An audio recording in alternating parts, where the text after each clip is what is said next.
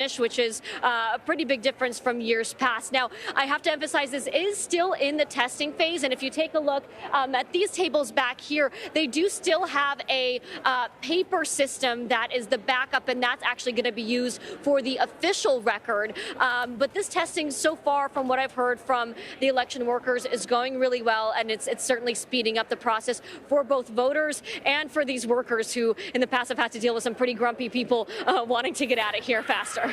Yeah, Dasha, from what I can see behind it, it looks like people are moving through. It doesn't look too crazy. It doesn't look like there are a lot of holdups. How is, turnout today? How have things been looking throughout the day as you've been there? Yeah, let me talk to you about turnout. Let me pull out some numbers here. So as of just a few minutes ago, 6,100 ballots have been cast. That's actually not counting the 326 newly registered voters that have also cast ballots. And if you take a look at this table back here, this is another uniquely New Hampshire thing. If you walk through these doors today and you're unregistered, you can register to vote. You can register as Republican, Democrat, or undeclared at this table here, and then go on over here and actually cast your ballot. Just to give you some context from previous years in terms of turnout, in 2016, 10,000 ballots were cast by the end of the night here. But remember, that was two contested primaries, Democrat and Republican. Here, we only have one, and we have an incumbent on the other side. Last time there was an incumbent primary election, only about 6,100 voters total by the end of the night cast their ballots here. So we've already surpassed the last incumbent election in terms of turnout. Yeah, turnout looking pretty good so far there in Londonderry. I know you've been talking to the voters there. What are they telling you? Who are the candidates that are getting a lot of attention? Who are they into?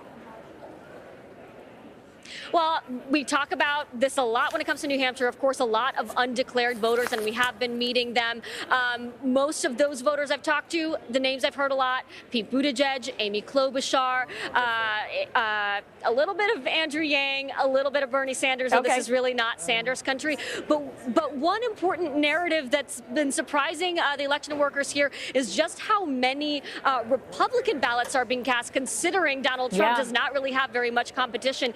Right now, it's about 60% Democratic ballots and 40% Republican ballots, which is, again, quite a bit. And when we talked to those voters who came out here to vote for Trump, they told us they are here to show support. One woman told me this is a protest vote against impeachment.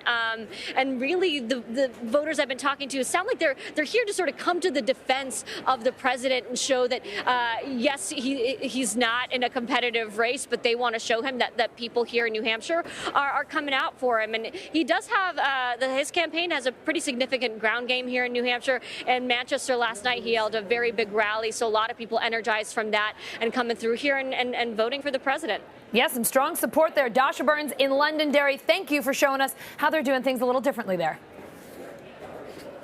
Thanks, Allison. He walked away with the most delegates from Iowa, and tonight Pete Buttigieg is going after another first-place finish in New Hampshire. NBC road warrior Vaughn Hilliard is with the Buttigieg campaign. And Vaughn, just a few more hours to go before polls close. How's his campaign feeling about tonight? This campaign feels good about it. You know, if I could, I've got my hand warmer here, and this is a campaign that believes it's warming up. After that, essentially an Iowa tie just 1 week ago, here in New Hampshire, polling evidence shows this is an opportunity for the Buttigieg campaign to lay claim to an ability to win not only in the Midwest and Iowa, but beyond.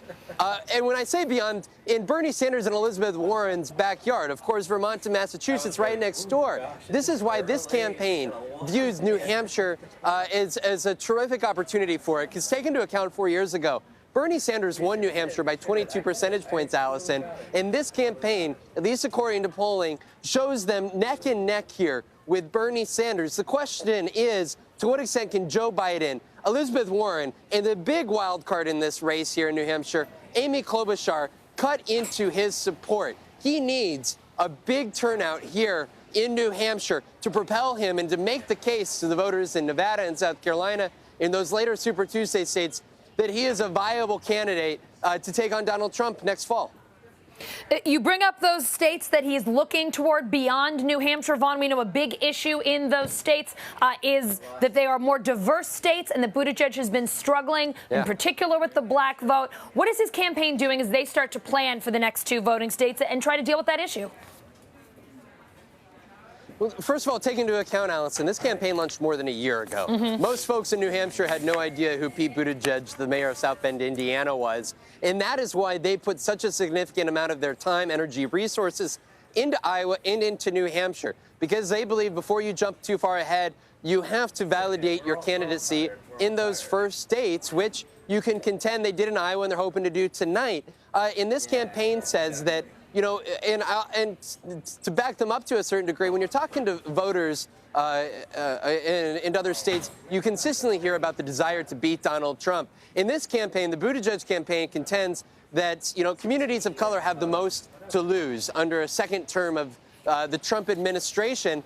And they believe once voters realize, white voters and not white voters, that Pete Buttigieg is a legitimate candidate that could beat Donald Trump, they'll begin to take him more seriously. That is why, to a large extent, Joe Biden was polling so well, specifically among older African-American voters. But what you saw just yesterday, Quinnipiac released a national poll of support nationally among black voters, and Joe Biden's support has slowly gone down. You know, you see Michael Bloomberg, who has made a significant advertising buys in a lot of these states to get his name out there. He was up at 22%.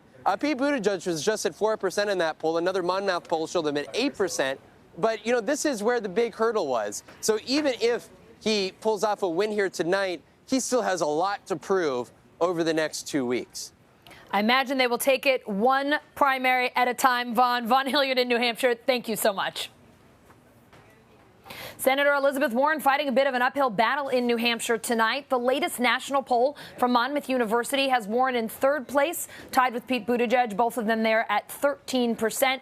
NBC road warrior Ali Vitale joins us from Manchester, New Hampshire. And Ali, you can look at that 3rd place tie nationally in a couple of different ways, right? A win in New Hampshire could give Warren a nice boost, maybe push her closer to the lead. A disappointing finish tonight could drop her even lower in the polls. The Warren campaign always says it's not about the polls. How are they feeling about the senator's position in this race on this New Hampshire night?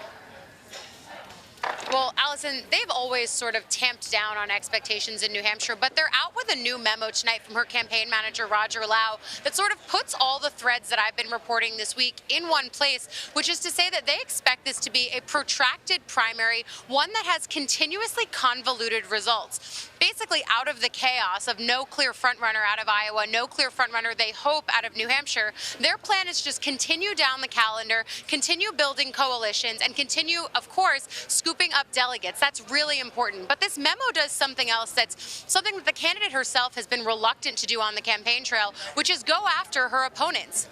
One of the things that Roger Lau points out in this memo is that Bernie Sanders, he thinks, here in New Hampshire, isn't going to get nearly the amount of support that he got in 2016, partly because the electorate's changed, partly because there's just more candidates to choose from. Lau also argues in this memo that Sanders' record hasn't been scrutinized sufficiently so far in this primary. On Pete Buttigieg, they go after him for his record in South Bend, his record among African-American voters. For Joe Biden, same thing. That's something that the candidate has been reluctant to do. She's someone who's been making a unity argument out here, but at the same time, she's also going to have to start differentiating herself. I think to me, the top line coming out of tonight, Allison, is whatever the results are, the Warren campaign is immediately already trying to push past it, saying we're in this for the long haul. We've built out in over 30 states with over 1,000 staffers. Of course, the only downside to that is you're going to have to win a state somewhere, and nowhere in this memo are they laying out the metric, we are going to absolutely win here.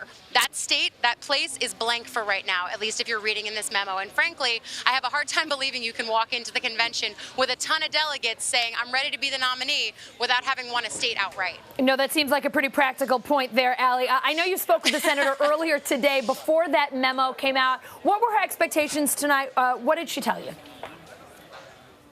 Well, I think she's laying out the stakes for herself, and I'm just going to let her tell you what she told me while she was visiting some polling places here in New Hampshire earlier today. How do you think you're going to do here today? Do you think that you're going to prove the polls wrong? You know, to me, it's never been about polls. It's been about people. And it's been about people who understand that this is our moment in history. It's our time to come forward and make a decision. What kind of a country are we going to be? Your campaign's plan is getting down the calendar, Nevada, South Carolina, but certainly to Super Tuesday. Are you definitely in this race that long? Oh, we built a campaign to last. We're in 30 states now.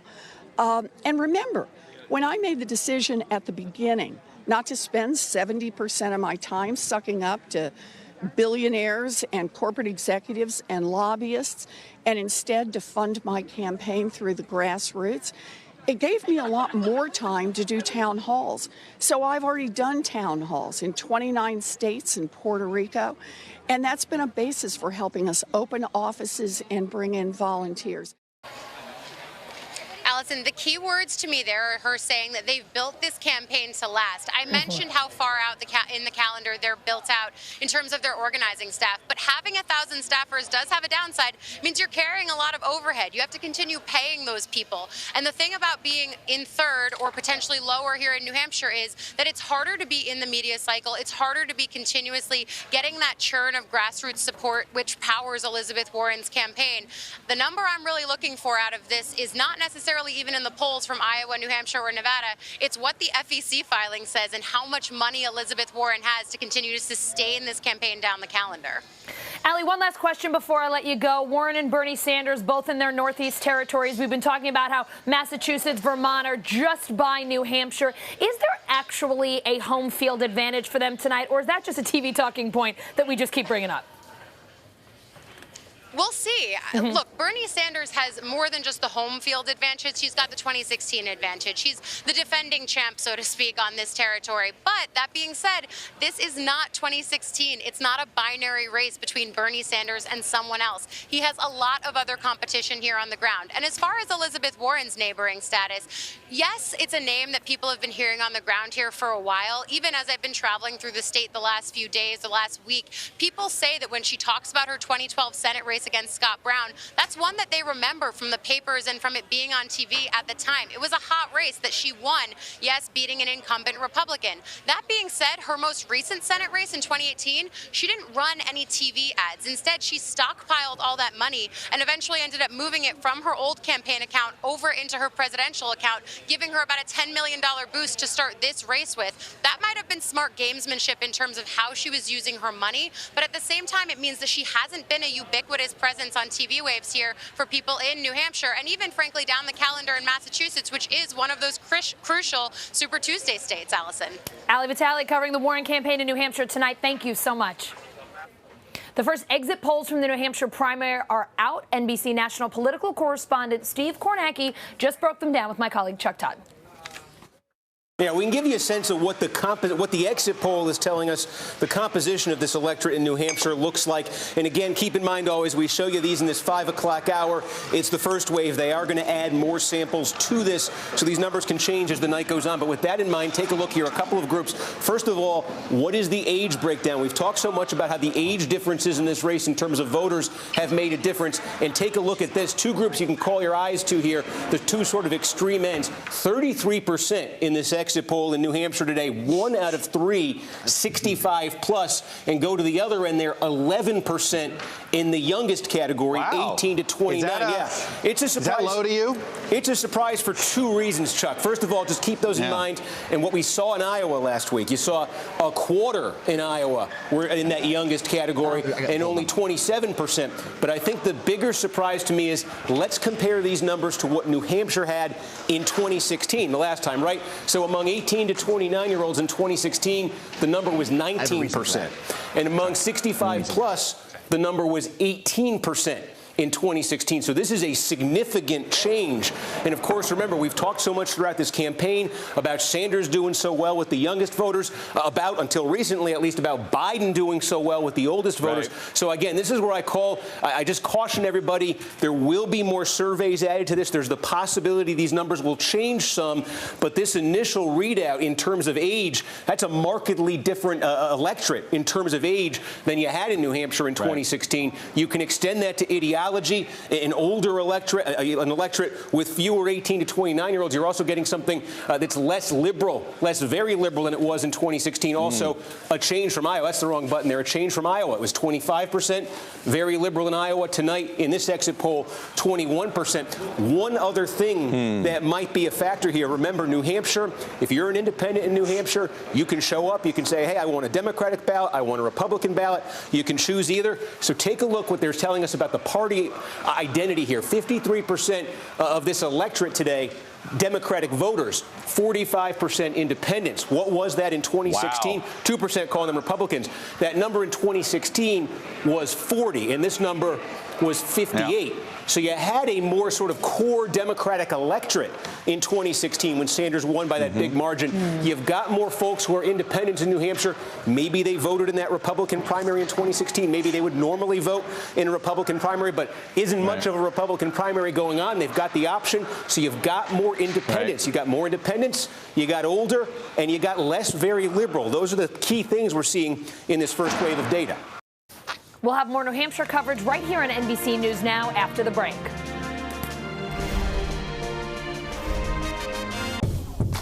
You're watching NBC News Now. We've got some breaking news. This is all I've got left. Who brought more to the caucuses? It's news made for your streaming world. Live weekdays, 3 to 11 p.m. Eastern.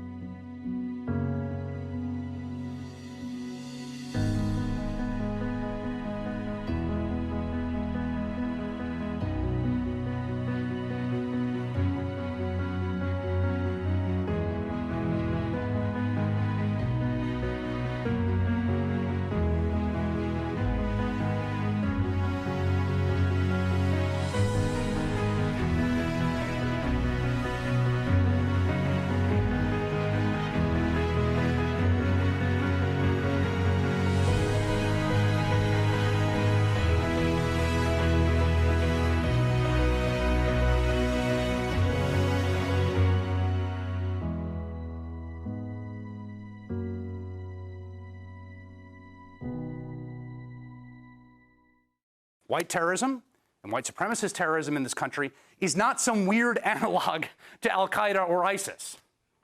It's not some foreign thing that looks like something that we've been fighting in the war on terror.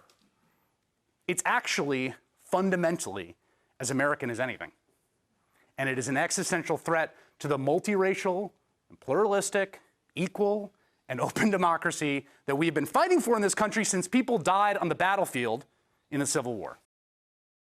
We are going to start with something different tonight. This is one of those things that you have not been otherwise hearing about in the news, but stick with me.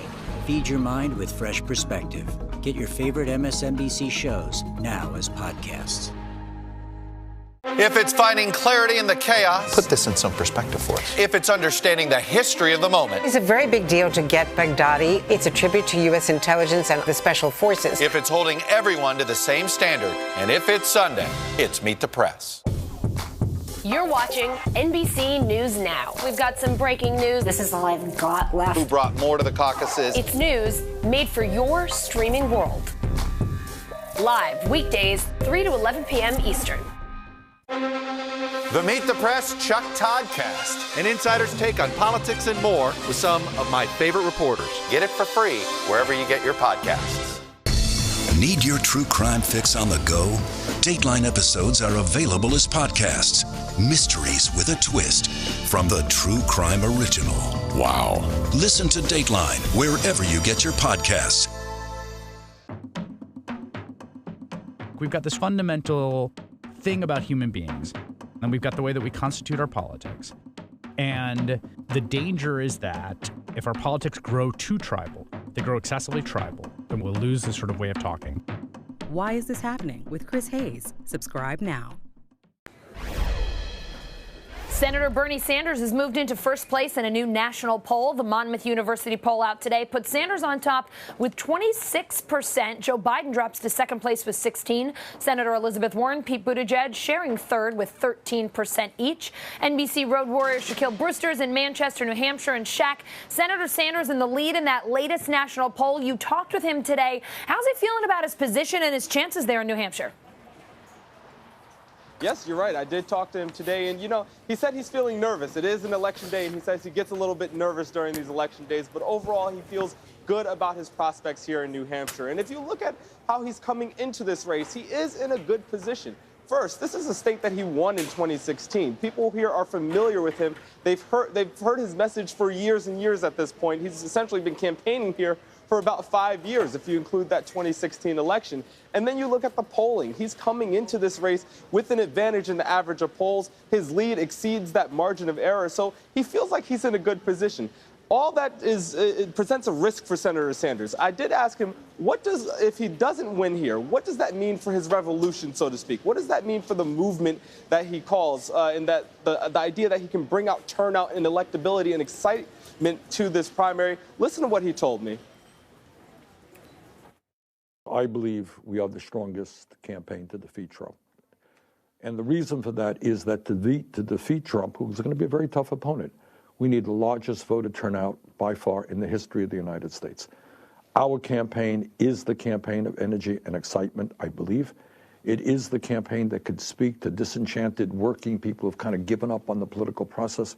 It is the campaign that can speak to young people, black and white and Latino, Native American, Asian American, who historically have not been as active in the political process as they should. So I think we are the campaign to bring out that voter turnout and the campaign to defeat Trump. So something we will be watching tonight is that voter turnout. It was in Iowa when he said that if he got historic turnout in Iowa, he said he would win that election. Now, he did not get historic turnout. He did win the popular vote, but he lost on the delegate allocation, at least at this point, from what we know. You have to add all those caviats in because they're still figuring it out in Iowa. But something we will continue to watch here in New Hampshire is what is the voter turnout? Is he still bringing in young people? Are they still showing up? And is that movement, that excitement that he says he can bring, will that be reflected tonight as we watch the results? Allison? Shaq, I know you also talked to Bernie about Pete Buttigieg. They've become real rivals since coming out of Iowa last week, neck and neck. What'd you ask him about? Yeah, it was right after Iowa where, again, they essentially came out of Iowa with a tie. And right after Iowa, you saw Senator Sanders shift his attention from Joe Biden and shift it towards Mayor Pete Buttigieg. And the thing is, you see why. You saw a sense of why based on the polling. In the average of polls, yes, Sanders had that lead coming into New Hampshire, but the rival right behind him was Mayor Pete Buttigieg. And the argument that Senator Sanders was making was that Mayor Pete has been getting donations from billionaires. He's been getting donations. He read headlines at one event, reading headlines saying, oh, Mayor Pete is a favorite of the billionaires, or he's gotten donations from 40 different billionaires. So he's been making that point and making that argument. In response, Mayor Pete has been saying, hey, it doesn't matter who I'm getting money from. It matters what my agenda is. And he's also been making a counter argument at Sanders. He's been saying that Sanders forces people to choose between maintaining the status quo and having this full-blown revolution. I asked Senator Sanders whether or not he was wrong about that. Is he forcing that choice? Listen to that response. I'm very proud of my record of accomplishments. As a result of some of the work that our campaign has done, we've seen the minimum wage going up to $15 an hour all across this country.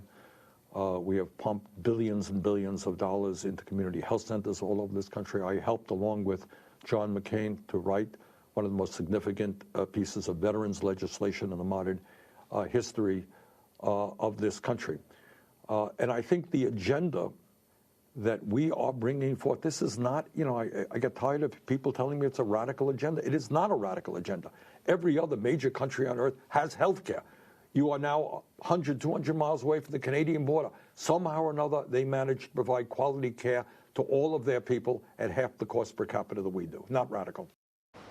And that last point that you heard there was part of his closing message here in New Hampshire. You know, again, because he won here, he opened a lot of his statements and a lot of his speeches and town halls and events here in New Hampshire by saying, I want to thank the people of New Hampshire for the victory that you got me in 2016. It gave him momentum back then. It was a 22-point victory. And he said the ideas that I talked about back then, ideas like Medicare for all, ideas like a $15 minimum wage, ideas like investing in climate change and clean renewable energy, those ideas, they were considered radical at that point. He's now saying those ideas are now adopted in at least some form or fashion by a majority of the Democratic field today. So that's kind of the message that he's saying. He's saying, no, he's not choosing between a revolution and status quo. He's saying that he's moving the country towards these grander ideas, these greater ideas that are needed in order to have this political revolution that he speaks of. Allison? So, Shaq, with just a couple hours left to go in New Hampshire, what's next for Sanders' campaign? The second they have their results tonight, do they race out of town? What's the plan? Well, interestingly, he is going to leave the campaign trail for a day or two. And, you know, I'm used to saying this to you in the context of impeachment. Remember, it was the month of January where he had to sit silently on that. No trial tomorrow, but he will be back in Washington, D.C., and that will be because of the war powers resolution that he's been pushing. This is, you know, a big part of Senator Sanders' platform. We always talk about the domestic policy, but the foreign policy element is such an essential part of it as well, the non-interventionalism that he pushes. And the war powers resolution, Mitch McConnell today said that that will be voted on Wednesday in the Senate. So he will go back to Washington, D.C., and vote to essentially limit President Trump's ability to start military action with Iran.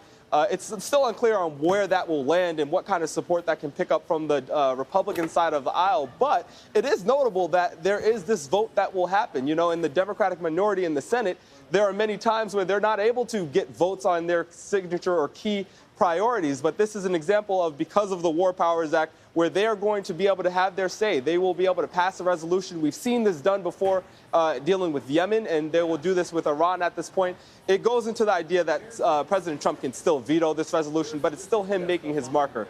Later this week, he will be going from Washington, D.C. to North Carolina and to Texas.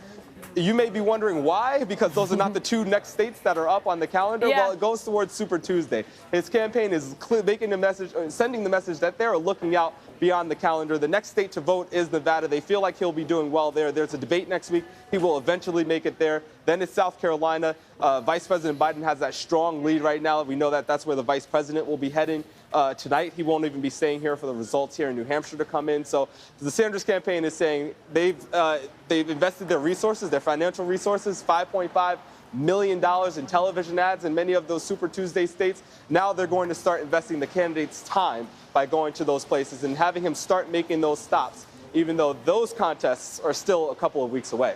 Allison? Shaq, thank you for the update on the Sanders campaign and the reminder that several of these candidates are not just campaigning for a living. They have day jobs that they also have to get back to. They have day jobs. Yeah, Senator Sanders having to go back to Washington, D.C. Thank you so much. All right. See you. New Hampshire voters are at the polls right now, so who will be the winner tonight? Let's bring in NBC News senior political analyst Jonathan Allen. And John, we have got to start with something you did on Twitter just about an hour ago. You made a prediction here, an unscientific one you called it, but a prediction nonetheless. You say Amy Klobuchar wins tonight. Why? Wait, I'm not sure that no. Allison, I didn't mean to say that. I didn't mean to put it that way. I think what I was saying was that I thought Amy Klobuchar might do well, a little better than she'd been expected to do. What I was saying was, based on Garrett Hake's tweet, Garrett, one of our awesome colleagues, he said a fantastic colleague, yes, sir. He was at a Manchester polling place, I think, and he said he talked to 4 straight voters who said that they'd voted for Amy Klobuchar. And I was remembering in 2008 going to a Manchester polling location right at the end of the night, and I spoke to 10 consecutive voters who said they had voted for Hillary Clinton, and that was an open seat race. So there was a Republican primary, a Democratic primary, a lot of candidates on the ballot. 10 in a row said Clinton. And I remember calling back to a friend of mine who did really good data work, and I said, I shouldn't rely on this like anecdotal evidence, right? And he said, you're right, you shouldn't rely on the anecdotal. But I said, my gut tells me something's going on here, and Clinton might actually pull this off, even though she'd been behind Barack Obama, and she, in fact, did. So that was my memory. I do get a sense in talking to voters here, there were a lot of them who broke Klobuchar at the end.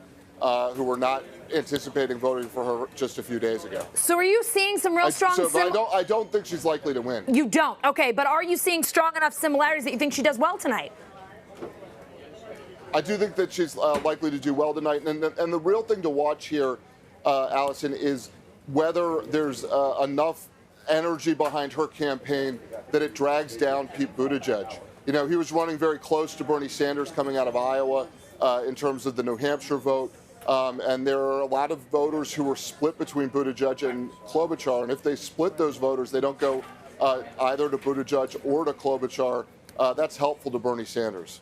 All right, so being very clear tonight, John, I'm so sorry, did not mean to mischaracterize you at all. John, not predicting a Klobuchar win tonight, but you did say something very interesting about her on NBCNews.com's live blog. You said that all of the Democratic candidates are making the argument that they can unify their party and the country, but you say that Klobuchar has the most compelling storyline about unifying the party, and she isn't even using it. What is that storyline that she's not tapping into?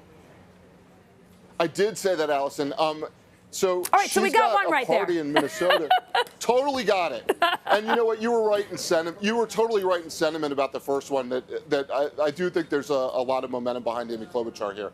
But the thing that she didn't, that she hasn't really rolled out here is she's got a Democratic Party in Minnesota that's actually called the Democratic Farmer Labor Party, and it is probably as diverse a party in terms of types of Democrats that you have as any party in the country. And so when all these Democrats who are running for president are trying to say they can unify the Democratic Party, she actually gets nominated by a Democratic Party that has farmers who live along the border with the Dakotas, that has a big union presence along Lake Superior and Duluth, that has a very diverse population in terms of ethnicity, in terms of race, in terms of income in the Twin Cities area, both in the cities of Minneapolis and St. Paul and the surrounding suburbs there.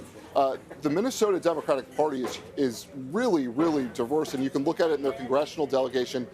Colin Peterson was one of the Democrats who voted against impeachment. Ilhan Omar, I think a lot of viewers are familiar with, is probably among the very most liberal Democrats, and yet they are both elected as Democrats in Minnesota. So Klobuchar knows a little something about balancing a very broad Democratic Party in her own state. We haven't heard that argument from her a lot, but I expect that's something we're going to hear in the states going forward. Let me ask you about Joe Biden. His campaign's getting some flack today for heading to South Carolina tonight before getting the New Hampshire results. I'd like to play a clip of Biden earlier. You got a lot of good friends here in New Hampshire, but this race isn't over until you got a significant portion of the electorate haven't voted yet. And I'm going to head to South Carolina tonight, then I'm going to go to Nevada. As I've said from the beginning, we got a look at them all. And I'm feeling good about that. But we have a lot of great friends here. It's helped us a lot. We're still mildly hopeful here in New Hampshire, and we'll see what happens. Mildly hopeful in New Hampshire, but heading to South Carolina. What do you make of that move, John? I think Biden has been trying to convince both voters and Democratic donors, party insiders, that they should wait to pronounce his campaign over until he's got a chance to get through all four of the fourth early states. So South Carolina is the big one where he wants to have revival, and he believes that's his best chance to do that. So he wants to signal that through New Hampshire, he's still going to play it out in Nevada and South Carolina. But you got to wonder about the risk that he's taking. I mean, he obviously has to get through these next couple of states, but there is obviously a risk. New Hampshire is a huge swing state. It doesn't have a lot of electors, but it is a very closely contested state in general elections. And you've now got a former vice president of the United States taking off out of New Hampshire before the results are here in a primary. You could certainly see, if Joe Biden were to come out with the Democratic nomination, a President Donald Trump wrapping that around him if they were campaigning against each other in general election, saying Vice President Biden, wasn't willing to stick around for the results in the primary. John, NBC News has been talking to voters all day, and we heard a number of them out there voting for Donald Trump. In a new Monmouth poll out today, 2/3 of voters say they think that Trump will be reelected. Does that stat surprise you at all? It doesn't, Allison. Right now, what you're seeing is the best run that Donald Trump has had in his term in office. You saw him acquitted by the Senate. He had a State of the Union message that I think was probably his best as president in terms of trying to reach out to a broader coalition of voters. And you have a Democratic Party that had a debacle in Iowa. Its caucus results sort of were announced 4 or 5, 6 times over the course of the past week, and it's still not officially declared by some very reputable news networks. And so, the Democratic Party is struggling. It hasn't decided which Democratic Party it wants to be. Does it want to be to the left? Does it want to be center? It's got a series of candidates that don't have more than 25 or 30% in any state. So this is a moment of greatest strength for Donald Trump, and that's why I think voters are saying that they see him being reelected. But, it's February of the election year. It's not November of the election year. And we'll have to see what happens. John Allen, not predicting a Klobuchar win tonight, but I promise that if you come back and talk to us tomorrow and she does win, we'll let you say that you called it, all right? I was going to say, let's edit the tape if necessary. We will do just that. John Allen in New Hampshire, thank you so much. Always great to have you on the show. Thanks, Allison. Senator Amy Klobuchar heading into the primary today with what her campaign is calling Klobumentum. Here's what she told Andrea Mitchell on MSNBC earlier today. I just know we have to exceed expectations, which I have done every step of the way, and we're really excited about the energy out there. The crowds were huge, overflow rooms, and let's see. New Hampshire surprises people. Win or lose, you're here tonight? Win or lose, I'm here tonight. You're not going on to South Carolina. We're excited. We got a great team planning a big party. Joining us now to talk about the Klobuchar campaign, NBC correspondent Garrett Haake. He's in Manchester, New Hampshire. And Garrett, you tweeted earlier today, totally unscientific, but the last 4 voters I've interviewed at this polling place in Manchester all said they are voting for Amy Klobuchar, all said they decided since Friday, including one this morning, all said the debate sealed it. Would you give us some more unscientific knowledge you've picked up talking with voters today? What are they saying about Klobuchar? Allison, I think that streak got up to 6 or 7 voters before it was all said and done. Look, the Klobuchar campaign has been claiming for days that they're experiencing this significant momentum coming out of the debate.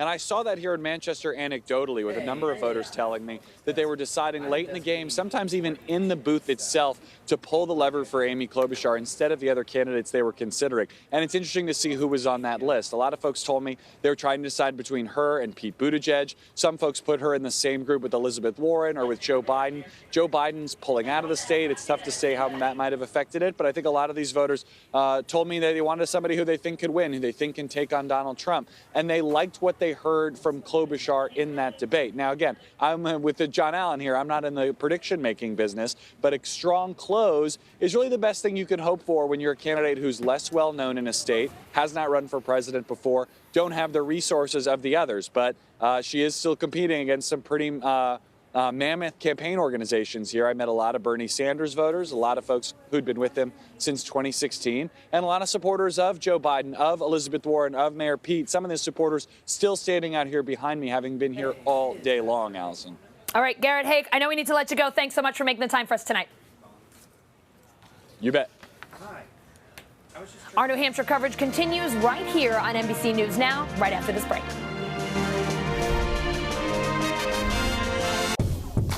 You're watching NBC News Now. We've got some breaking news. This is all I've got left. Who brought more to the caucuses? It's news made for your streaming world. Live weekdays, 3 to 11 p.m. Eastern.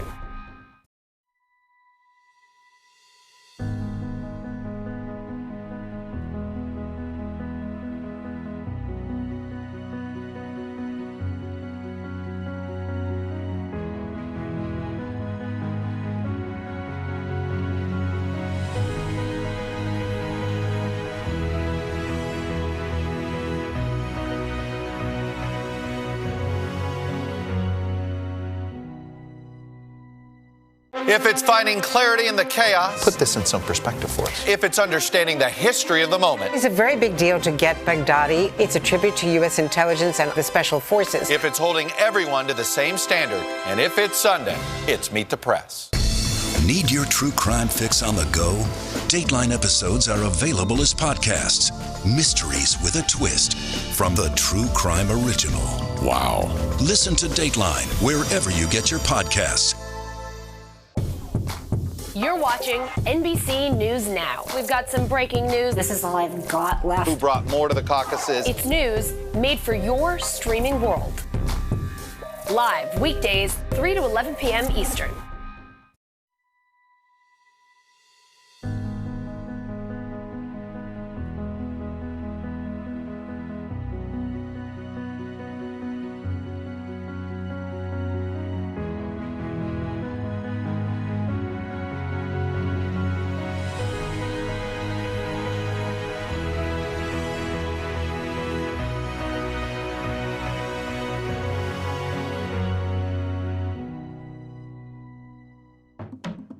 We've got this fundamental thing about human beings, and then we've got the way that we constitute our politics. And the danger is that if our politics grow too tribal, then we'll lose this sort of way of talking. Why is this happening? With Chris Hayes. Subscribe now. Let's head back to Manchester, New Hampshire now, where voting for the day is winding down. NBC News correspondent Savannah Sellers is on the ground there. Savannah, awesome to see you. What are you hearing from voters there in Manchester? Hey, Allison. So just to be totally honest with you, I am right down the way from Garrett, who you just heard from. So definitely a similar vibe, but I've got a lot of information for you. So first of all, we have also been talking to quite a few people. I know Garrett just told you sort of anecdotally that story about many Klobuchar voters that he's heard from that just sort of decided. They're just making that decision right now. Take a listen to some of the sound I heard from people who hadn't totally made up their mind until today. No, I knew it was going to be Bernie. He's the most honest candidate. He's stuck with the same message for decades, and, you know, that resonates with me. Put it this way, anybody but Trump. Amy Klobuchar. Yeah, I've liked her from the beginning, but I didn't know how much she would have, how much support she would have. But then I said, I don't care. I'm going to support her. So that woman there, Maureen, told me that she actually made the decision while she was inside this building where she voted. So we are in Manchester, Ward 1. This is one of 12 wards in the largest city in the state. So this is where every single campaign has an office in the city, if not multiple. And many of them actually came by here today. I want to introduce you to some people who have been out here. If you watched the Today Show this morning, you would have seen them. If you saw Katie Tur earlier, you would have seen them, because these people, some of them, this here, my friend Michael, has been here since 5:45 this morning. And now I mentioned many campaigns have offices here. You actually got to meet the candidate that you're volunteering for. Is that correct? Yes, Pete came out and thanked us all for coming out. He opened the polls here at 6 a.m. this morning. We had a big crowd. It was great. How was it to be speaking with him after you've been volunteering for him? It was amazing. I've actually met him once or twice before, but something today actually overwhelmed me, and I started to bawl my eyes out. I can't believe he's made it this far. It's an awesome experience. Yeah. Well, I got to say also, I love all of you guys of all different campaigns kind of here together. And Zach, this is somebody else I want to introduce you to, Zach, who has had a really nice comment sort of about what's been going on here. So, yeah, we've had a lot of campaigns here. You can see there's Buttigieg and Warren and Biden and Deval Patrick and Bill Weld. And, you know, there's been a lot of camaraderie between us. And we'd also like to thank you guys in the press. I was in the background of Katie Tur's broadcast this afternoon. And I know 4 years ago she took way more abuse than anybody should have from the current occupant of the White House. So we wanted, all of us here, I think, would like to say to our friends in the press, you are not the enemy of the people. You are an essential part of our republic, and God bless you all. You guys, I did not know that Zach was going to say that. I just thought he was going to say that they've all been very nice to each other. So thank you. That's very nice. Savannah, tell Zach he's our favorite sound of the night. Yeah, we just heard that's our favorite from the night, Allison. But yeah, but anyway, a lot of undecided voters out here, but a lot of people who have been volunteering and standing out here supporting their candidate of choice for, you know, over 12 hours now. Supporting their candidate, supporting the press. We very much appreciate it. Savannah, I know earlier today you were in a different part of New Hampshire. What did you see there? Was it different from what you're seeing in Manchester right now? Yes, actually, it was different, Allison. So I was about an hour north of here in a town called Laconia. It's a bellwether town that's actually voted the same way that the whole state goes since 2000. So, and what we actually saw there was it is a Republican town. There were many more registered Republicans at the start of the day, because here in New Hampshire, you can still register to vote as you arrive to vote in the primaries. So at the start of the day, there were quite a few more Republicans, about 400 more registered than Democrats. But what was interesting there is there were also a ton of undecideds. There were only only 42 more registered Republicans than undeclareds. And so you come into the primary process here, if you are undeclared, you tell them, I would like to declare right now Republican or Democrat. But then what's also interesting here in New Hampshire, right before you walk out the door, you can go back to being undeclared if you so choose, which we saw a lot of. People are saying that they're not necessarily committed to whichever party they're voting for right now. This is individual for this election. But we spoke with a lot of Trump supporters up there in Laconia this morning, and then a bunch of people who, again, were not sure what they were going to do. I saw a couple who had their ballots in hand together and were just standing outside the booth discussing back and forth, what are we going to do? Savannah, thank you so much to you, and thank you so much to all of those voters. They're what make this democratic process so fun. Thank you guys. They bring it alive. They are hardy stock standing out there in the cold, so thanks to all of those New Hampshire voters as well. God save America. Thanks, Alvin. When all is said and done tonight, will we have a clearer picture of who the Democratic presidential candidate may be? Joining me now, former Clinton 2016 communications director and MSNBC contributor Adrian Elrod. Adrian, great to have you here. Sanders and Buttigieg left Iowa neck and neck. Amy Klobuchar got a nice bump after the debate last week. Biden's heading to South Carolina today. Warren's saying it's not about the polls as she's slipping in them. What do you make of where the Democratic candidates are tonight? Well, it's kind of chaotic, right? And that's why exactly what you just said is exactly why New Hampshire is so important tonight for the Democratic primary process. It's going to give us a lot of insight into who has the momentum and who is playing well with certain audiences. We know from some of the exit polls that came out earlier that youth turnout may be a little bit lower than expected. That could impact Bernie Sanders. There's a lot of information and data that we're going to find out tonight. Elizabeth Warren, I think, could be one of the biggest, downfalls tonight if she doesn't place in that top 2 or top 3, because she is from a neighboring state, and we know from history that New Hampshire voters like people from neighboring states. But it does seem like Bernie Sanders still has the momentum, even if that youth vote is a little bit lower than expected. And Mayor Pete seems to be doing well, too. So, and Amy Klobuchar, looking to see how she does tonight. If somebody from Minnesota that's not from a state near New Hampshire, like Amy Klobuchar, gets in the top 2 or 3 tonight, that's significant for her. And that's momentum that she can take into Nevada and South Carolina. Is there one person in particular, one candidate who you think is in the best position in New Hampshire right now? I think it's probably a toss-up between Pete Buttigieg and Amy Klobuchar, and it really depends on what happens tonight. But again, going back to the fact that Amy Klobuchar is not from a state near New Hampshire, if she does well, if she gets in the top 2 or top 3, I would say that she is in the best position coming out of the state, because it's all about how you message it. And look, again, Bernie Sanders, a win is a win. He and Mayor Pete essentially tied for first place in Iowa. If he wins here, he's basically 2 for 0. Across the board in that, and he's expected to do very well in Nevada. He does well in caucus states, and of course Nevada has a lot of young Latinx voters, which tend to favor Bernie Sanders over anybody else. So that also gives him good momentum.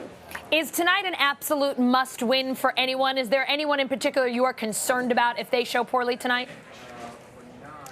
I think it's less about a must-win for somebody. I think it's more about who finishes that 4th or 5th place. Okay. I think it's not good for Biden if he is in 5th place tonight. Let me ask you on the flip side about the Republicans. NBC senior White House reporter Shannon Pettypiece reported today that one clear winner has emerged from the Democratic presidential contest, according to strategists aligned with the president, and that's Donald Trump. And that the president's team is saying the best outcome for him would be if this Democratic contest continued all the way to the party's convention, and that they would like to make sure that happens. First, let me ask you, do you agree that the lack of a clear frontrunner so far is benefiting President Trump's reelection campaign? No, I think it's actually great, because here's what's happening. We are seeing Democratic candidates become that much better. A good spirited contest in the Democratic primary only ensures that the person who ultimately becomes the nominee is that much better. I mean, Hillary Clinton, if you go back to 2008 and you look at the contested race between Hillary Clinton and Barack Obama, Hillary Clinton became an even better debater as the process wore on. And certainly when Barack Obama became the nominee, he made it clear that because he had such a closely contested race with Hillary Clinton, that it only made him that much better as a candidate going into the general election. So I think this is a good contest for us, but I also want to make it clear, I don't think this needs to go out of the way of the convention. I don't think it will, because when you look at the way the map is structured this time around, it is front-loaded. There's a reason why the 2 largest delegate-heavy states, Texas and California, are now on Super Tuesday, March 2nd, as opposed to later in the game, because we want to pick our nominee and we want to move forward so that we can prime that person to beat Donald Trump. What do you think the Democratic Party needs to do to stop a Trump re-election in November? Is there one thing in particular that you say, stay this course or follow this mission and this will be successful? Well, you know, first of all, it's really important to not only just hold him accountable for all of the damaging things that he's done to our democracy, but it's also important to make sure that it may sound cliche, but it's important to make sure that we expand our base and that we get out the vote. We have seen Republicans time and time again do everything they can to suppress votes across the board and certainly on the Democratic Party side. And we've also seen some very disturbing laws that have been passed in key states over the last 2 years that are designed to suppress votes among African Americans, among minorities. So it's important that we do all we can to raise awareness of some of those laws and make sure that every person who is eligible to vote has the right to vote and they do vote.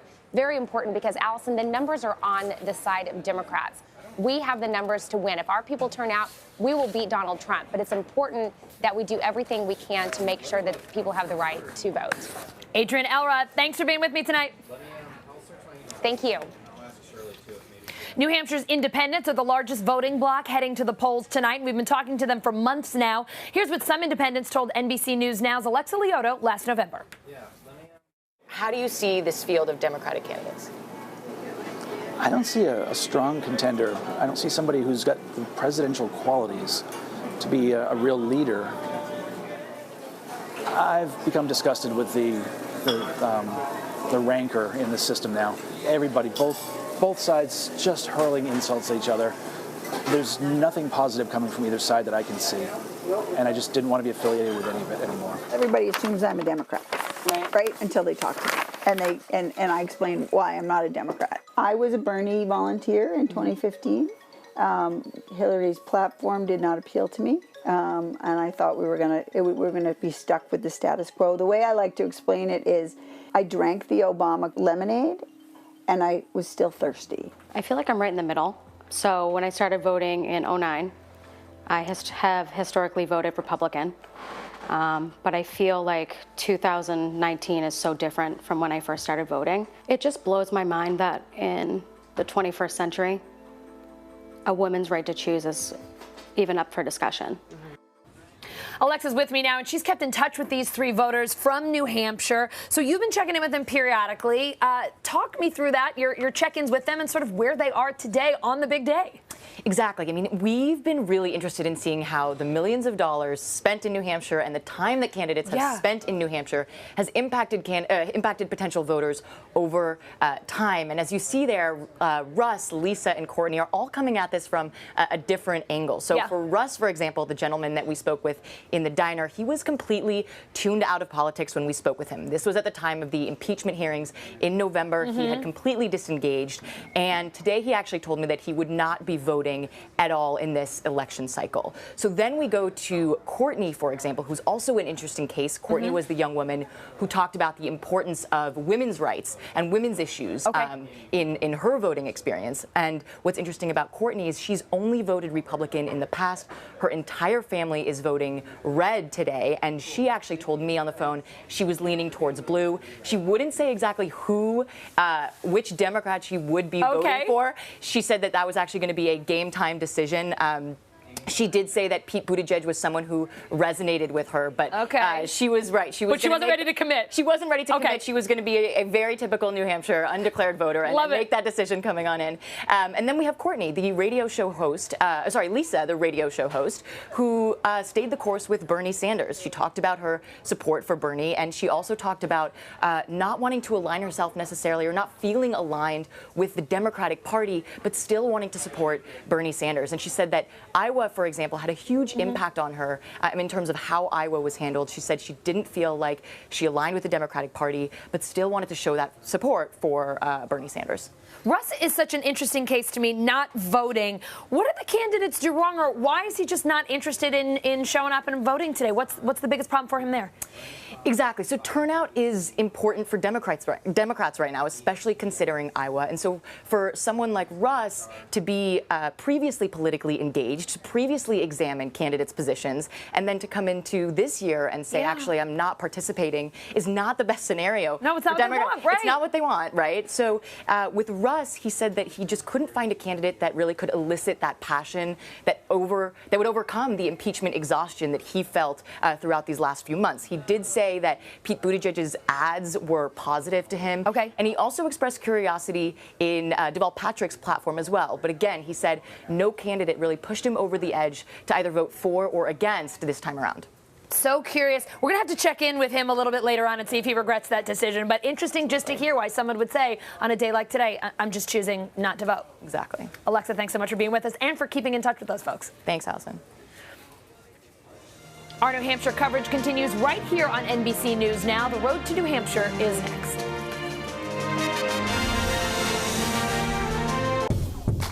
You're watching NBC News Now. We've got some breaking news. This is all I've got left. Who brought more to the caucuses? It's news made for your streaming world. Live weekdays, 3 to 11 p.m. Eastern.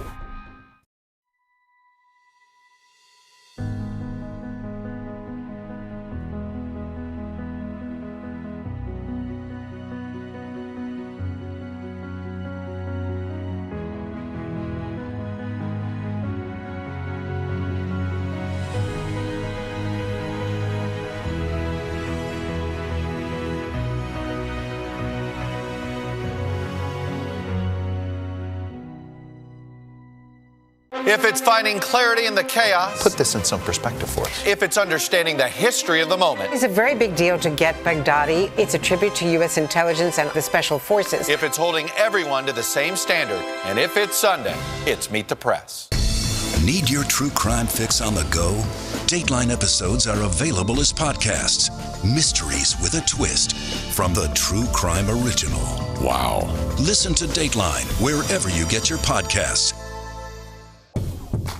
You're watching NBC News Now. We've got some breaking news. This is all I've got left. Who brought more to the caucuses? It's news made for your streaming world. Live weekdays, 3 to 11 p.m. Eastern.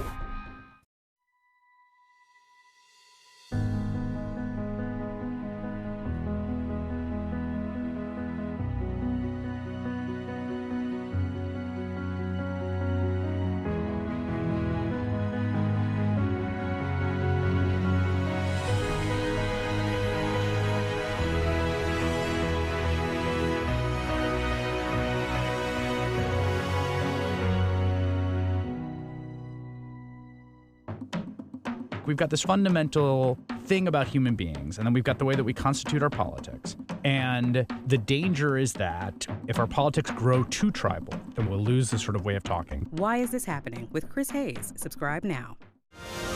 Voters in New Hampshire are poised to hit the polls in what will be the first primary test in the Democratic nominating process. So what's on the mind of residents in the Granite State, and how will their ballots affect those in states to come? We're going to break it all down. I'm Steve Kornacki, and this is NBC News Now presents Decision 2020, The Road to New Hampshire. All right, well, every 4 years we get the New Hampshire primary. It's upon us again. There it is, beautiful Berlin, New Hampshire. Of course, this is not a scene from the middle of the winter like it is right now. This looks like early fall foliage, probably a little more snow on the ground, a little more ice in the area right now. But politics is what we're talking about in New Hampshire, and specifically the importance of the New Hampshire primary when it comes to figuring out who the Democratic nominee for president is going to be. So we had Iowa. We're going to New Hampshire. We're going to take a look here at the track record, the Iowa-New Hampshire track record. So take a look. Remember the last time around, the Iowa caucuses in 2016. Hillary Clinton won those. She won those very narrowly, but she did get a win.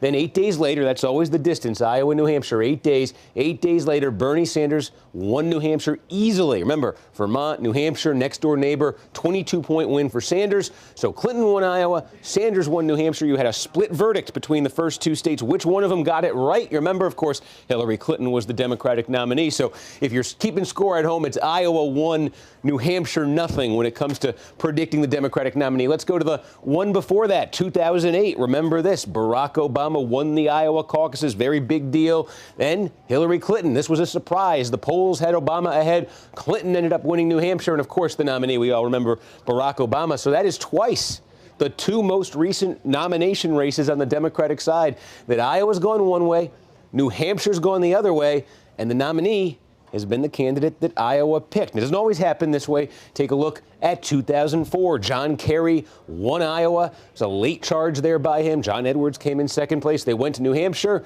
John Kerry won there as well. Remember, Massachusetts, New Hampshire, there was a little bit of a next-door neighbor benefit there, but of course, Howard Dean from Vermont was also running that year, so Kerry won them both. And when you win them both, by the way, people who've won both Iowa and New Hampshire, they're undefeated in the modern era in terms of going on to win the Democratic nomination. And this is also what happened back in 2000. Gore won Iowa. Gore won New Hampshire. Gore became the nominee. So this century, 4 competitive races for the Democratic nomination. And you can see 4 times Iowa's gotten the nominee, 2 times New Hampshire has.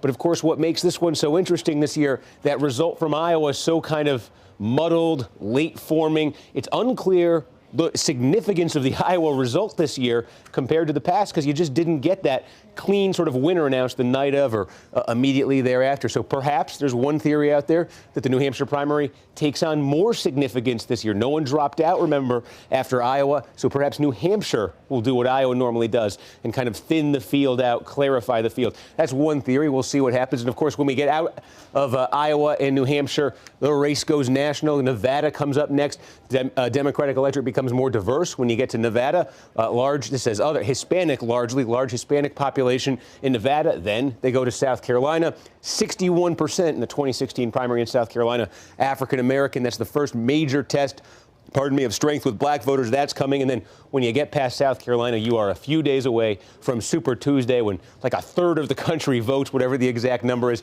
So from these 2 small states, Iowa and New Hampshire, perhaps we will see some clarity. We'll go to Nevada and South Carolina, and then a big chunk of the country is going to vote. And we're going to know probably within the next month or so if someone is clearly separating themselves in this race on their way to being the nominee, or do we just have a mess? Do we just have a 4-car pileup? Do we have, dare I say it, we say it every 4 years and it never happens, a brokered convention? We're about to find out. New Hampshire voters will be the first in the nation to head to the polls. And one thing we know will be on their minds, money. And the money problems they face day in and day out. There are some strong points in New Hampshire's economy and overall performance as a state. Based on the numbers from 2018, New Hampshire has the lowest poverty rate in the country. Nearly 7% of their residents say they have income below the poverty line. But stagnant wages are a very big problem in New Hampshire. Average wages actually declined in 2018 despite low unemployment. And since 2008, average wages in New Hampshire went up just 0.6%. Compare that to up 7% nationally. When it comes to education, New Hampshire's got some serious problems. It ranks last for affordable higher education, which could be the main reason they've got such a student debt crisis. More than 24% of residents in the Granite State say they've got outstanding student loans. That is an expense that weighs them down every single month. High health care costs plague the people of New Hampshire. While many say they got their insurance from their private employer, a lot still are struggling to keep up. Over 9% of people there have said in the last year alone, they skipped one doctor visit because it simply costs too much. These and the other numbers are the ones we're going to be watching as we continue the road to New Hampshire. New Hampshire is a key state in this election, not just because it holds the first primary, but also because of its unpredictability. So unpredictable that Democratic candidates have spent over 300 days there. The largest group of voters in the state aren't registered Republicans or registered Democrats. In fact, they're not affiliated with any party. NBC News Now's Alexa Leota spoke to 3 different voters with 3 very different perspectives. Live free or die. It's a motto that New Hampshire voters take to heart. I'm all over the place with my history. I feel like I'm right in the middle. A lot of people like me choose to remain unaffiliated. New Hampshire holds the first presidential primary in the United States, but it can be notoriously hard to predict because the largest group of voters in the state isn't Democrat or Republican. It's voters who are registered but haven't declared a political party. New Hampshire is unique because those undeclared voters can choose to vote in either primary and make that choice right up until Election Day. They make up 42% of the electorate, but they're not a monolith. Not all undeclared voters are alike. So we followed 3 to find out where they stand. Everybody assumes I'm a Democrat, right? Until they talk to me. And I explain why I'm not a Democrat. Lisa Cote is an environmental scientist and a volunteer at her community radio station. She cares deeply about things like clean water and environmental regulation. You might think she'd be registered as a Democrat. Tell me about when you left the Democratic Party. It was the late 90s, and I felt very distant from what I saw as President Clinton's coziness with Wall Street, and that wasn't the kind of the FDR Democratic Party that I grew up with. So when I had the opportunity to register to vote and I could choose, I chose to not affiliate with either party. And I remember the registrar at that time saying, well, you young people, you don't commit to anything. And I said, you know, when the Democrats start representing me, then I'll start representing them. Here in the state of New Hampshire, we're looking at needing to spend something on the order of $3 to $5 billion on drinking water and stormwater and wastewater infrastructure in the next 10 to 15 years. That's not being discussed. So when you think about the field of candidates, are you leaning more towards someone like a Bernie Sanders who has backed a policy proposal like the Green New Deal, or who do you gravitate towards? I was a Bernie volunteer in 2015. Hillary's platform did not appeal to me, and I thought we were gonna be stuck with the status quo. The way I like to explain it is, I drank the Obama lemonade, and I was still thirsty. Like, we didn't make the movements during the Obama years, particularly in the area of the environment, that I would have liked to see. And here was this great opportunity to kind of use that momentum to go forward. I've been following Bernie since he was a representative in Washington. On the other hand, you know, for me, I'm a political junkie, and it comes down to who can beat Trump. While Lisa leans left, she hasn't settled on which Democrat to vote for. On the other hand, Courtney Gifford feels differently. She's always voted Republican, but isn't sure that today's Republican Party really represents her anymore. I feel like I'm right in the middle. So when I started voting in 2009, I have historically voted Republican. But I feel like 2019 is so different from when I first started voting. It just blows my mind that in the 21st century, a woman's right to choose is even up for discussion. I think that there are so many more issues in this country that can be talked about. Veterans being homeless, Flint, Michigan not having clean water.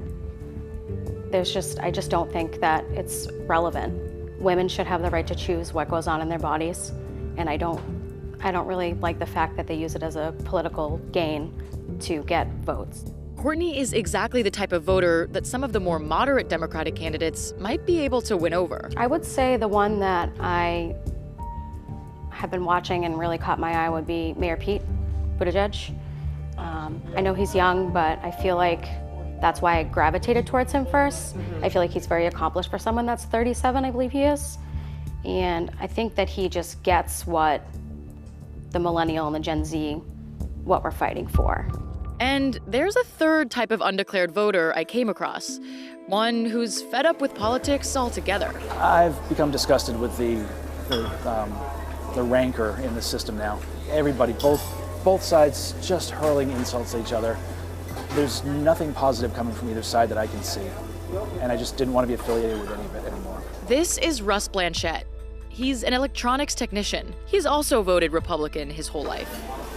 I voted for Donald Trump in the primary election. It was primarily as a protest vote, thinking that he wouldn't have any traction to get out of New Hampshire. It was Jeb Bush's year. The party kept telling us, Jeb. And I believe that, so as a protest vote, Trump. But now, he's put politics on mute. It's the cumulative effect of all of the negativity for all of these years. And you're still on Twitter, though. Yeah.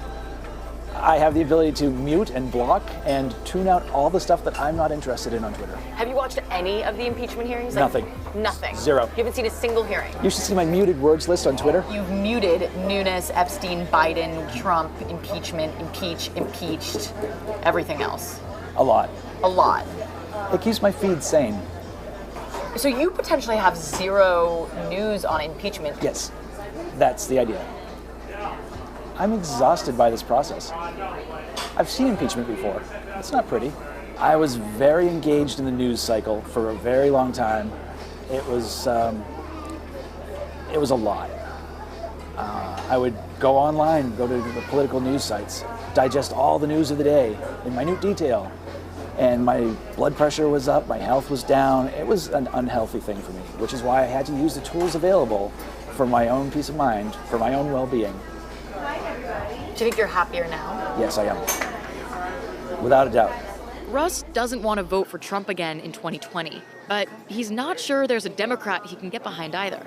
How do you see this field of Democratic candidates?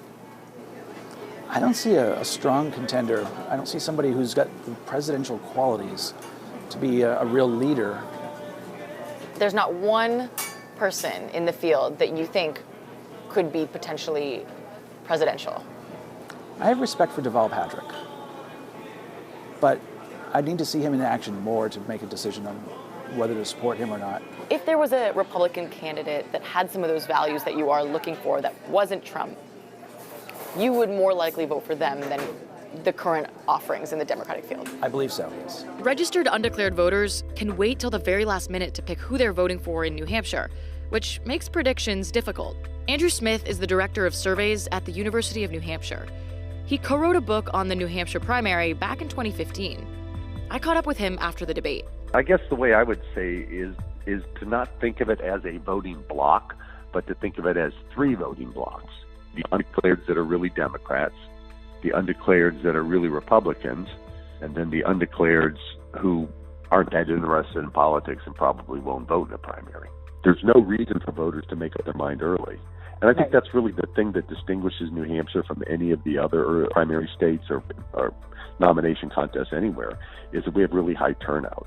So turnout this year, my estimation is going to be 45 to 50%. Hillary Clinton won New Hampshire in 2016 by 0.4%. That's less than 3,000 votes. It was the second closest state in the country. That's why, for both the primary and the general, these independent voters are going to be important. Again, being an independent voter gives me the luxury of voting for whomever I think is the best candidate, regardless of party. We'll see if former New Hampshire Governor John Sununu is right when he famously said, quote, "The people of Iowa pick the corn, the people of New Hampshire pick presidents." Now, the Democratic candidates have been crisscrossing the U.S., visiting a number of battleground states, but, well, they can't be in two places at once. So how do they keep the momentum up while they're not in town? NBC Campaign Embed's Julia Jester and Amanda Golden spent some time following canvassers for both the Biden and Sanders campaigns on their routes in New Hampshire. Long days, repeated rejection, but positive persistence. This is the reality of canvassing for presidential campaigns in the first-in-the-nation primary state. Nice to meet you. Good luck to you. Yeah, thanks. I am originally from Los Angeles, California, and I graduated from UCLA in June. Meet Noah Mayer, a staff field organizer for the Joe Biden campaign in New Hampshire. Well, New Hampshire, I'm not 100% sure. I was going to go to law school, and then I was like, you know what? I need to go work for Joe Biden. I need to go do something to help our country, and so the only campaign I applied to was Joe Biden, and I got an interview in New Hampshire, and I got a second interview in New Hampshire, and then I got a job out here. So I think I moved on like 6 days' notice and started working. And Albert So, an unpaid volunteer for the Bernie Sanders campaign here. Yeah, my name is Albert, and I'm here with the Bernie Sanders campaign. Do you have a second to talk about the Democratic primary? No, I don't have the time right now, but thank you. Okay, thank you. We spent a Saturday afternoon with them as they knocked on doors in the state capital of Concord. To better understand why they keep going in an oftentimes grueling job. Hi there, I was hoping to speak with Mary today. Yeah, no, I'm not. You're not interested? No. Okay, thank you very much, ma'am. Have a good one. So what we're going to be doing today, like I said, is we're going to be out talking to voters and knocking on doors. I feel like this is what people think of when they think of political stuff, but what I have here is called literature, and this has a couple of policy points. It has like the main overall message of our campaign, and then it has a nice beautiful picture of Joe Biden, the one and only. So what we do is we make sure we hand that to every single person we talk to, and we also leave that on the doors of the people we talk to. The other thing I have here is called a commit to vote card. This is what we collect when we find someone on the doors that's a supporter. And we have them collect this, and then we send it back to them about 3 days before the election. And then I have my list, and it has my map, and it has all the names and the addresses of the people we're going to be talking to today. So I go on to my computer program, and I click the area I want to work in, and a bunch of doors come up, and then I'm able to use a software tool to kind of like cut, we call it cutting turf, cut a little area, and then I can print it out, and it has a map and all the names. Well, you're generally assigned to a district or ward and a certain section of that. And you'd be given like a set number of houses on a given street. On a good day, you have a series of good conversations with people about policies.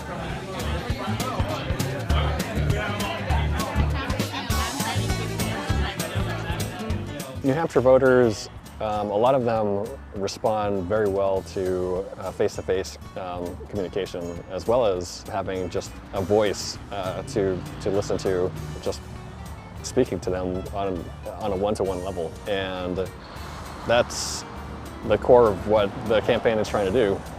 Just reach out to voters personally in terms of how each one of these policies, each one of these planks of the platform actually speak to their day-to-day problems. With the 2020 primary set to break a record for campaign spending in the state, a whopping estimated $150 million, those on the ground know how high the stakes are. Noah told me that he's gotten better since first starting in the job back in July. So at first I was like a little skittish about coming up, but you just kind of go. And as for Albert, the highs and lows are worth it. The aspect of like speaking to somebody who's so ideologically opposed to you that they're just like, get out. So that's tough. On the flip side, you have people who are absolutely with you. There's this feeling of community that gets built up with those people who identify strongly with what you yourself believe in. Healthcare, education, and the economy are all top issues for voters in this election. Add the distribution of income and wealth in the U.S., and that's 4 of the top 10, according to a recent Gallup poll. One Democratic candidate looking to bridge the divide between the haves and the have-nots is Andrew Yang. He's launched a pilot program for his universal basic income proposal. And NBC News Now's Simone Boyce caught up with Yang and some recipients, including one New Hampshire resident. I teach 5th grade. I thought this is probably a mass email. This is too good to be true. But then I got the check, I deposited in my bank account, and I was able to stop at Target on my way to work and pick up 34 new notebooks for my students that day. This is what it feels like to see an extra $1,000 in your bank account every month. No strings attached. Andrew Yang's presidential campaign sifted through 500,000 applicants and randomly picked these 8 to test out his signature pitch, the Freedom Dividend. It's a universal basic income plan that would give $1,000 a month to every adult over the age of 18. Now, our country is run by a software that does not care about us at all. It's like the software of capital efficiency and economic optimization. And in theory, the mechanism to address that is the fact that we live in a democracy and then can actually make changes for the better, fix things. But our democracy now is not what it once was. Everybody loves free money. They all seem very happy to be here and spending time with you. I wonder why. The beauty of it is, number one, just seeing the difference it makes in people's lives. I mean, it's so touching and joyous. But number two, it shows other Americans what it looks like in real life. Through stump speeches, debate appearances, and Iowa diner meet and greets, Yang hopes to convince America that this is the solution to a lot of our problems, like income inequality and job losses from automation. 25% of American jobs are at high risk of being wiped out by automation. That's according to a study by the Brookings Institute. How is just $1,000 a month actually going to make a difference? I mean, has it made a difference in your life? This is going to give me a cushion to just go out and do what I want to do. And I think that's what's going to happen. If people are going to be losing their jobs, they're going to have this cushion where they can at least get by until something comes up for them. So how does Andrew Yang, a tech entrepreneur turned presidential hopeful, plan to pay for all this? Well, right now, his campaign is paying these freedom dividend recipients. But here's his big idea. Implement a 10% value-added tax on the production of almost all goods and services, everything but clothing and groceries. If we have Amazon pay its fair share, along with Google for every ad, Facebook, Uber, all of these giant tech companies, we can generate hundreds of billions in new revenue very, very quickly. Yang claims a value-added tax would only cause a minimal price increase in the items we buy and use every day. And plenty of other countries have a similar tax. But most economists think a value-added tax would significantly impact consumers and hit the poor the hardest. While a small-scale UBI program already exists in Alaska, America has never even attempted something like this nationwide. There are still a lot of questions about what that would look like. But isn't it hard to really quantify how big of an investment we would see from universal basic income because this hasn't been replicated on a large scale?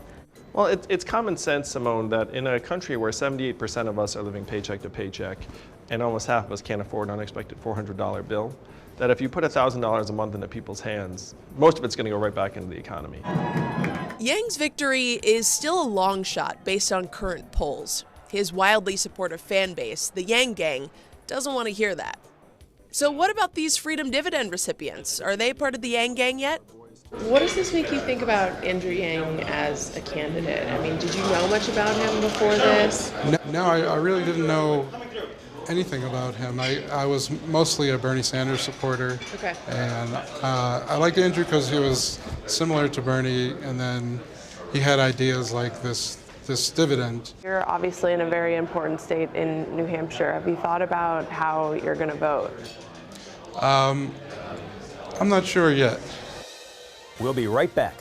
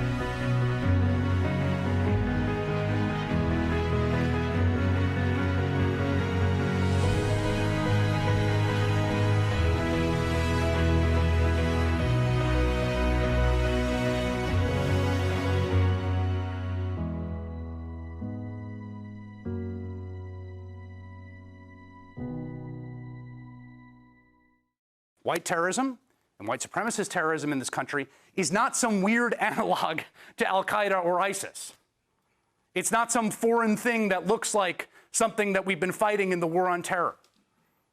It's actually fundamentally as American as anything. And it is an existential threat to the multiracial and pluralistic, equal, and open democracy that we have been fighting for in this country since people died on the battlefield in the Civil War. We are going to start with something different tonight. This is one of those things that you have not been otherwise hearing about in the news, but stick with me. Feed your mind with fresh perspective. Get your favorite MSNBC shows now as podcasts. If it's finding clarity in the chaos. Put this in some perspective for us. If it's understanding the history of the moment. It's a very big deal to get Baghdadi. It's a tribute to U.S. intelligence and the special forces. If it's holding everyone to the same standard. And if it's Sunday, it's Meet the Press. You're watching NBC News Now. We've got some breaking news. This is all I've got left. Who brought more to the caucuses? It's news made for your streaming world. Live weekdays, 3 to 11 p.m. Eastern. The Meet the Press Chuck Toddcast, an insider's take on politics and more with some of my favorite reporters. Get it for free wherever you get your podcasts. Need your true crime fix on the go? Dateline episodes are available as podcasts. Mysteries with a twist from the True Crime Original. Wow. Listen to Dateline wherever you get your podcasts. We've got this fundamental thing about human beings, and we've got the way that we constitute our politics. And the danger is that if our politics grow too tribal, they grow excessively tribal, then we'll lose this sort of way of talking. Why is this happening? With Chris Hayes. Subscribe now.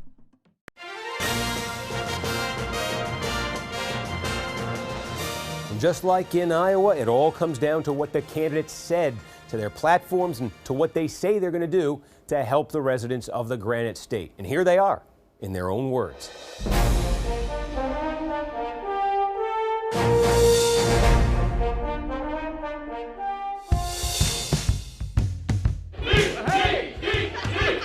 So many people! All right, where do I sign, boss? There you go. Put the lights out. All right, I'm in.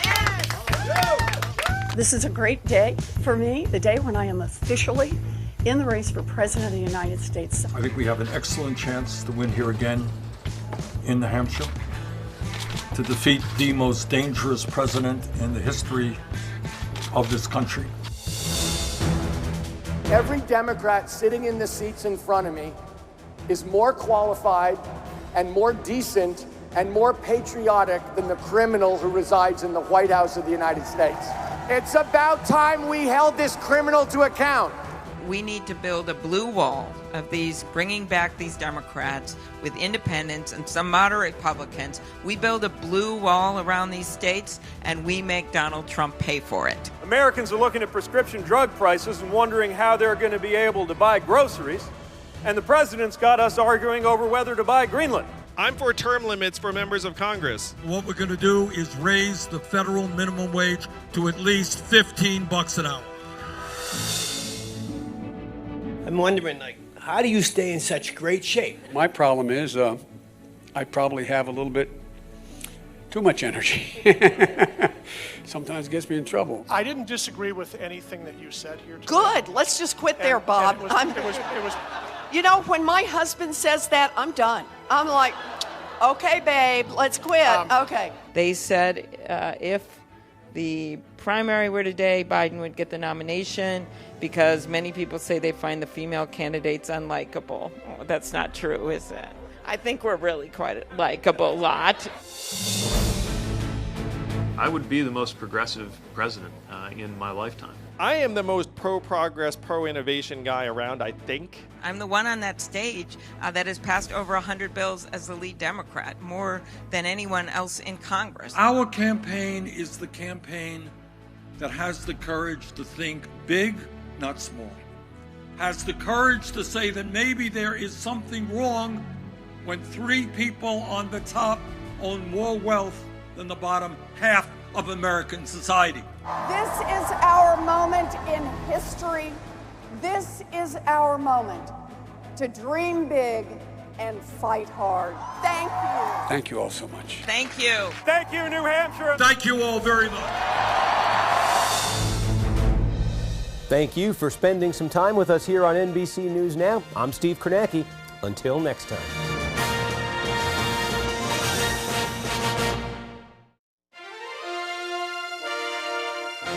We could run Mickey Mouse against this president and have a shot.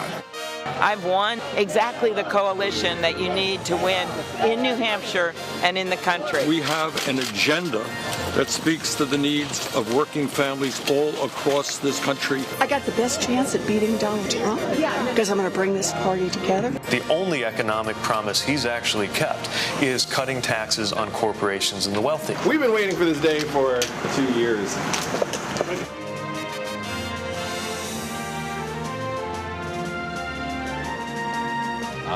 I love when we put our signage on the Merrimack River. The music means one thing. It's election night here at NBC News. Good evening. I'm Chuck Todd, coming to you live from our Manchester, New Hampshire headquarters. Special coverage here of the 2020 First in the Nation New Hampshire presidential primary right here only on NBC News Now. We're gearing up, we think, for a potentially historic night. And believe it or not, we think we might get election returns tonight. How about that? That would be fun to do an election night with results. Democrats are competing in this crucially important state, the first primary contest in the battle to determine who will face President Trump in the general election this November. The big question tonight, will New Hampshire voters start to whittle down this field?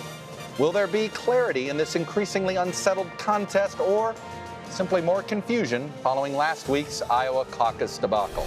Right now, polls are closing in most locations in New Hampshire, which means we're expecting the first results to start trickling in at any moment.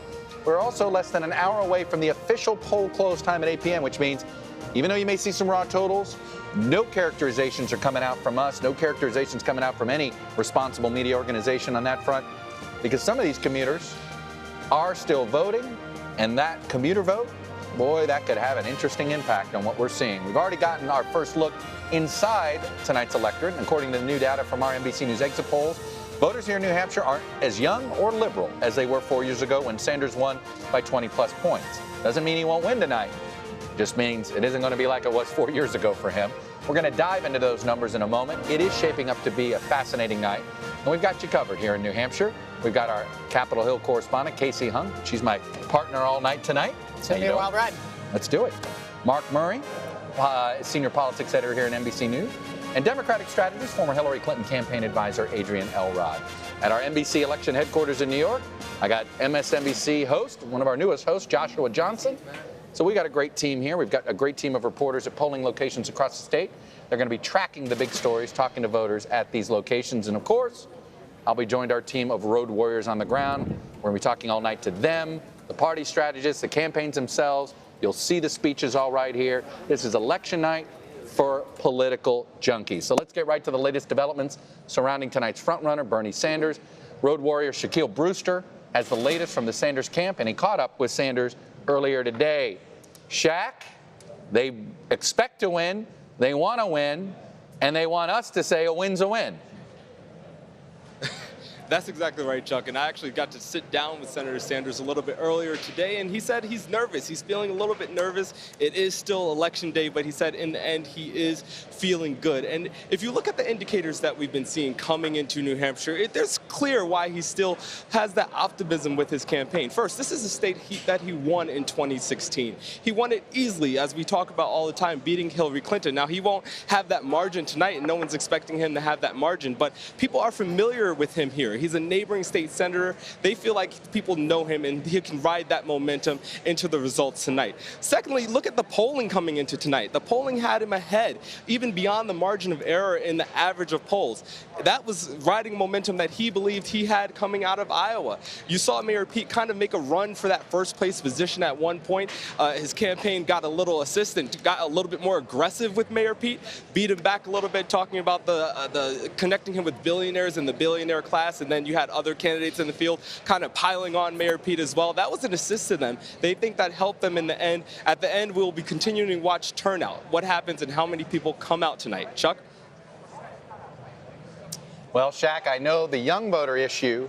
There's some concern that this new law here may have stunted a little bit of his vote, and I'm sure that's something the Sanders campaign is both nervous about and will bring up tonight if they're not happy with what they're seeing. Let me check. That's right. Let's get over to Pete Buttigieg. Vaughn Hilliard is with Pete. They have been feeling confident all week long. How are they feeling right now? In talking with campaign officials, Chuck, what they want out of this night is to frame this race as a two-person race between Pete Buttigieg and Bernie Sanders. And that is where you were seeing the rise of Amy Klobuchar, is that wild card candidate here this week. What impact does she have on Pete Buttigieg's electoral count here at the end of the night? You know, from what we have from these exit polls thus far, we're not able to see the breakdown from each of the candidates. But when you're looking at the independent voters in this state, that was one of those groups that we were talking about, because there are 415,000 undeclared voters in the state here. A good number of them took part in the Republican process 4 years ago. The question tonight is how many were going to show up at the polls here today. 4 years ago, according to 2016 exit polling on the Democratic side, 40% of the Democratic turnout were independent voters. This go around, it's 45%. So to what extent are those moderate independents This is a campaign that after coming out of Iowa, essentially in a tie with Bernie Sanders, they need either a victory or a near second place finish so they can make that case to the rest of the country that, yes, you know, Amy Klobuchar may stick around in this race. Elizabeth Warren may stick around in this race. Joe Biden may be down in South Carolina. But at the end of the day, if you want somebody who is not Bernie Sanders, turn to Pete Buttigieg. He can win. Chuck? Well, he needs a scoreboard to prove it, and that's what we're going to find out tonight. All right, in fact, let's go to the person that may be standing in the way of Pete Buttigieg making this a two-person race. Let's check in with Amanda Golden. She is in Concord with the Klobuchar campaign, and I got to think, you know, they hear the buzz, they feel the news. I assume they're probably the most anxious of any of the top three campaigns at this moment. They're definitely anxious, Chuck, but feeling good. When I checked in with Senator Klobuchar this morning as she stopped by some polling locations, I asked her directly what success would look like tonight, and she said, so long as we're happy and having a good evening, that would equate success. And, you know, checking with her campaign here tonight, there's a lot of media, more media than we've seen covering her here in New Hampshire back when I first started covering her in June, but they're feeling really good. As Vaughn mentioned, she's been trying to target some of the same voters that Buttigieg has, especially going after moderates and left-leaning Republicans, independent voters who might be more drawn to her message. And especially with former Vice President Joe Biden leaving the state early, I think that Klobuchar and her campaign are seeing a real opportunity here tonight. And Amanda, do we have any indication where she's going next? Is she going to South Carolina, Nevada, the Super Tuesday state? Have they made any indications yet, sort of, okay, where to after this? Yes, absolutely. So they're already looking past New Hampshire with the announcement that they're putting an ad buy into Nevada. She's going to be in Nevada on Thursday, going after that next state there. And that ad buy, her campaign tells me, is ultimately going to be a 7-figure ad buy. So they're really going all in into those next steps. She's looking ahead. They've moved a lot of their staff from Iowa into Nevada, totaling just over 30 staffers on the ground there now, with at least one field office in the state. So they're taking it one step at a time, but still looking beyond where we are tonight as far as whether or not it's make or break for a campaign. They're definitely looking ahead. All right, Amanda Golden. It's going to be interesting to check in there as the night wears on. Thank you. The Biden campaign is already bracing for a potentially disappointing finish tonight. Campaign announced today that Biden wouldn't even be in New Hampshire for the results. Instead, he's already in South Carolina. Mariana Sotomayor has been following the Biden campaign here, and she is still in New Hampshire. We've got another reporter headed to South Carolina where he's tonight. How much of a damper did Biden's exit put on what apparently is a very quiet ballroom that you're in right now, Mariana? Yes, it's very quiet here right now. Of course, the doors haven't opened yet, but there aren't that many people waiting outside in a moment that could basically encapsulate the mood and the surprise to many voters of Biden's early departure. At his last stop here in Nashua, he went to a polling location, and one voter excitedly told Jill Biden, "I will be at Biden headquarters tonight. Are you going to be there? I'm so excited to see you." And she said, "No, I'm actually not going to be there," which surprised that voter. Of course, that has been more or less the mood of the day today. Yeah, that has been the mood today. A lot of supporters still turning out, trying to see Biden wherever he can. A lot of supporters at these polling locations, whenever they do see him, very excited and happy and gleeful to see him. However, we haven't seen much of that momentum here since we came in New Hampshire. Of course, Biden, the first day he touched down in Iowa, he said, "I'm so happy," in New Hampshire, he said, "I'm so happy to leave Iowa. I am relieved to be here." But of course, we saw him leave just as quickly to South Carolina here earlier today, surprising not only the press corps, but of course, as I mentioned, people here on the ground. Really shows you how the campaign is thinking. It's still a bit of uncertainty moving forward. Mariana, have they opened the doors? Did they open the doors to that ballroom? No, not yet. I mean, not yet. There is, okay, all right. So it's an empty ballroom because they haven't opened the doors. No, not yet. It's still an empty ballroom. So maybe the internet doesn't have to go metaphor alert. Okay, all right. No, not yet. I have yet. to say, the empty ballroom did shock us here a little bit. But fair enough. Mariana Sotomayor with Biden New Hampshire headquarters without the Bidens. Thank you. And now the fifth campaign we're going to check in with, and it's the Warren campaign. Ali Vitale. And Ali, Elizabeth Warren's campaign has sort of gotten lost in this conversation over the last week. At the debate, Amy Klobuchar took on Buttigieg, and she sort of faded a bit in the background. She finished third in Iowa, but that got lost in the Biden performance. Where's the mood of the Warren campaign right now? Chuck, I feel like you and I have been talking about this all week. Where does Elizabeth Warren go next? And we sort of got all in one place the threads that I've been reporting on all week, which is that the campaign is looking to play in this protracted primary. They sort of believe that as long as no one runs away with this thing, as long as we continue seeing convoluted results out of these early contests, they're going to be able to go down the calendar, let the field winnow, and then eventually capitalize there. Their thinking is that that's on Super Tuesday, but for now, they're hoping to sort of thrive in the chaos of what was Iowa and what they hope will be New Hampshire. On the other hand, in talking to New Hampshire voters, they're hoping that they can give a decisive victory to someone coming out of this state. But the Warren theory of the case right now really hinges on the idea that a few candidates will make it to Super Tuesday.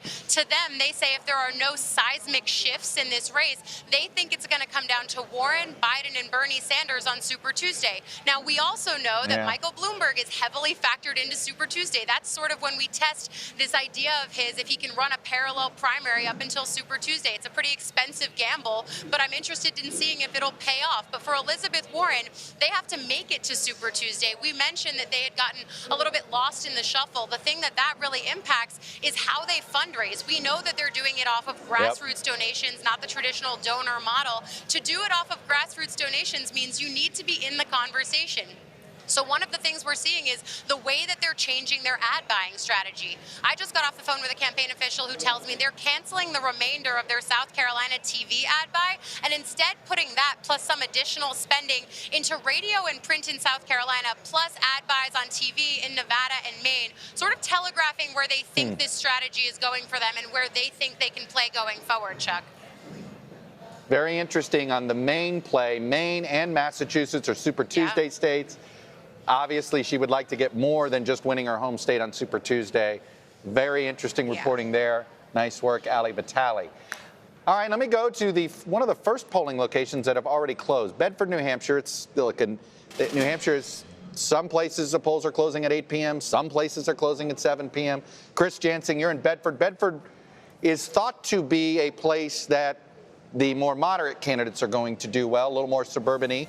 What do you hear from voters there? What did you see all day? Well, it was so interesting because there was a steady stream of voters all day, but it never got what I would call super busy. And I was here 4 years ago, and there were a lot of times when it was super busy. You can see that they're just doing the final tabulations here, but 4 years ago. Now, I mean, it's a little bit of apples and oranges because you had 2 contested races, but 64% of registered voters voted in the primary here. And when I talked to longtime poll watchers, poll workers, they were estimating between 60 and 62%.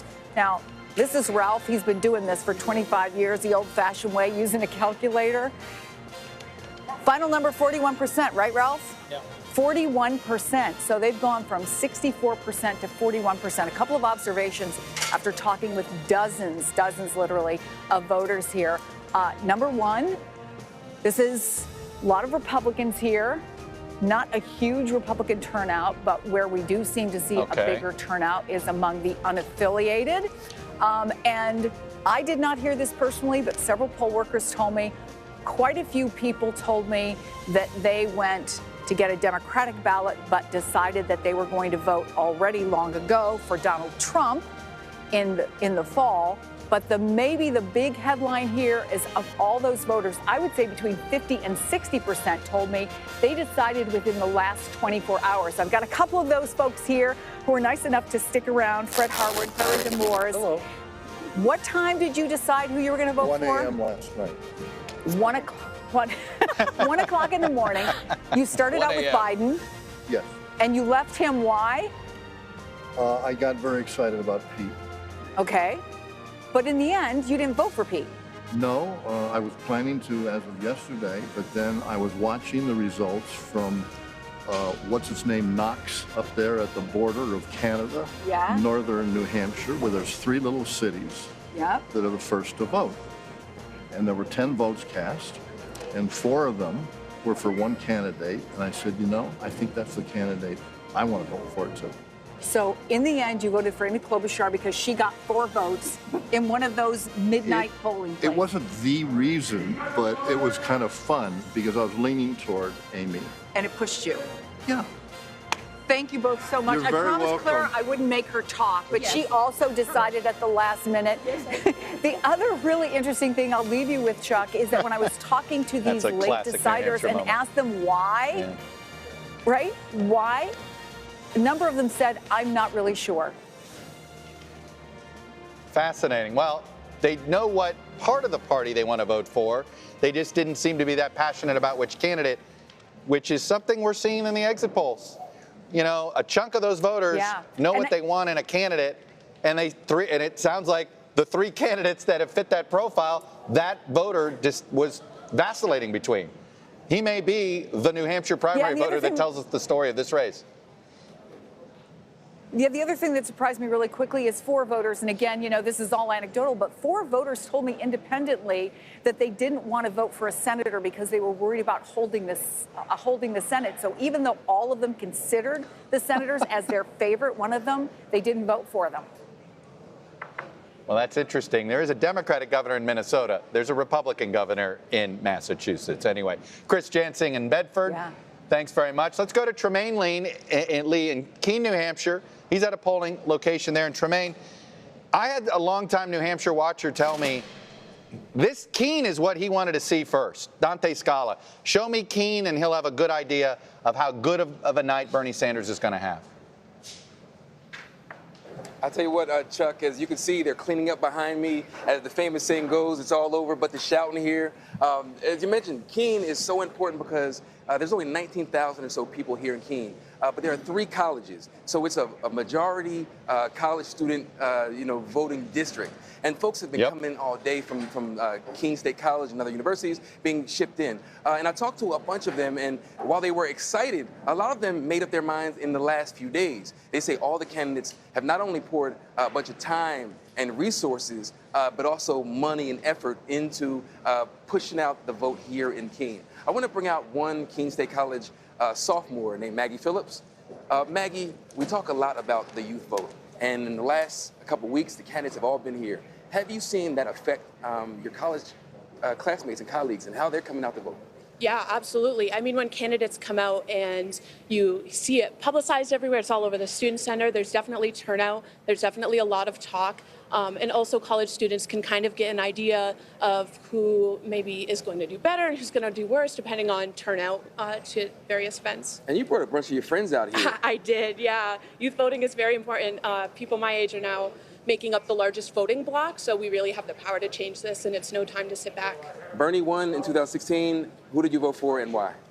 In 2016, I wasn't able to vote. I was 16, but today I voted for Bernie Sanders. Why? Because he is a working class hero. More specifically, he is committed to resolving the climate crisis, which is crucial because obviously if we don't have a habitable planet, we have nothing. And if Bernie is not the nominee, are you going to vote for whoever the Democrat is?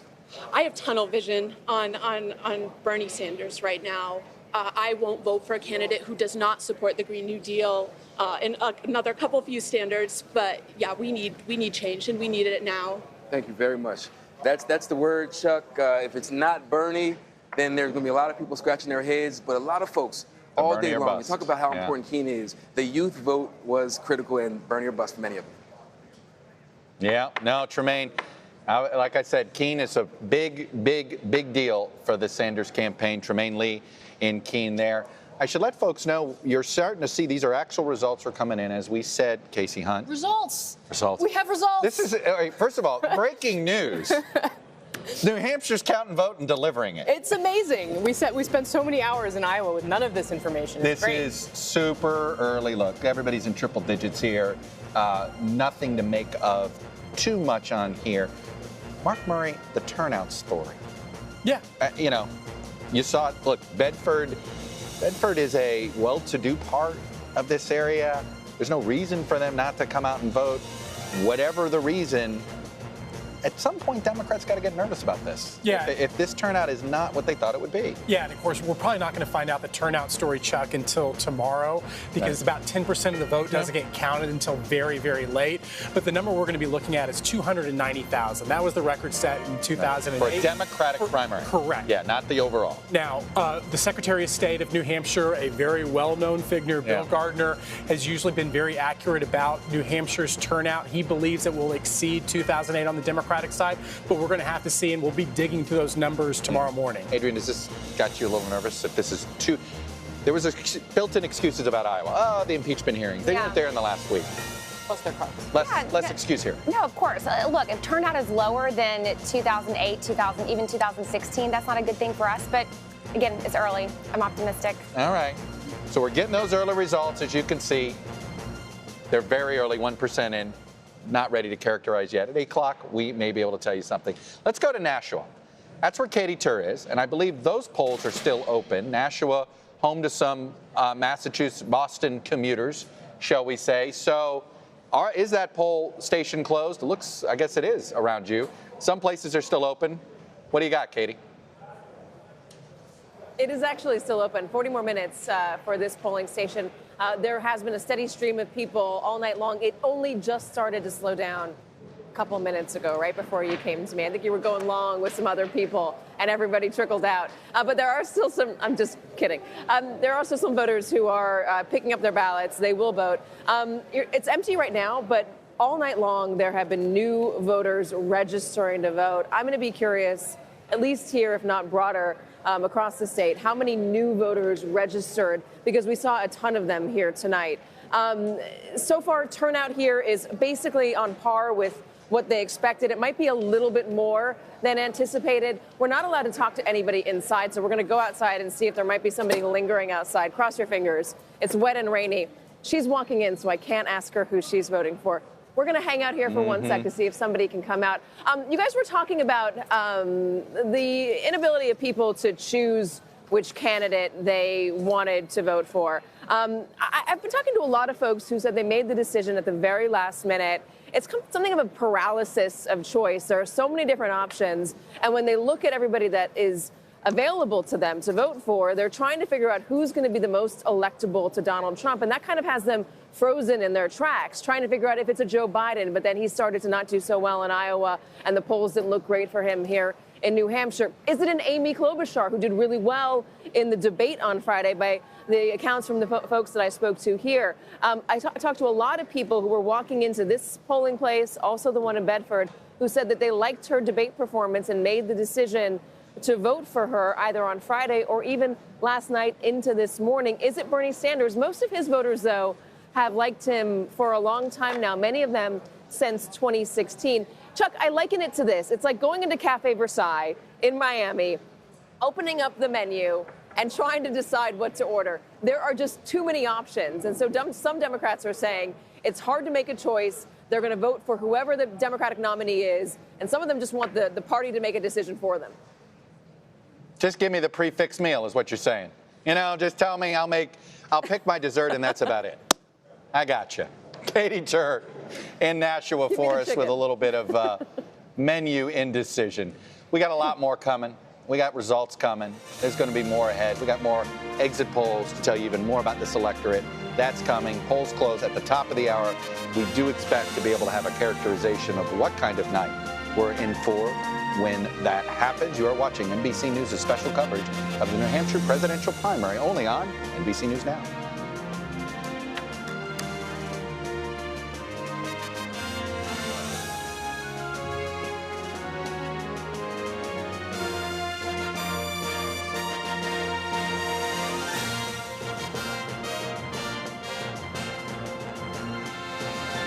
Polling location? I don't know.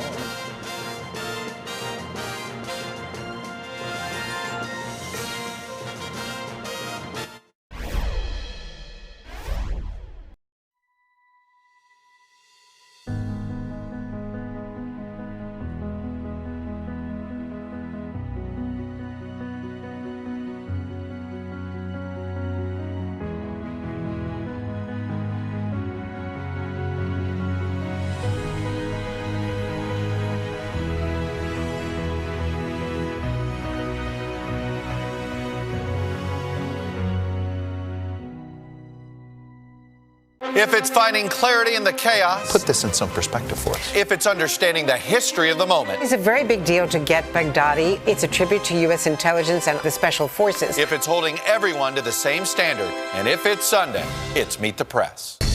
Need your true crime fix on the go? Dateline episodes are available as podcasts. Mysteries with a twist from the True Crime Original. Wow. Listen to Dateline wherever you get your podcasts. You're watching NBC News Now. We've got some breaking news. This is all I've got left. Who brought more to the caucuses? It's news made for your streaming world. Live weekdays, 3 to 11 p.m. Eastern.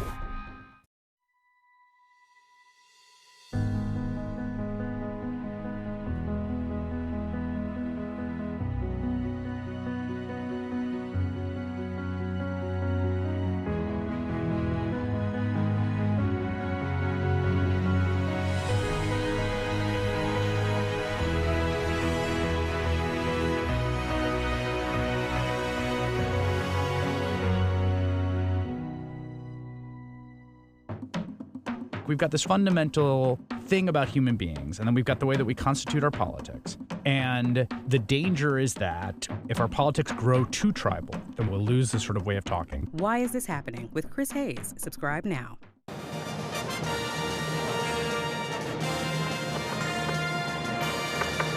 In just over 32 minutes, polls will close. We are back with NBC News' special coverage of the 2020 New Hampshire presidential primary. Results are coming in. We're at 3% reporting, I believe. My panel is with me now. Partner here for the night, Casey Hunt, Capitol Hill correspondent, senior political editor Mark Murray, former director of strategic communications for Hillary Clinton in 2016, Adrian Elrod. I got Joshua Johnson, who's holding down the fort in New York, and former Obama campaign manager and now an NBC News political analyst, David Plouffe. So I want us to have a conversation, guys. I'm going to roll over here. I'm lucky. I can just roll to the screen. Hi. And we're going to do some party checks here of what we saw. I think the most interesting thing in how these electorates have changed. Here's the ideology of this electorate, Casey Hunt. 40% somewhat liberal, 21% very liberal. Yeah. All right. Let me just show you the 2016 And that 30% ideology. Moderate conservative. Very liberal, 26.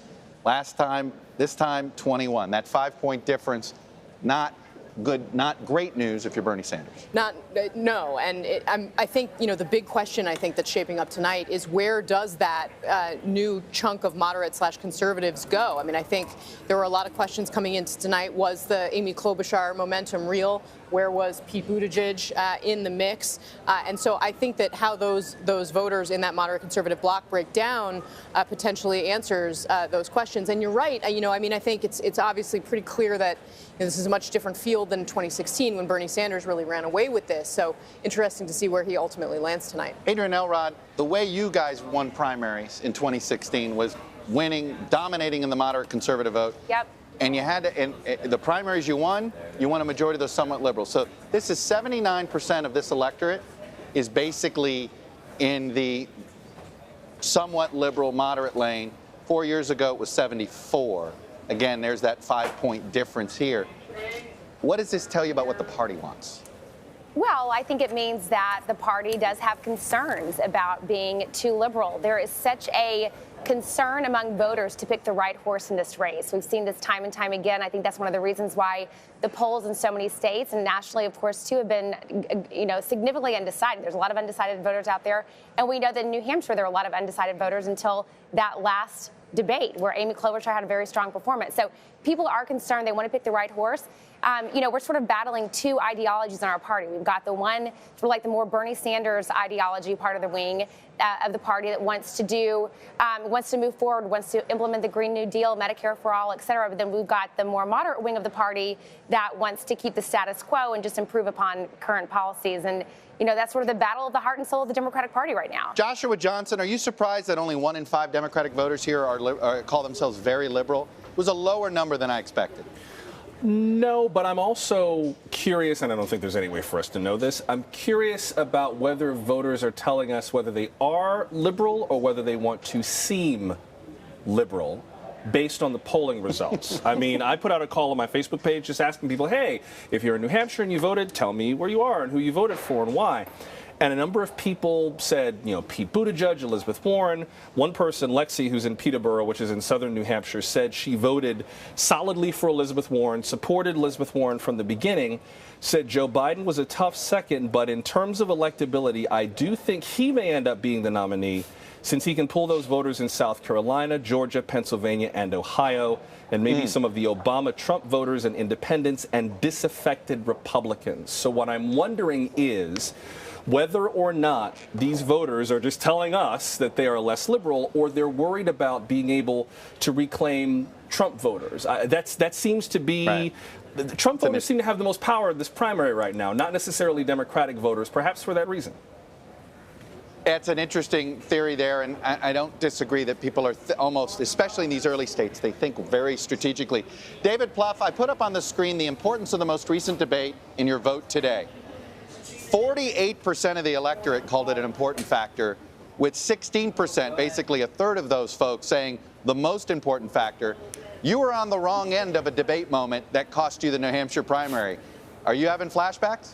That among many other things, yeah, I am having flashbacks. But I will say this, Chuck, what's interesting, and you're obviously, moderating a debate next week. I think that'll be important, probably not as important as New Hampshire. Folks in New Hampshire really tune in. The South Carolina debate's historically been important. After that, they get less important. I mean, if it gets down to two people, they might be. But that's the thing I want to really reinforce tonight is, if Bernie Sanders win, that's what we expect. If he gets upset, that'll hurt him, but he's got durability to go on. If Mayor Pete and Amy Klobuchar come out of New Hampshire with momentum, you'd much rather have it than not. But the question is, how do they put together the kind of campaign resources? They're not going to spend time in Arizona or Missouri or Texas or California beyond airport stops, basically. They don't have the money. So this is where I think Bernie Sanders is still in the catbird seat, because he's going to get 20, 25, 27% of the vote, most likely, unless he completely falls apart between now and Super Tuesday.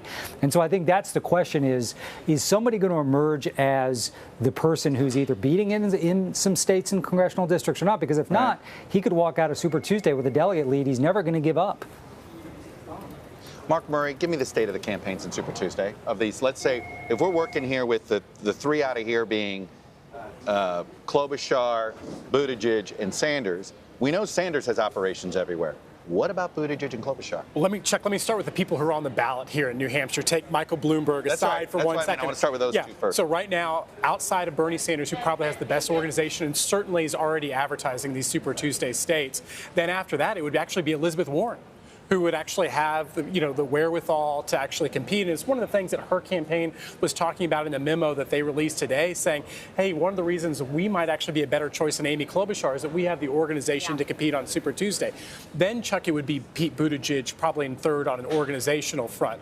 But then outside of those candidates who are on the ballot here, Michael Bloomberg has a really big organization that he has. But also it's important is David... Unlimited funds. Right. Yeah. But one thing that David Plouffe was just mentioning about, the delegate halls that you can end up having, what I'm wanting to see once we get to Super Tuesday is Bernie Sanders at 25, 30%, or is he starting to get at 35, 40, 45%? Because the delegate split that you end up getting is really important. If you end up having a situation where one candidate's at 28%, another candidate's at 25%, the other candidate's at 22%, they're all pretty much going to end up with the same number of delegates. By the way, David Plouffe, we could have a three-way tie for delegates tonight, correct? Well, we could. I mean, even if somebody technically wins. Right. When we lost New Hampshire, in 2008, we split the delegates 9-9 with Hillary.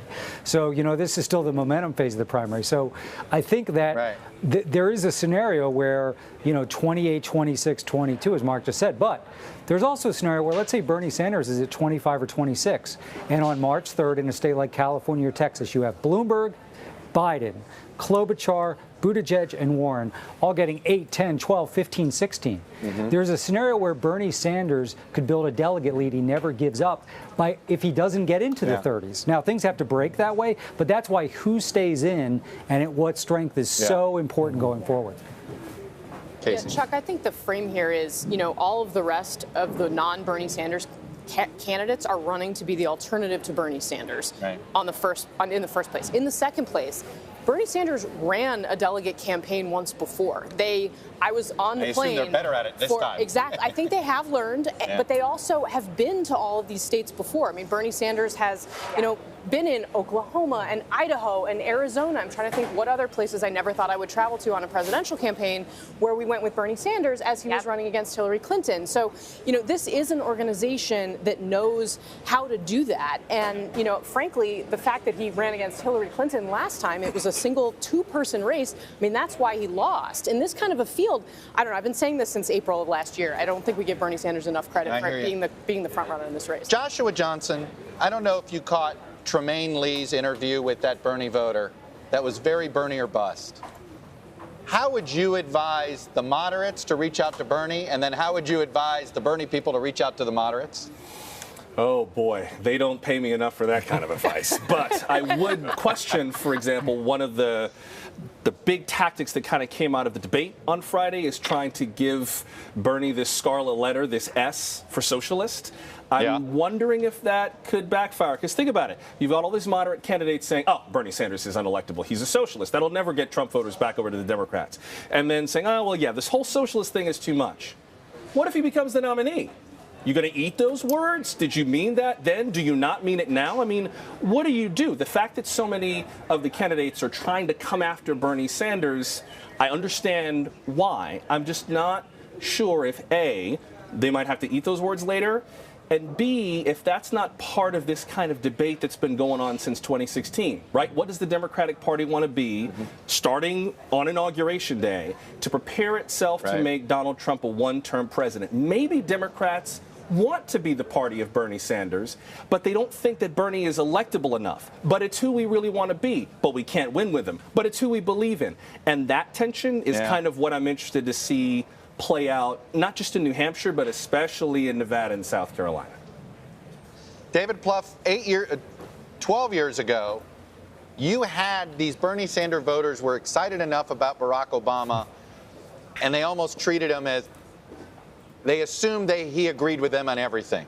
This is these voters this time are, they 5 years old. Yeah. In 2000. No, well, those actual voters, yeah. This time there seems to be, they're not giving that benefit of the doubt to anybody else.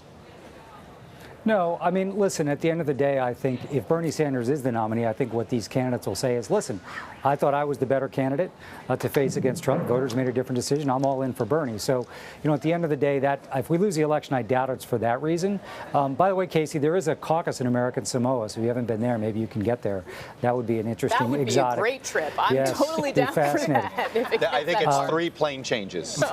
One maybe in the mid-air in the Pacific. Bernie has the money to fly private. That's right. I got to tell you. But yeah, so I think what I would just want to emphasize how much the race does change after this. We know it changes in Nevada and South Carolina, but these candidates aren't going to be able to be on the ground, right? And so organization does matter, particularly in smaller states. Listen, you could have 10,000 people, and it's hard to organize California and Texas, where I think organization matters less than momentum and money in kind of your poll station. But you look at these polls today, even if Amy Klobuchar and Mayor Pete went into March in the 20s, which I don't think they both would, and you add Bloomberg to the mix, and Biden and Warren are still in there. So I agree with Casey. Like, I think there's Bernie Sanders' stock is underappreciated right now, and I think the way that he does not enter March or deep into March as the front runner is if somebody emerges or 2 candidates. So if you are splitting things up, basically 25-26 amongst 3, now what that means is we might not have a plurality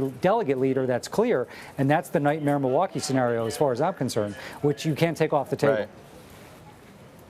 Casey Hunt, we've been talking about 3 campaigns a lot right now. We have. Okay. And Bernie can you just Sanders. stop and appreciate the beauty of New Hampshire for this? That's right. But there's 2 candidates we haven't talked about yet. And I think 2 weeks ago, if I said it had taken 40 minutes for us to talk about Elizabeth Warren and Joe Biden, we'd have been like, what the heck happened to the New Hampshire primary? I don't know. Well, that's the flip side of my point, you know? I mean, this place always surprises us, you know? The people, the number of people that made their decision in the last few days, 48% of the voters. It's half of the voters, which is way up from the quarter of them that decided at the last second in 2016, really shows you that, you know, the contours of this campaign, the events, the pieces of it that, you know, seem to fly by, you know, our consciousness in a Trump era that's so overloaded, they actually matter. Or they can matter. And, you know, Pete Buttigieg, Amy Klobuchar, I don't think we would have, you know, none of us were sitting here a year ago saying those are the two people that we would have been talking about on New Hampshire primary night. Adrian Elrod, on the Clinton 08 campaign, if you guys hadn't won here, correct, you are going to have a major cash problem. You were out of cash, and you guys suddenly had to become a small dollar campaign, and you did. Yeah, the emotional, teary moment. That's right. Joe Biden needs that kind of surprise. The early returns aren't showing it. Obviously, he doesn't feel it. You shared those same donors with Joe Biden. Mm-hmm. Donors, they go with winners. They don't go with loyalty, do they? Well, exactly. And I think, you know, this is not going to be, I don't think this is going to be 2008 for Joe Biden. If it was, then Joe Biden, you know, we won New Hampshire, obviously. 2016 was a dismal time for Hillary Clinton in this state. We got out of here pretty quickly, and we were, you know, laying out expectations for Nevada and South Carolina. I don't think that we're going to see the same thing for Joe Biden tonight, where he's going to have some major comeback going forward. I just think that people are starting to look at folks like Amy Klobuchar and Pete Buttigieg to sort of take on that more moderate mantle. And by the way, I also want to add that I'm starting to get a lot of text messages from my friends on different campaigns saying, oh, don't forget Amy Klobuchar, if she does well tonight, she doesn't have the infrastructure to go forward in some of these Super Tuesday states like Elizabeth Warren. I'm just hearing from people that are saying, just keep in mind that she doesn't have this groundwork that's been invested heavily on the ground in some of these states. So you're already starting to hear from campaigns saying, you know, if she does well, this may be it. It's very interesting. I think we have Dave Wasserman now with us, who, of course, is of the Cook Political Report, one of our NBC News election analysts as well. And Mr. Wasserman, you're seeing the raw returns come in, and I know how. What have you learned so far from some of the sites that have already reported in your head? So we're looking town by town, Chuck, and apologies for my voice, but so far, two things stand out to me. First, the Klobuchar surge is real. We're seeing Amy Klobuchar win several towns in the suburbs. She won a precinct in Concord so far. She's unlikely to come in first. But that is significant. And the second thing that I'm noticing is just how far back Elizabeth Warren and Joe Biden are. It's unclear at the moment whether they'll even finish in double digits. And I don't think we're expecting the size of the spread between the top three and those two to be so large. I was just going to say that is probably going to be one of the other stories tonight. And you hate to say this, which means the order of finish in the top three matters a little bit, because there's going to be one story out of here is going to be the negative narrative story for the two candidates you just mentioned, Warren and Biden. And that narrative had been building in the last couple days of the race, which may be contributing to the showing that we're seeing tonight. Casey Hunt, Joe Biden's about to go through the worst part of this how long are you staying in? What do you have to do? Are you really going to do 18 days? I mean, now in South Carolina. It is the longest 18 days of his political career. It is going to be potentially excruciating if these early numbers are any indication of where we're going to end up by the end of the night. And I think his decision, you know, we were all a little shocked that he announced he was leaving New Hampshire before the polls even closed. But people said that was a bad decision. But on the other hand, if anyone has been to his events, it makes total sense, because the issue is the worse the collapse here, the worse potentially South Carolina is for him. I mean, they have put everything on that and said, you know, we can do well there, we can do well there. I'm not convinced. And some of the numbers that we've seen among African American voters in particular, potentially shifting their support around, I really am interested to know where they go after seeing these results tonight. Look, by the way, some of the polling is showing me, Joshua Johnson, are you still with me? I think we lost Joshua to the MSNBC side of things, but oh, there you are. Joshua, sorry about that. What I've noticed with the African-American vote since the Biden collapse began is it's suddenly going to break like the white Democratic vote on class lines, on age lines. Like, this isn't going to be a racial vote per se. at this point. What's your thought on that? Maybe.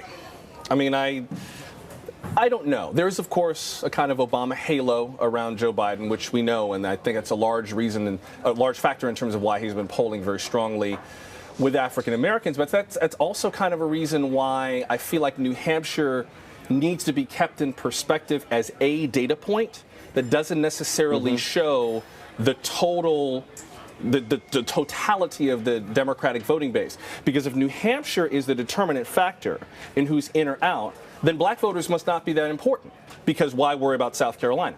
If New Hampshire is the determinant factor, then union voters must not be so important. Because why worry about Nevada? And we know the Culinary Union, which has 55,000 members represented in its health system, has expressed concerns about Medicare for all. They haven't come out and said, don't vote for Bernie Sanders, don't vote for Elizabeth Warren, but they have said, we built this huge infrastructure, so just bear that in mind when you vote. So if black voters are indeed important, then New Hampshire has to be kept in perspective, and we have to allow this to be one data point among at least three, New Hampshire, Nevada, South Carolina, that'll help us make a little more sense of how the whole Democratic Party might vote. And very quickly, Mark Murray, the top three candidates, Vermont, with Pete Buttigieg in Indiana, and Amy Klobuchar, any of them have a history of winning the African American vote. No. Let's be, none of them do. One of the things that always strikes me, Chuck, is the lack of the big tent Democrats in this field. Those Democrats, like we saw in the 2004 field, even like you're talking about John Edwards, John Kerry, who could do well in different parts of the country with different coalitions. This field is a lot more fractured. One other final thing about Joe Biden, Chuck, is that this is his third presidential bid. And as Casey mentioned, it's still very early right now. He has never won a single state, a single contest in those three bids so far. And I know he's the former vice president of the United States, but, when you talk about with the halo from the Obama presidency and that you are doing potentially, we saw what happened in Iowa, maybe in New Hampshire, it's tremendously bad news. We're going to sneak in a break because we're only a little more than 10 minutes away from polls closing. We'll give you our first characterization of where things are headed. We'll have much more as we approach the top of the hour. You are watching NBC's special coverage of the New Hampshire presidential primary, only on NBC News Now.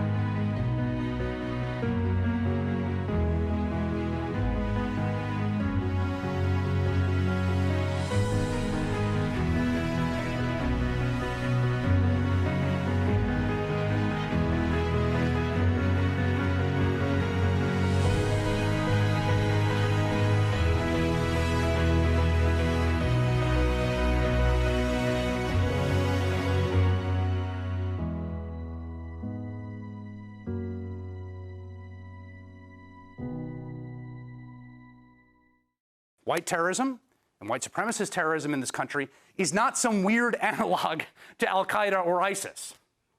It's not some foreign thing that looks like something that we've been fighting in the war on terror. It's actually fundamentally as American as anything. And it is an existential threat to the multiracial and pluralistic, equal, and open democracy that we've been fighting for in this country since people died on the battlefield in the Civil War. We are going to start with something different tonight. This is one of those things that you have not been otherwise hearing about in the news, but stick with me. Feed your mind with fresh perspective. Get your favorite MSNBC shows now as podcasts. If it's finding clarity in the chaos. Put this in some perspective for us. If it's understanding the history of the moment. It's a very big deal to get Baghdadi. It's a tribute to U.S. intelligence and the special forces. If it's holding everyone to the same standard. And if it's Sunday, it's Meet the Press.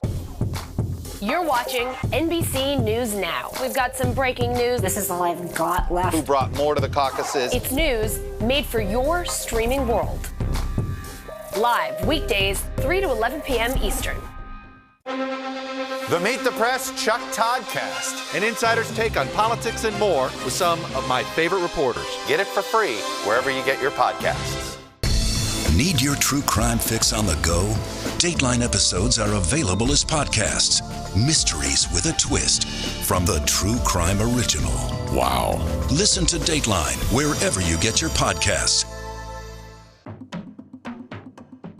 We've got this fundamental thing about human beings, and we've got the way that we constitute our politics. And the danger is that if our politics grow too tribal, they grow excessively tribal, then we'll lose this sort of way of talking.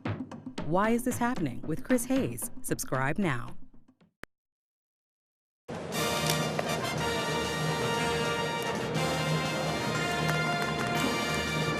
Welcome back to NBC's special coverage of the 2020 First in the Nation New Hampshire primary. I'm Casey Hunt here in Manchester, New Hampshire. Chuck Todd's going to be back in just a moment because we are just minutes away from the last polls closing across the Granite State. And we have results tonight, unlike last week in Iowa. It's early, but here is where things stand so far. We have, predictably, Sanders with something of a lead, but there are two others also on the leaderboard, Buttigieg, Klobuchar, Warren and Biden as well. Obviously, a slate of other candidates who seem to be falling far behind. It seems as though we've already started talking about those top three candidates, but we, of course, are not going to characterize the race here at NBC News until all of the polls close across the state. Let's go now to one of those polling locations. Dasha Burns is in Londonderry, New Hampshire. Dasha Burns, and the poll's still open there in Londonderry. What have you learned? Hey, Casey, polls still open, but just about to close here in about 10 minutes. We've got the last few voters trickling in here. And this is actually the largest polling place, the largest single polling place in the state. And let me start with what we do know, because we won't know results out of here for a little while. But let me start with the all-important topic of turnout. It has been high here. As of 7:30, 7,600, more than 7,600 total ballots cast. Now, for context, in 2016, there were 10,000 ballots cast here, but of course, that was an election where there was a contest on both the Republican and Democratic side. So election workers here telling me they are surprised by how many people have turned out today, and this is definitely the highest turnout for an incumbent election in recent history. Now, one of the big stories coming out of here is the voter breakdown is actually about 60% Democrat, 40% Republican, which is interesting. The people that have worked these polls for a while say they're surprised to see just how high the turnout was on the Republican side, considering Donald Trump does not have much competition.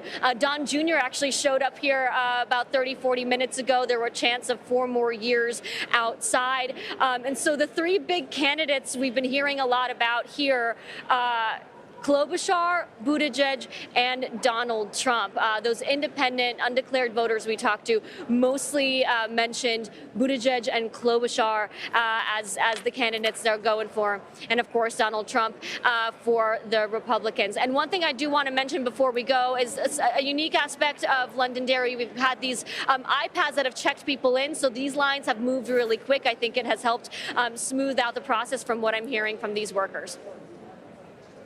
Yeah, and of course, you're just a little ways away from where we are here in Manchester, not necessarily a college-dominated area. Might help explain a little bit of why you're hearing more there about Pete Buttigieg and Amy Klobuchar. Dasha Burns, thank you so much. We really appreciate it. We're going to go now to Laconia, New Hampshire, down the road, where we find NBC's Morgan Radford, also at a polling location. Hey, Morgan, what have you learned from voters today? Hey there, Casey. Actually, to echo what Dasha said, we are actually hearing a lot about Klobuchar and Buttigieg. This polling station closed here about an hour ago, and the poll moderator read the results at 7:05, and this is what they say. We have Buttigieg leading at 131.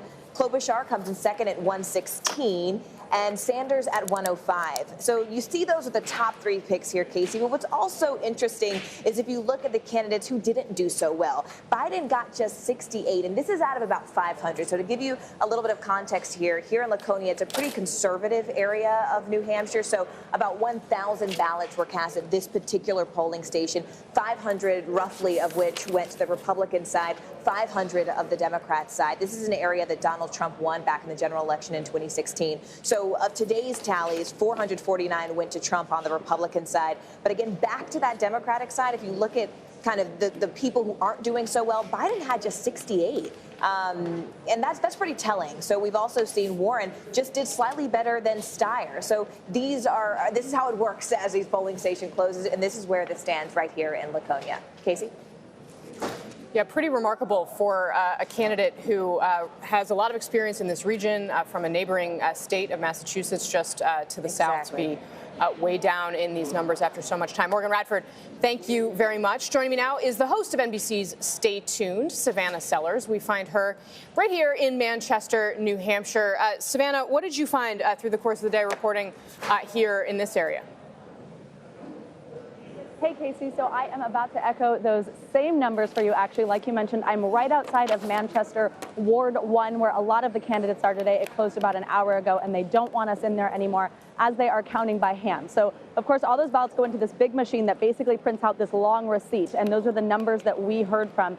And once again, Klobuchar and Buttigieg. Klobuchar was at the top with 636, Buttigieg 587. Then it goes Sanders, Biden, and Warren fifth here, actually. And actually, there were 3,646 votes counted total here at this location. So quite a few votes. And again, Klobuchar at the top. Our colleague Garrett Hake was here earlier. Anecdotally, he was hearing a lot of people who were undeclared on their way in deciding that they were going to vote for Amy Klobuchar, and that does actually seem to be what is happening with the numbers here. So now they're counting them all by hand, and they will not leave until they are finished with that, and then that's when we'll get those official votes. Savannah Sellers in Manchester, New Hampshire, thank you so much. You are, of course, watching NBC's special coverage of the 2020 New Hampshire presidential primary here on NBC News Now. We are getting the first results, and I am here with our expert panel, NBC News senior politics editor Beth Fooey and NBC News political editor, my friend Carrie Dan. It's great to have you guys. In New York, we have MSNBC host Joshua Johnson still with us as well as we start to get closer to being able to characterize where this race stands right now. But a couple stories stand out. We're getting some color from our reporters in the field, Carrie, that I think helps underscore some of the narratives tonight. One note from Mariana Sotomayor, there are about 24 people milling around at the Biden event, where, of course, he and Joe Biden already on to South Carolina. And then the other story, Amanda Golden, who we spoke to earlier in the hour, says that there's a very upbeat mood at the Klobuchar event tonight in New Hampshire. She, of course, we were tracking a late surge. We weren't sure how real it was. It seems like we're starting to get that answer. Well, we're starting to see how there are late-breaking voters who seem to be in New Hampshire choosing between Amy Klobuchar and Pete Buttigieg. Among those who decided very early who they were going to vote for, it seems like a lot of Sanders fans ended up sticking with Sanders, according to these exit polls. But those who decided late, a lot of them, especially in the last few days after that primary debate, they were trying to decide between a handful of moderate candidates, trying to pick the one who is most likely to be Donald Trump. That's right. And it's really interesting looking inside of these exit polls, the breakdown between people who are clearly looking for a more progressive, a big change, and those who are looking for centrist policies. One of the exit poll questions are you looking for to keep Obama policies in place or change to more liberal policies? 41% of the Democratic electorate chose one of those options. 41% chose another option. Wow. Another breakdown is, do you want a candidate who can unite the country or who can bring needed change? It's basically exactly the same share who chose either of those options as well. Among those who are looking for more radical change, mostly sticking with Sanders, among those who want to, are looking for more of an Obama era. It used to be Joe Biden who had that mantle. Now it's Amy Klobuchar and Pete Buttigieg duking it out for those a voters. Great point. The Democratic status quo, really. Right? Certainly not Trump as the status quo. Beth Fooey, this seems to crystallize the fact that there's Bernie Sanders on the one hand and the Bernie Sanders alternative on the other hand. Right, and what I'm really fascinated by is how this surge of Amy Klobuchar has actually, it seems to be paying off. I mean, her big play, of course, was Iowa. She was the next-door neighbor state senator, the senator from Minnesota. She talked about flyover country. She talked about the fact that she lived in flyover country. She announced in a snowstorm. She announced in a snowstorm. But she came in fifth in Iowa. She really, really tanked there. So the fact that she was able to sort of pick herself up, take herself to New Hampshire, and really perform in that debate seems to be what is saving her. And, as we know, momentum in politics really matters, and she was able to grab it. And we are still at the momentum phase of this race. We are hitting the top of the hour now. Polls are closing statewide in New Hampshire, and the NBC News decision desk can make its first characterization of this race. The New Hampshire Democratic primary is still too early to call, but Bernie Sanders is in the lead. We can also report that at this hour, Sanders, Pete Buttigieg, and Amy Klobuchar are going to be our top 3 finishers in this race. Now, no surprise here on the Republican side. The NBC News decision desk is projecting that, as expected, Donald Trump wins the New Hampshire Republican primary. Now with us, NBC road warrior following the Buttigieg campaign, Vaughn Hilliard. Vaughn, we have our first initial characterization here. We know that the candidate you've been following so closely is going to finish in the top 3 here in New Hampshire. What's the mood like where you are at his event, and what does this mean for them going forward? Yeah, Casey, as you were literally introducing me, every time, you've been to enough of these, every couple of moments you hear cheers from behind you, which makes you look up at the TV screen to see what comes in. And usually it may be just a couple hundred votes that change a couple percentage points. This is a campaign, based off of the numbers that you're looking at, they're pretty much positioned based off of these results that are coming in right now, exactly where they want it to be. They wanted to come out of this with a 2-man race in the framework of the mindset of the rest of the country, that being Pete Buttigieg and Bernie Sanders. Of course, Amy Klobuchar appears to be the wild card in this. There's no evidence or reasoning based off of these results for Amy Klobuchar to leave this race. And there's no suggestion from Joe Biden, who's in South Carolina, or Elizabeth Warren, that they're going to be going anywhere. So Pete Buttigieg wanted to leave tonight as the clear alternative to Bernie Sanders. What he can say is, based off of at least initial results, that he's going to be close to the neighboring senator from Vermont. I think we should take into context, there's a lot of question marks for Pete Buttigieg heading to Nevada, South Carolina, where there has been no evidence of strong polling figures and especially a lack of support among communities of color. Pete Buttigieg, 1 year ago, he had no operation here. Meanwhile, he had the prospect of having to compete against neighboring senators Bernie Sanders, who won by 22 percentage points against Hillary Clinton 4 years ago, and Elizabeth Warren, who has been, for the last decade, on the TV airwaves across a large part of New Hampshire because of the Boston television market. And now what you were seeing based off of these results tonight is the fact that Pete Buttigieg was able to convince a large enough share of the electorate here to give him a shot. And now what this campaign wants is, over these next 2 weeks in Nevada and South Carolina, for folks to take into consideration that he was able to bring over some independents, even Republicans, on board. And if folks are concerned about beating Donald Trump in the likes of Iowa, in the likes of New Hampshire, that he is the candidate being that alternative to Bernie Sanders. Vaughn Hilliard, thank you. We will be sticking with you through what is bound to be an excited night at the Buttigieg campaign event. With me now, though, following the Warren campaign, we have the opposite story playing out with NBC's Ali Vitale. Ali, Vaughn was just touching on this, but, she is a neighbor. Many of us, of course, fly to Boston and drive just under an hour to get to here in New Hampshire. And she is somebody who, she announced, got in this race first. She has been on the airwaves, as Vaughn pointed out, should be a familiar name to people in this region. But we're seeing her really fall down here, not in this top 3 that's in our conversation now. Yeah, Casey, and Vaughn's not wrong that she's been on the airwaves here. In fact, in being on the ground here in New Hampshire, several voters tell me that they intimately remember experiencing her 2012 Senate race because it was the talk of the airwaves here in Massachusetts and also here in New Hampshire. But there's one caveat to that, in that in 2018, she didn't have a competitive Senate re-election race, and so she wasn't on television. She didn't spend money on TV ads, and so she hasn't been a recent ubiquitous presence here. I will say, on the ground here at Warren HQ in Manchester, people are starting to file in around me. We're getting a little bit of that excited energy that you usually start election nights out with, but the vibe here at headquarters is not necessarily the vibe I've been getting from the campaign this week. Instead, from them, it seems more of a vibe of quiet resignation that this is going to be a long slog. And in fact, that actually factors right into the strategy that they're playing with, which is that they want this to be a protracted primary where, ideally for them, you see what happened in Iowa with no one running away with that victory. That's what they want to happen here in New Hampshire, so that they can keep going on. They've been tamping down on the expectations here in New Hampshire, instead trying to look ahead. But there is some shifting being done in terms of how they're planning to enact that strategy going down the board. You and I know campaigns well enough to know that they have to be nimble with their resources in order to head down the calendar for a longer stretch. That's exactly what the Warren campaign is doing. Last hour when I was talking to you, we were talking about them canceling TV ad buys in South Carolina, instead putting that money into radio and print in South Carolina, as well as pushing that into TV ads in Nevada and Maine.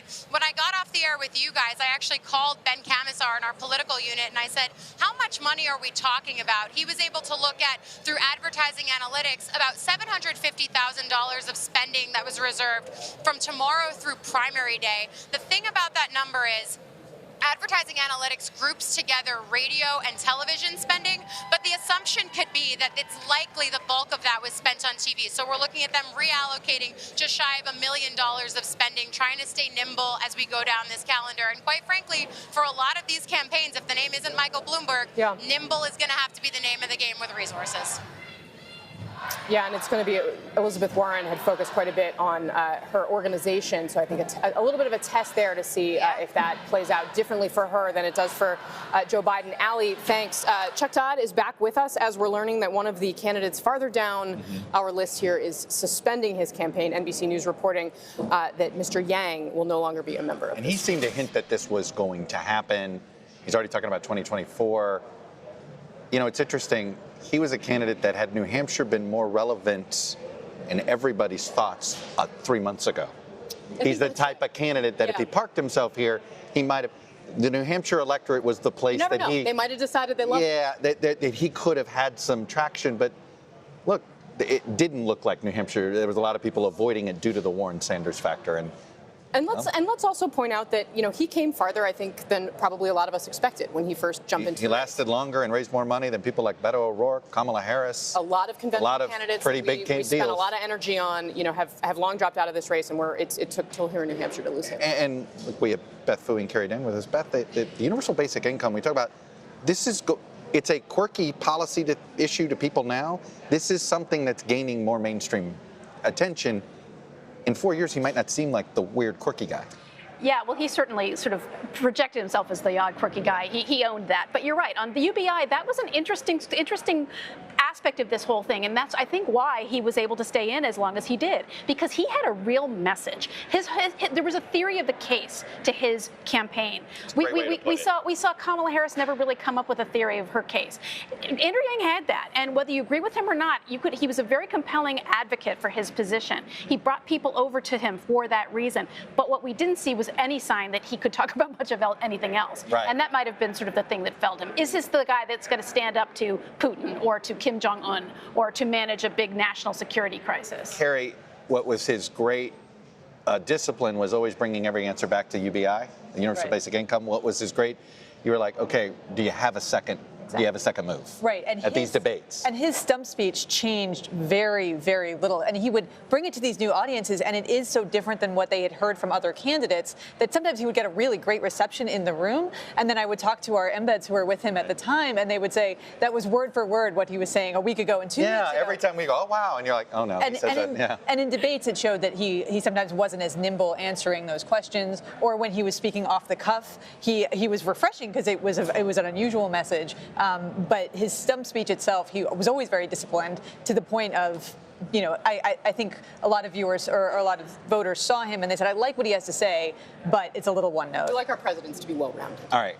I want to be able to say this phrase because I think I was the only person that didn't use this phrase for the video that went around NBC News in the last week. And that is, we have the Biden whisperer. The Biden whisperer has made his way to South Carolina. It's none other than Mike Memoli. All right, Mike. Have you whispered these results to Team Biden? What are they whispering to you, my friend? Well, Chuck, when you hear that NBC News characterization of Joe Biden frozen out of the top 3 in New Hampshire, you understand why we've gone to warmer climates here in South Carolina. And, you know, after that gut punch in Iowa, you know, the Biden campaign wanted to see if they could do anything to try to make the numbers in New Hampshire provide a quick and early rebound. We saw them come out quickly with an acknowledgement of the setback, try to play into the comeback sensibility that sometimes New Hampshire has provided Democratic candidates in distress. That didn't work. He went after two of his top rivals, obviously, Bernie Sanders and Pete Buttigieg, the latter increasingly as each day went by. That potentially even backfired on the former vice president. And so when you look at the strengths of Joe Biden's candidacy, at least at the outset of this nomination race, you see, one, the pragmatic, accomplished progressive lane has been crowded out by Amy Klobuchar and Mayor Pete. You see the Obama, heir of the Obama legacy lane. Just about every Democrat in this race now is running ads featuring the president, Mike Bloomberg especially, with a lot of those in his ads as well. And then you have, of course, the I'm the most electable Democrat against Trump. Mike Bloomberg, again, bombarding the airwaves. What is left in the Joe Biden arsenal at this point? It's African-American support. They wanted to come here early, make a quick statement, and frankly, try to shore up his African-American support. Right. He needs now this firewall. We've been talking about it all the time. It's never been more important, and so he needed to make an early statement here. Well, you mentioned Mike Memmel. Thank you in South Carolina. You mentioned electability. Casey Hunt, would you rather see a nominee who can beat Trump or agrees with you on issues? We see what that is, 2-1, that 35%. You can just feel that's the Sanders. But let's look at the breakdown of can beat Trump here. We've got a cool little tool here. Look at this pie chart. Look how pretty that is. Now, Biden, just 13%. Basically, only about 20% of these electability voters thought he was the most electable. Look who's winning the electability score. Buttigieg at 27, Klobuchar at 21. There's 48. They're basically, there's your establishment lane. It's pretty remarkable, right? And it's a significant chunk of the board, too. It's close to 50% between Klobuchar and Buttigieg. Look, let's not sell Sanders short, okay? Right. Well, that's not, 1 in 5 ain't bad. No, it's all right, not. It's not what Biden and Warren have, that's for sure. Right, but at the same time, it's clear that, that the lane for, the electability lane in the non-Sanders corner is going to Klobuchar and Buttigieg right now, I think is kind of the narrative we're coming out with out of tonight. And, the Buttigieg point is interesting to me because I think, if there were questions about his candidacy out of the gate, and certainly Joe Biden tried to make this point in New Hampshire, he mocked him for just being an inexperienced mayor, basically a millennial, under 40 years old. This seems to show that there are a lot of voters here in New Hampshire willing to give him the benefit of the doubt. Carrie Dan, I did the math here of Buttigieg, Klobuchar, and Biden. Okay, you're sort of your moderate wing here. That's 61% of these electability voters picking the more moderate candidates. Warren and Sanders, essentially the other 30 and the more progressive candidates. The electability wing of the party clearly is more moderate. Oh, absolutely. And this is a more moderate electorate also that we saw in 2016 when Sanders performed so well. It looks like there are more either conservative or moderate Democrats or maybe disillusioned Republicans who are undeclared and who are voting in this primary. I do think that it is interesting. I mean, Biden ran so clearly on the idea of I am the only candidate who could beat Trump. And the fact that he, fell apart so much in Iowa is why I think that number is as low as it is here. Now, I will say that for Sanders, turnout is going to be really important here. In Iowa, the turnout for Iowa Democrats was not great, and it kind of undercut a little bit of Sanders' electability pitch, which is I can bring out a new constituency. We are waiting for Andrew Yang. We'll go to that. I think Corinne Jean-Pierre is with us from Move On. And Corinne, just very quickly, it is clear that the moderates are winning the electability argument. What do Move On members think? So it's really interesting because we have polled Move On members over the past, year, if I'm remembering correctly. And anytime we ask them, clearly who are your, top 3 or 4, it's always been bunched up. It's never been all that clear. I think at one point Warren led that, and so it's been. They have I love not and appreciate been, you so much, baby. Thank you so much. Don't mean to cut you off, Corinne, but we're going to give Andrew Yang his moment everyone here who supported this campaign, the campaign. Thank you Here for it is, Mr. everything Yang. you've done to make this campaign possible over these past months. You all have uplifted me and inspired me and Evelyn in this campaign at every turn. Your passion and energy, your donations, and hundreds of thousands of hours calling, volunteering, your enthusiasm, dedication, and commitment. We've accomplished so much together.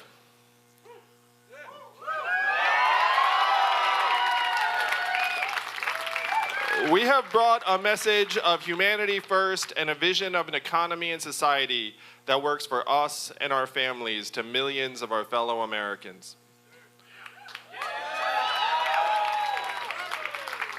We went from a mailing list that started with just my Gmail contact list to receiving donations from over 400,000 people around the country and millions more who've supported this campaign.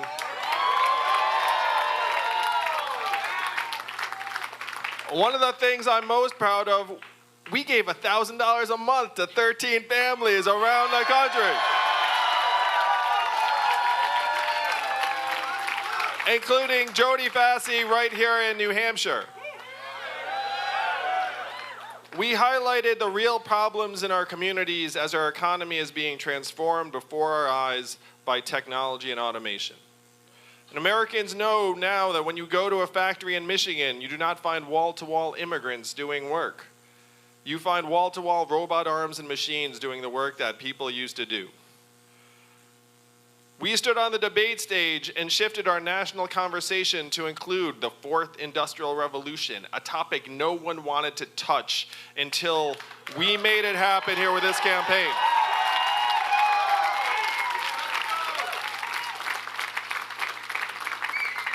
Our signature proposal, universal basic income, has become part of the mainstream conversation.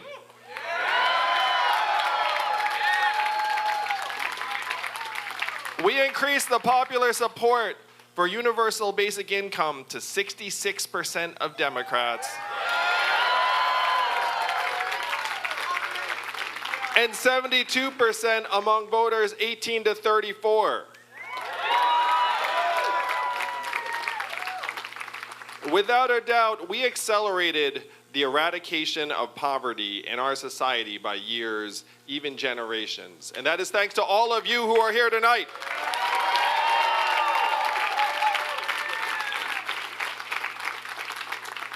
Though thousands of voters came out for our campaign tonight, tonight is not the outcome we fought so hard to achieve. It is bitterly disappointing for many of us, but it shouldn't be. Every single day I've been campaigning, I've had supporters say to me, "Your campaign helped me out of a depression. Thank you."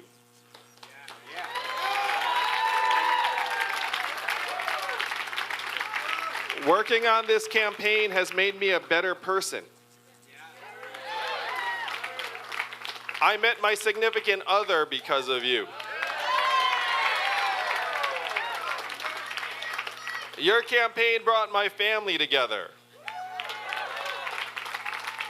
Your campaign got me excited about politics for the first time.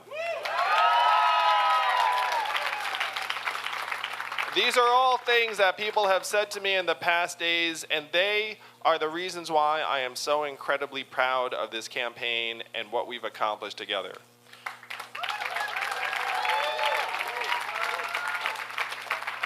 We have touched and improved millions of lives and moved this country we love so much in the right direction. And while there is great work left to be done, you know I am the math guy, and it is clear tonight from the numbers that we are not going to win this race. I am not someone who wants to accept donations and support in a race that we will not win. And so tonight I am announcing I am suspending my campaign for president. Thank you. I love you too. Thank you, New Hampshire. Thank you so much. Andrew Yang officially taking himself out of this presidential race. Casey Honey actually gave an interview before announcing to his supporters that he was dropping out. Thank you so much, New Hampshire. That seemed to paint a picture of a guy who caught the bug, if you will, caught the campaign bug. It certainly seems that way. He talked to Isaac Dover over at The Atlantic, says that he's not ruling out another run for president, but he might also run for mayor of New York City. So yeah, I mean, I think, and he's going to keep giving speeches on this signature issue of UBI. And you heard him say, you know, in his speech that it does seem to have caught fire. And, you know, I think there are some reasons for that, right, in our electorate that are driving. Frankly, they drove Donald Trump's campaign. They're driving Bernie Sanders' campaign.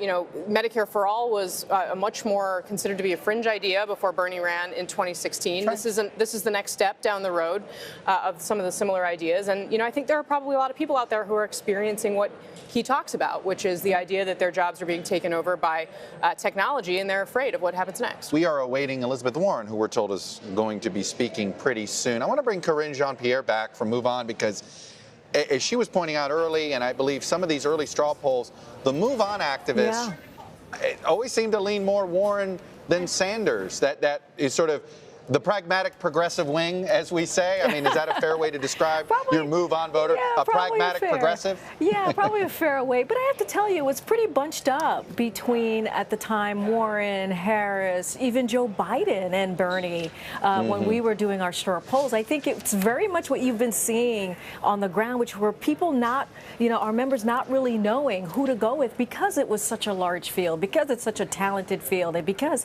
people really wanted to win. I just want to say about Yang really quickly, if I may, Chuck, is that Yang outlasted Senator Harris. He outlasted Senator Booker. He had outlasted Beto, raised money. I mean, the guy ran an impressive campaign, whether you liked what he was selling or not. And to be ending his campaign after New Hampshire, that's impressive, I think. And he, you know, he had a big fight. Corinne, I got to do it to you again. Okay. I'm cutting you off every time a candidate comes out to speak. But I think you got to finish your thought this time. So I appreciate your patience there. Here comes Elizabeth Warren. It is worth noting, Elizabeth Warren and Joe Biden collectively, if you added up their votes, they'd still be in fourth place. A surprising night for Elizabeth Warren in the negative, I guess you say. Let's take a listen. Hello, New Hampshire. So the results are still coming in from across the state, but right now it is clear that Senator Sanders and Mayor Buttigieg had strong nights. And I also want to congratulate my friend and colleague, Amy Klobuchar, for showing just how wrong the pundits can be when they count a woman out.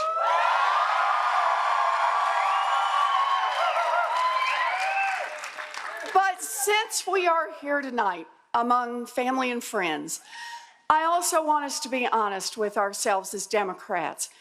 We might be headed for another one of those long primary fights that lasts for months.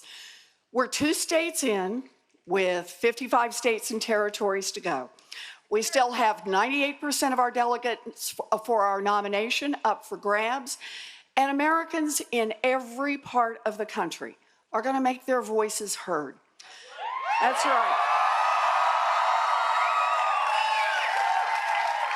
The question for us Democrats is whether it will be a long, bitter rehash of the same old divides in our party, or whether we can find another way. Senator Sanders and Mayor Buttigieg are both great people, and either one of them would be a far better president than Donald Trump. I respect them both. But the fight between factions in our party has taken a sharp turn in recent weeks, with ads mocking other candidates and with supporters of some candidates shouting curses at other Democratic candidates. These harsh tactics might work if you are willing to burn down the rest of the party in order to be the last man standing. They might work if you don't worry about leaving our party and our politics worse off than how you found it. And they might work if you think only you have all the answers and only you are the solution to all our problems. But if we're going to beat Donald Trump in November, we are going to need huge turnout within our party. And to get that turnout, we will need a nominee that the broadest coalition of our party feels like they can get behind.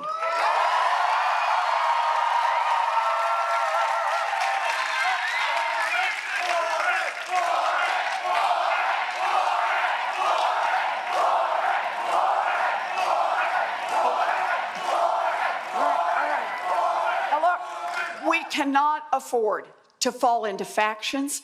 We can't afford to squander our collective power. We win when we come together. You know, the Reverend Jesse Jackson once said, "It takes two wings to fly." And I think he's right. Our campaign is best positioned to beat Donald Trump in November because we can unite our party. We can unite this party and this country by mobilizing people behind ideas that are not only popular with huge majorities of the American people, but that also accomplish structural change for our broken government and our rigged economy. We can unite people around a wealth tax on the very richest Americans so we can invest in education for all our children. We can unite people around ending corruption in Washington, ending the corruption that has meant stagnant wages, rising costs, and a tighter and tighter squeeze on the middle class. We can do that. Ending corruption that leaves more and more working families with less and less hope for a better future, and that has crushed people of color even harder. Ending the corruption that has shortchanged our kids, our schools, and the very survival of the planet they will inherit. Families in America today are running out of time. We have faced decades of shrinking opportunity, decades of rising inequality, decades of a widening racial wealth gap. Big business has captured and used government to serve its own interests at the expense of smaller businesses and the expense of the American people. I believe in markets, but markets without rules are theft. Markets without rules perpetuate racial discrimination. And for too long, the rules have been rigged against people who just want a level playing field. 2020 is our time to change who makes the rules.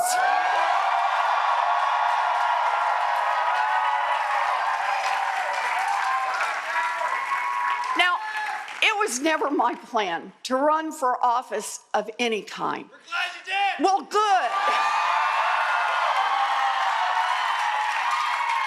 But not my plan. And I have been in this fight, though, this fight for working families for decades. I fought credit card companies as they tried to trick and track consumers. I fought our own banking regulators to hold them accountable during the financial crash. I fought to build a new federal agency to protect consumers from predatory financial institutions.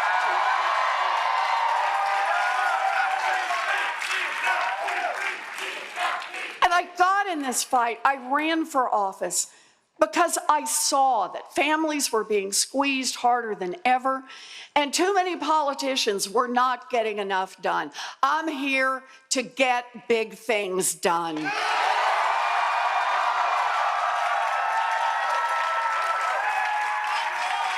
Because here's the thing about politics. Well, there you have it. There's a lot of tea leaves to read through with Elizabeth Warren, Casey Hunt.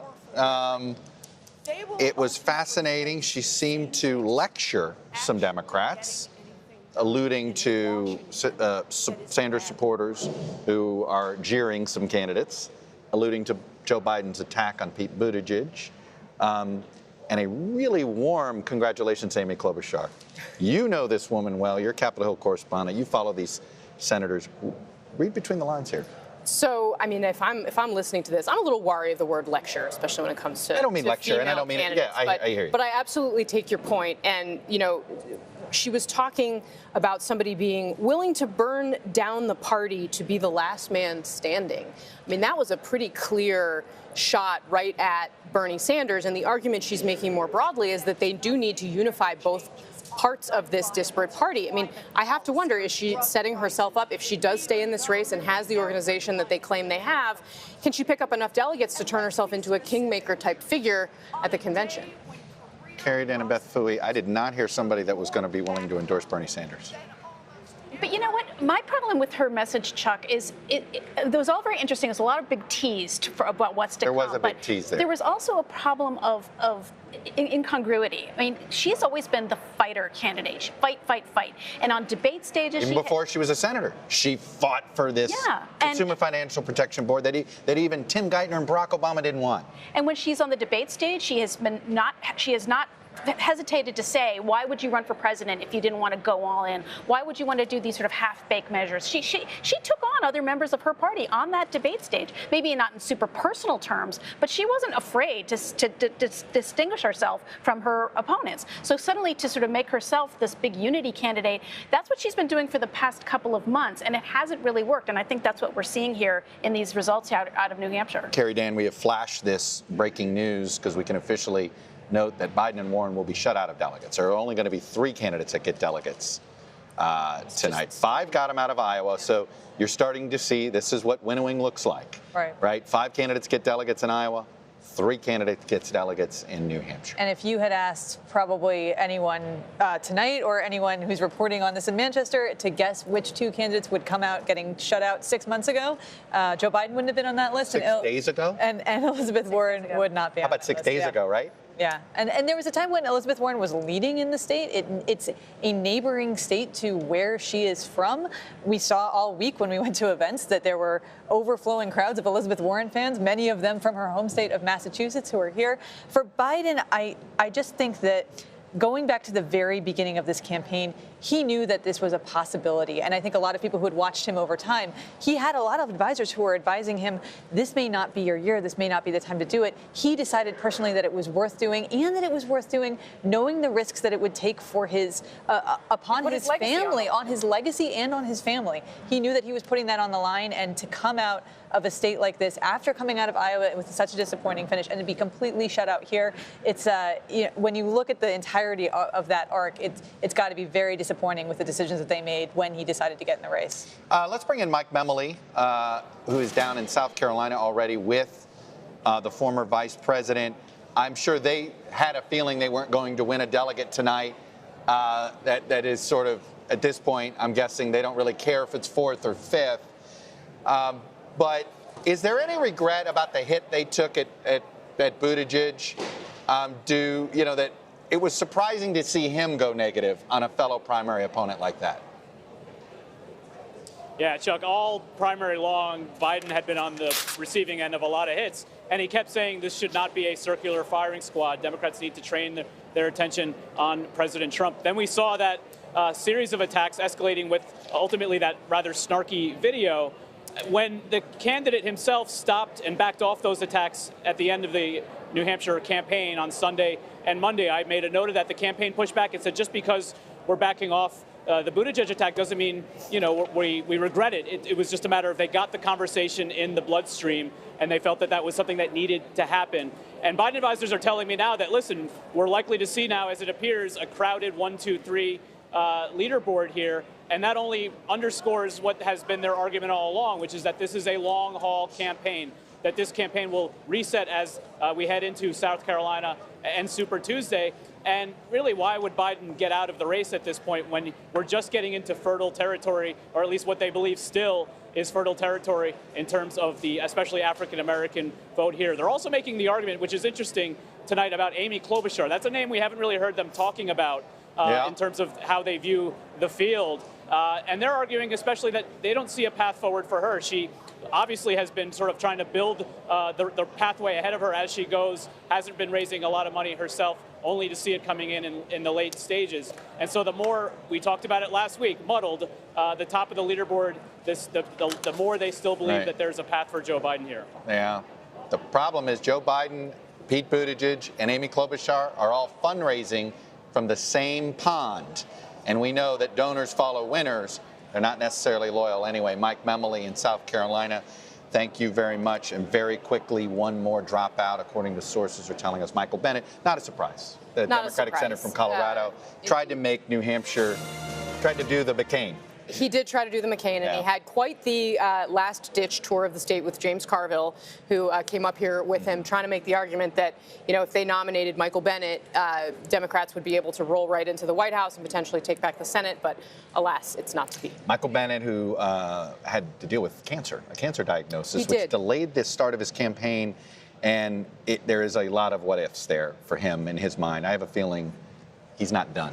I don't think he is, Chuck, especially if Washington does decide to kind of repudiate the Trump model of governing. He's somebody who stands opposite to that. He's the most anti-Washington guy in Washington. It's probably a way to describe him a little bit. He wants the Washington that was still able to actually do things, big things. Son of a diplomat, he sort of views public service in an interesting and different an old school way. All right, we're going to sneak in a break here. You got much more. You're watching NBC News' special coverage of the New Hampshire presidential primary right here, only on NBC News Now.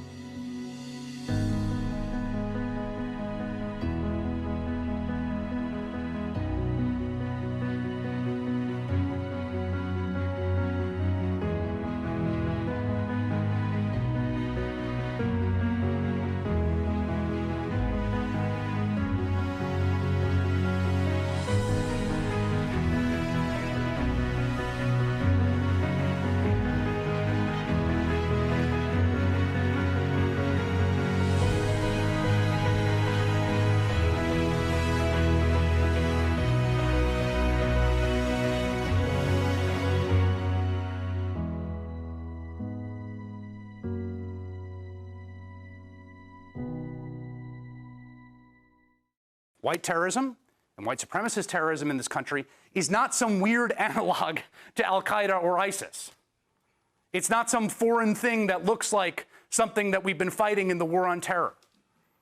It's actually fundamentally as American as anything.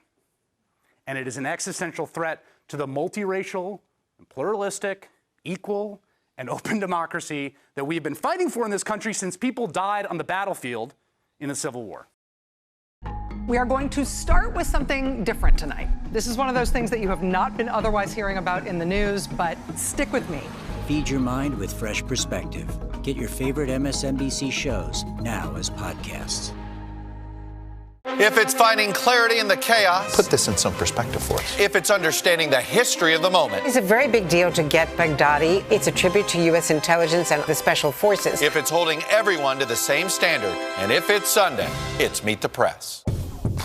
You're watching NBC News Now. We've got some breaking news. This is all I've got left. Who brought more to the caucuses? It's news made for your streaming world. Live weekdays, 3 to 11 p.m. Eastern. The Meet the Press Chuck Toddcast, an insider's take on politics and more with some of my favorite reporters. Get it for free wherever you get your podcasts. Need your true crime fix on the go? Dateline episodes are available as podcasts. Mysteries with a twist from the True Crime Original. Wow. Listen to Dateline wherever you get your podcasts. We've got this fundamental thing about human beings, and we've got the way that we constitute our politics. And the danger is that if our politics grow too tribal, they grow excessively tribal, then we'll lose this sort of way of talking. Why is this happening? With Chris Hayes. Subscribe now. I wish all the candidates well that are going beyond New Hampshire. I think it's fitting for us to end the campaign tonight But I want to remind you of why I got in this race, why I stayed in this race, and why we have to stay in this fight. I got in this race because I love our country, I love America, I love the idea. You know, Michael Bennett there telling us he was getting out. Mark Murray, it also reminds me that not only did he get in late, but we had two Colorado moderate Democrats, both running, who, by the way, were very close friends. John Hickenlooper, the former governor, now the Democrats' leading Senate candidate there in that Senate race there.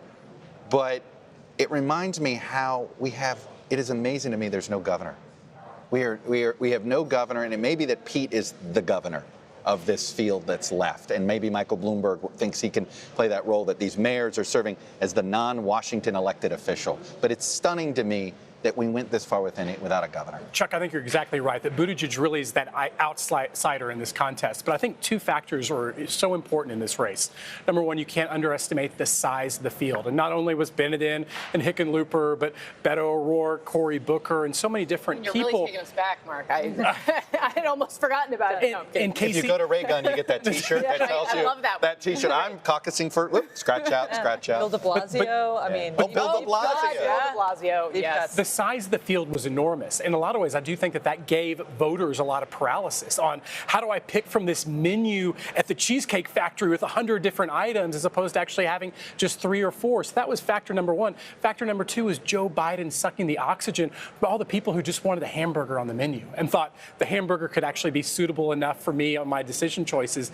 And look at now, and you end up having a situation where that safe, reliable is not in there at all. And I think that's what created so much instability in this race. Well, and it's done a couple things. I mean, it has cleared a path for Bernie Sanders that, may not have been there had this field been more consolidated. It's given him the chance to build that delegate lead that David Plouffe has been talking about. And, on the Biden question, too, and the fundraising, I mean, that's another aspect I think we've seen driving this, because he and some of these others are still doing a traditional way of fundraising in this race. And it's a shrinking pool of donors. And, this is why I think the fundraising was actually a leading indicator for Joe Biden, because they were the ones seeing him in these rooms. They were understanding what kind of candidate he was capable of being at this stage in his career. And it's one of those very difficult things to talk about. But you saw it in his performance on the trail here in New Hampshire, and the voters that he talked to saw it. All right. We're going to check in with Shaq Brewster in Sanders headquarters there. And Shaq, I wonder how much the Sanders campaign is thankful for Amy Klobuchar's debate performance on Friday night, because you look at this electorate and you realize this could have gone a very different way for Senator Sanders had Klobuchar and Buttigieg essentially not split the electability voter vote.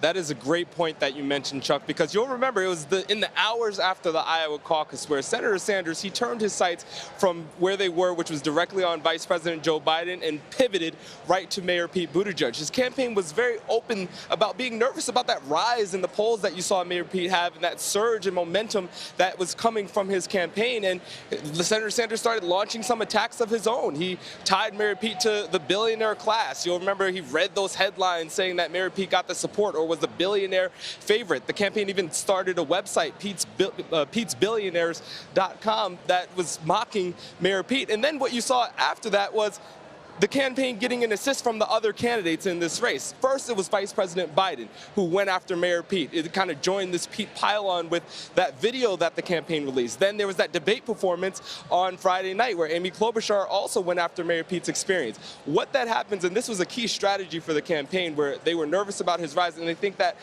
all that attention that Mayor Pete got, that negative attention, it kind of pulled back some of that momentum that he was having. And I think that's a reflection of what you're seeing in these polls and in these results right now. Now, it's still early. We'll still wait for the rest of these results right now. But I'll tell you, the campaign is feeling good about what they're seeing so far. The audience here is feeling good. They counted down to the top of the hour once the polls closed. Every time you're seeing exit poll numbers show up on the screen, there's a big cheer coming up. People are actually finally arriving here for a long period of time. There was more media here than there were supporters. Right. There's a good feeling that they have here. They're excited about what they're seeing, Chuck. Shaq Brewster at Sanders, New Hampshire headquarters. Thank you very much. I want to bring in Dave Wasserman. He's, of course, at the Cook Political Report and NBC News election analyst for us. And by the way, before because I know you want to remind viewers that a lot could happen here tonight. But Dave Weigel has a fun nugget. If Bernie Sanders can win the New Hampshire primary tonight with less than 28%, or at 28%, he will simultaneously hold the record for the highest percentage of a Democratic primary victor in New Hampshire history and the lowest percentage for a New Hampshire victor in New Hampshire primary history. So put that in your fun factoid bag there, Mr. Wasserman. Yeah, and it looks like it's going to happen. But what's remarkable to me is if you add up Sanders and Warren, you get 36. If you add up Klobuchar and Buttigieg and Biden, you get 53. So it's the same pattern we saw in Iowa, where you have the pragmatic wing of the Democrats adding up to a majority. They are not necessarily in the mood for Bernie's revolution.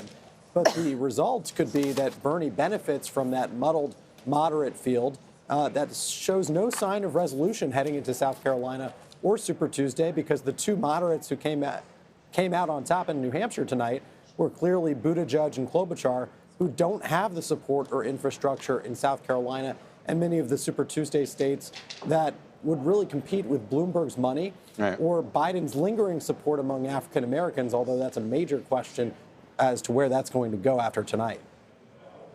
Dave, stick with me here. I hope you have a monitor. I want to single out one key township county. You know, here it's a series of townships and county. It's a different way our friends in New England organize their election results for us. But Keene was huge for Bernie 4 years ago. How big was Keene? This is how big was Keene. He got 72% out of Keene. Right now, less than half of that at 34%. Pete Buttigieg with 22, Amy with 18. Look, Keene, this is a lot of young voters are here, but we already have nearly half the electorate in Keene, and we've seen it in the exit polls. This coalition that Bernie Sanders pledged to create, he has yet to create in either Iowa or New Hampshire yet, if you just look at these raw totals there, Mr. Wasserman. Yeah, and we're not seeing a turnout explosion necessarily. What we're seeing is electability concerns. And Bernie's doing well in the cities. He's doing well in Manchester. He's doing obviously well with liberal activists in Keene and along the Vermont border. But the big question is, what do those suburban towns along the Massachusetts border with a lot of votes that we haven't seen report, what are those going to do? Is Pete going to win some of them? Is there any comeback potential left for Pete in those kinds of towns? I don't think so. But it is a clear statement that Bernie Sanders does not have the breadth of coalition in New Hampshire that he had in 2016, that some of his supporters are concerned about what his nomination might mean in the fall. Dave Wasserman in Washington for us. Thank you. We'll have much more ahead. We're going to sneak a break in here. You are watching NBC News' special coverage of the New Hampshire presidential primary, only on NBC News Now.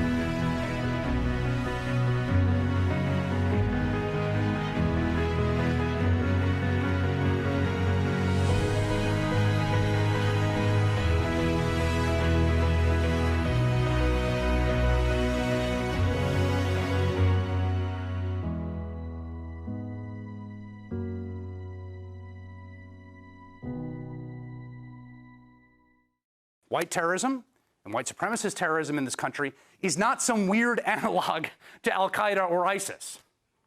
It's not some foreign thing that looks like something that we've been fighting in the war on terror. It's actually fundamentally as American as anything.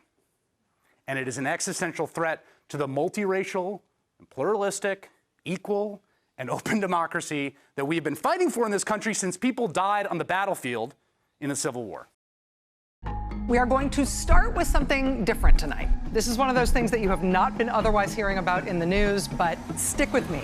Feed your mind with fresh perspective. Get your favorite MSNBC shows now as podcasts.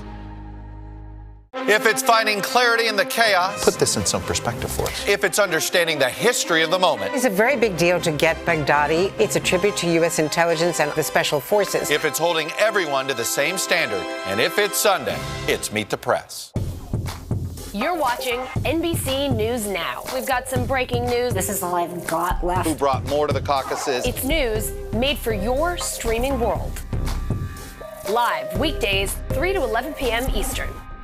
The Meet the Press Chuck Toddcast, an insider's take on politics and more with some of my favorite reporters. Get it for free wherever you get your podcasts. Need your true crime fix on the go? Dateline episodes are available as podcasts. Mysteries with a twist from the True Crime Original. Wow. Listen to Dateline wherever you get your podcasts. We've got this fundamental thing about human beings, and we've got the way that we constitute our politics. And the danger is that if our politics grow too tribal, they grow excessively tribal, then we'll lose this sort of way of talking. Why is this happening? With Chris Hayes. Subscribe now.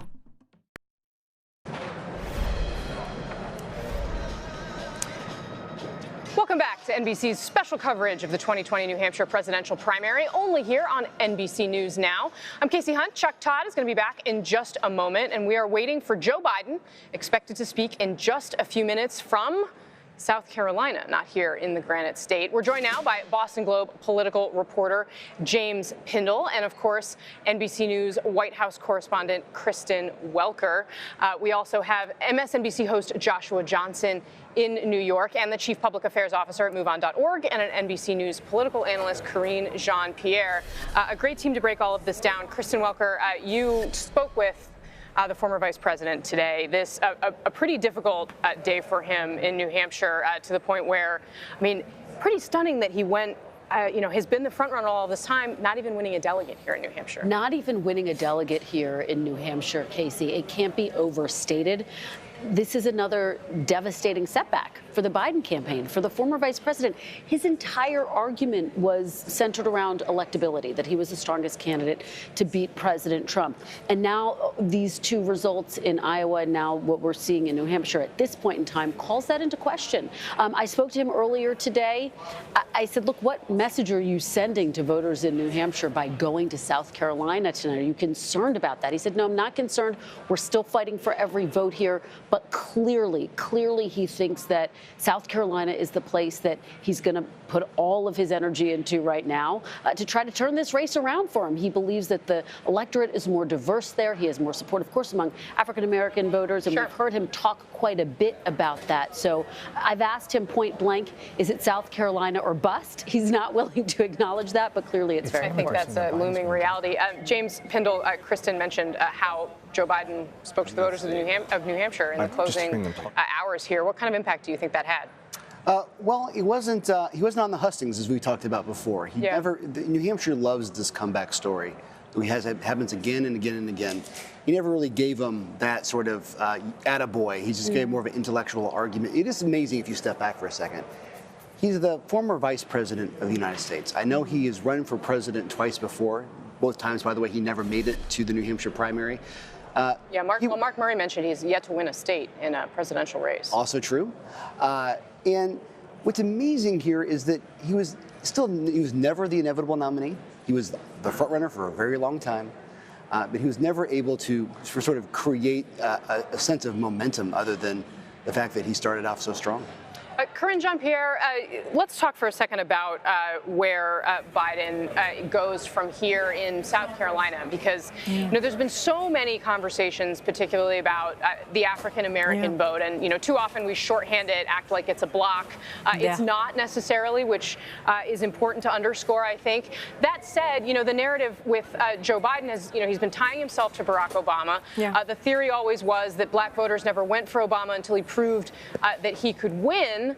The Joe Biden campaign is still saying African American voters are his firewall, but so far he hasn't shown them he can win. Yeah, and the reason that black voters stayed with Biden for so long, yes, that connection to Barack Obama being the number two, that affection that they had for Joe Biden, but you can't have that electability argument if you keep losing states, especially before South Carolina. Black voters are indeed watching. We have to remember the number one thing for them is to beat Donald Trump.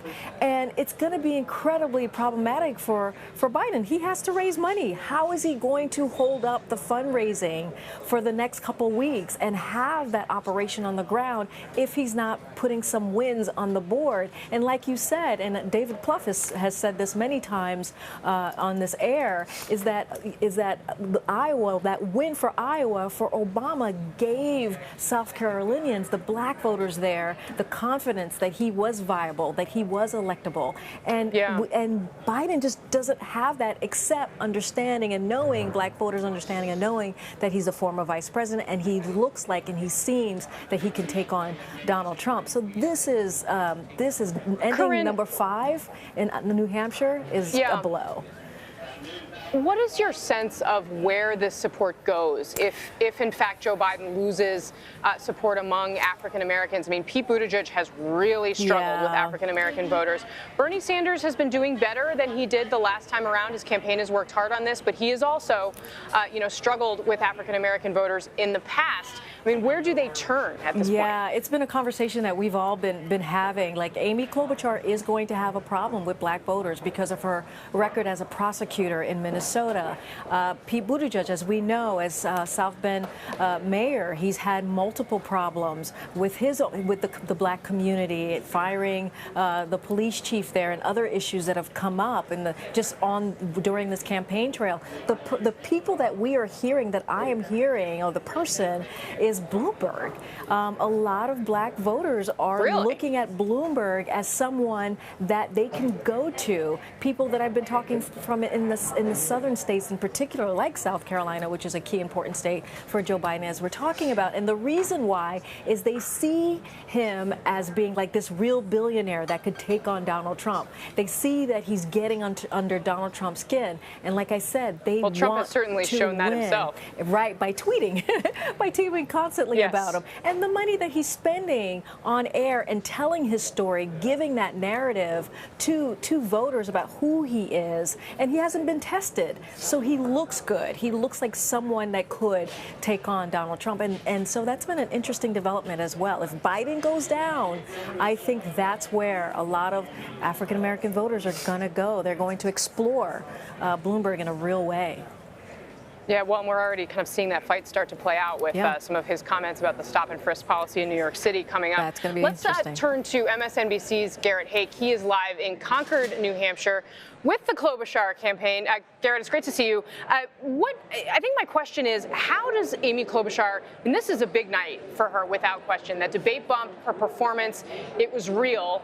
But where does she go from here? Does she have the organization, the money, the juice to kind of turn around and turn this into something, or is it a steep road ahead for her?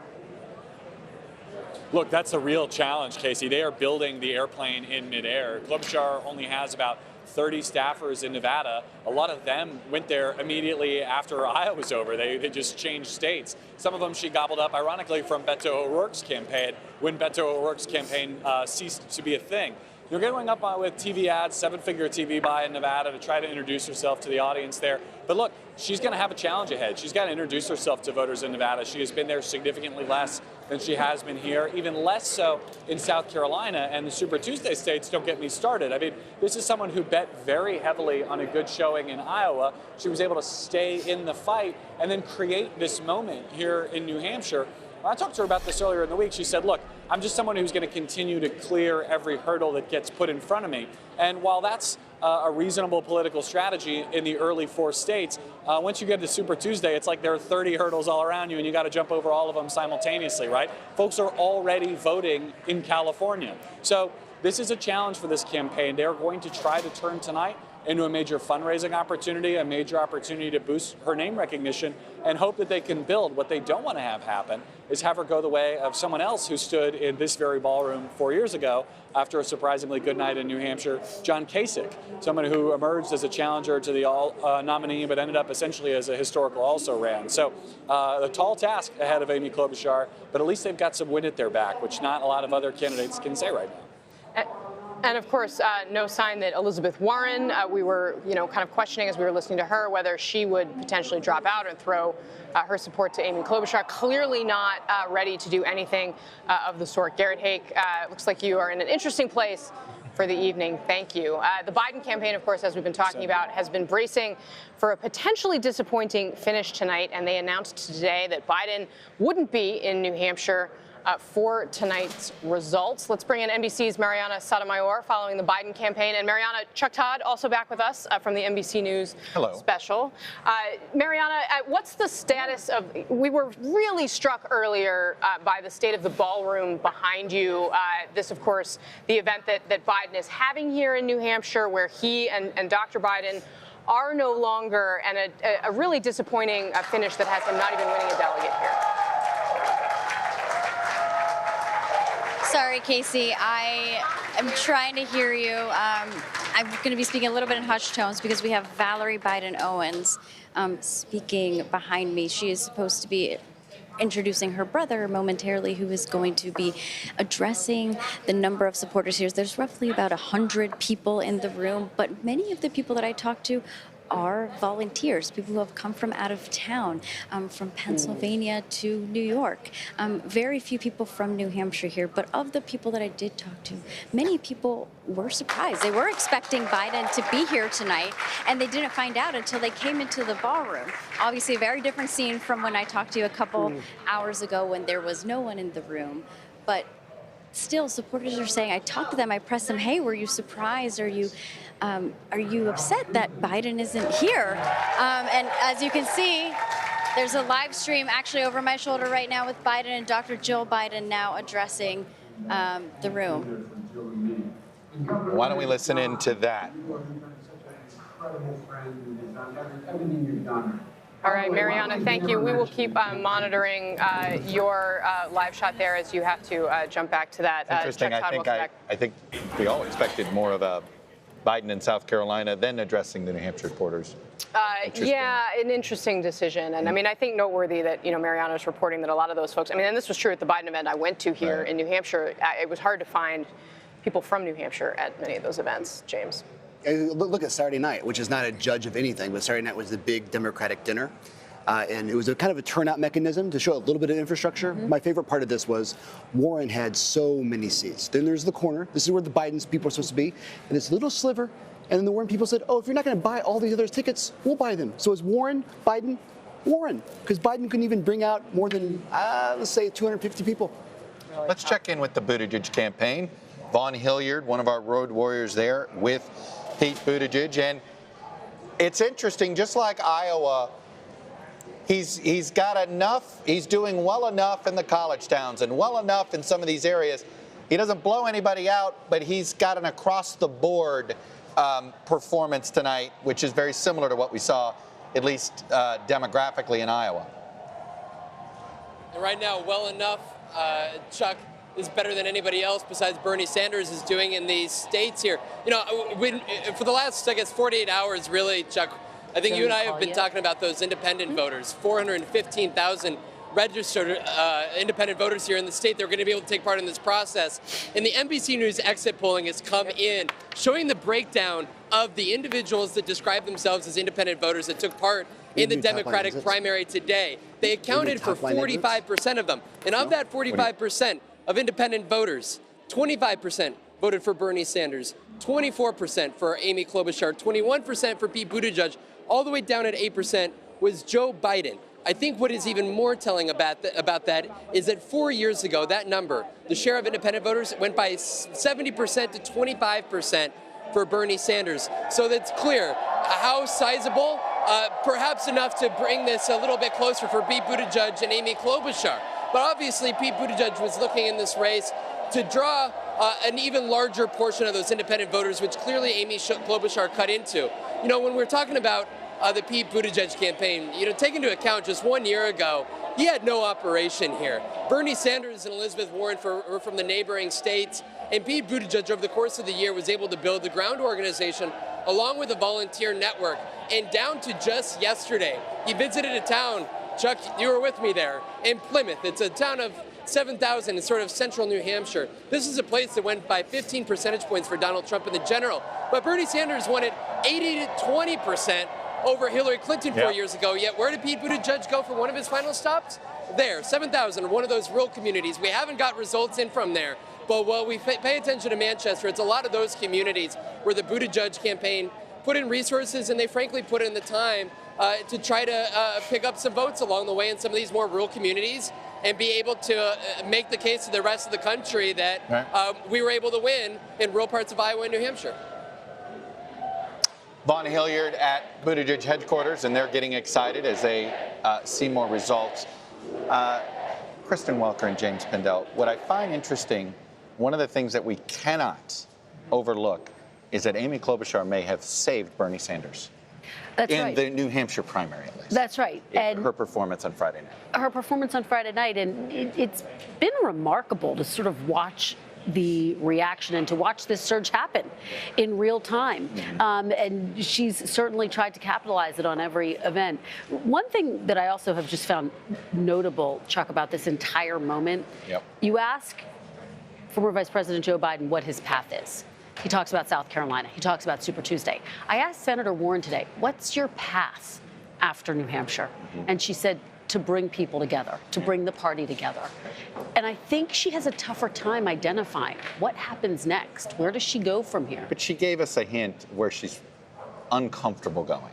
Right. I do think that's right. The subtext of her allusions to the progressive, to Bernie Sanders supporters and to and we know there is some personal animosity. Right. Right. We know, we can still remember the last, and that, can she position herself as somebody that helps a moderate appeal to progressives, right? Like that. And that's I think her challenge. Can she be that? But does she need to be a little bit sharper in order to do that? She's still not ready to really make that sharp distinction. She's sort of inching toward it. Here's what I think we're all wondering, is when is one of the top three going to come out, particularly if you're not named Sanders? Do you try to come out before one or more of the networks decide they get close to calling this? Let's get the latest developments from Team Sanders and Shaq Brewster. And Shaq, look, as results are coming in, we saw that his lead expanded to 5 percentage points. That had to make them feel a little bit better because we know the southern New Hampshire townships hadn't reported. And, you know, we don't know what those late voters were going to do. He has to feel a little bit comfortable, a little bit better right now than they did an hour ago. That's exactly right, Chuck. And if you can tell by the supporters here, they feel really good about what they're seeing so far. I'll tell you, since the last time I spoke with you, the crowd behind, the people on the riser, they started filling that in. We don't know when Senator Sanders will come out. It's not clear. His team is not saying just yet, but you can just get a sense that they're starting to get ready. The room is filling up right now. People are chanting. They just had a chant, "We are unstoppable. Donald Trump has got to go." The mood is getting very celebratory right now, even as we still continue to wait for those results to come in. One thing I have to note, Chuck, is how much Senator Sanders has invested in this state. He's a neighboring senator. He won here in 2016. So all day long, we've been saying that he has this home turf advantage, this home field advantage here in New Hampshire, but he also has put in a lot into New Hampshire. He's spent more on the television airwaves, about $5.5 million than any other candidate in this race, with the exception of Tom Steyer. He has 7 television ads here. His team of volunteers have been knocking on doors. They say they knocked on about 700,000 doors. They have spent a lot of time here, put in a lot of effort, and, you know, Senator Sanders earlier today in an interview I had with him said that it's a media speculation when we say there's a must-win state for a candidate, but this is a state that we have been watching closely, because if he couldn't do it here with everything that he invested in with all the stops he made, all the events that he had, it really would have had a question and opened up a question into that key electability argument that he has, that he can bring energy and excitement. This was a test of it, and right now the people here feel like it's proving to be true. Chuck? Shaq Brewster at Team Sanders headquarters. Shaq, thanks very much. Andrea Mitchell has joined the table. Hello there. Good to be part of the party. I know where you were in 1992. Right here covering the comeback kid. And what was interesting about that night was how quickly he declared victory. And I say this because I am mildly surprised we have not heard from Amy Klobuchar yet. You know, you're in this position, you've had a great night.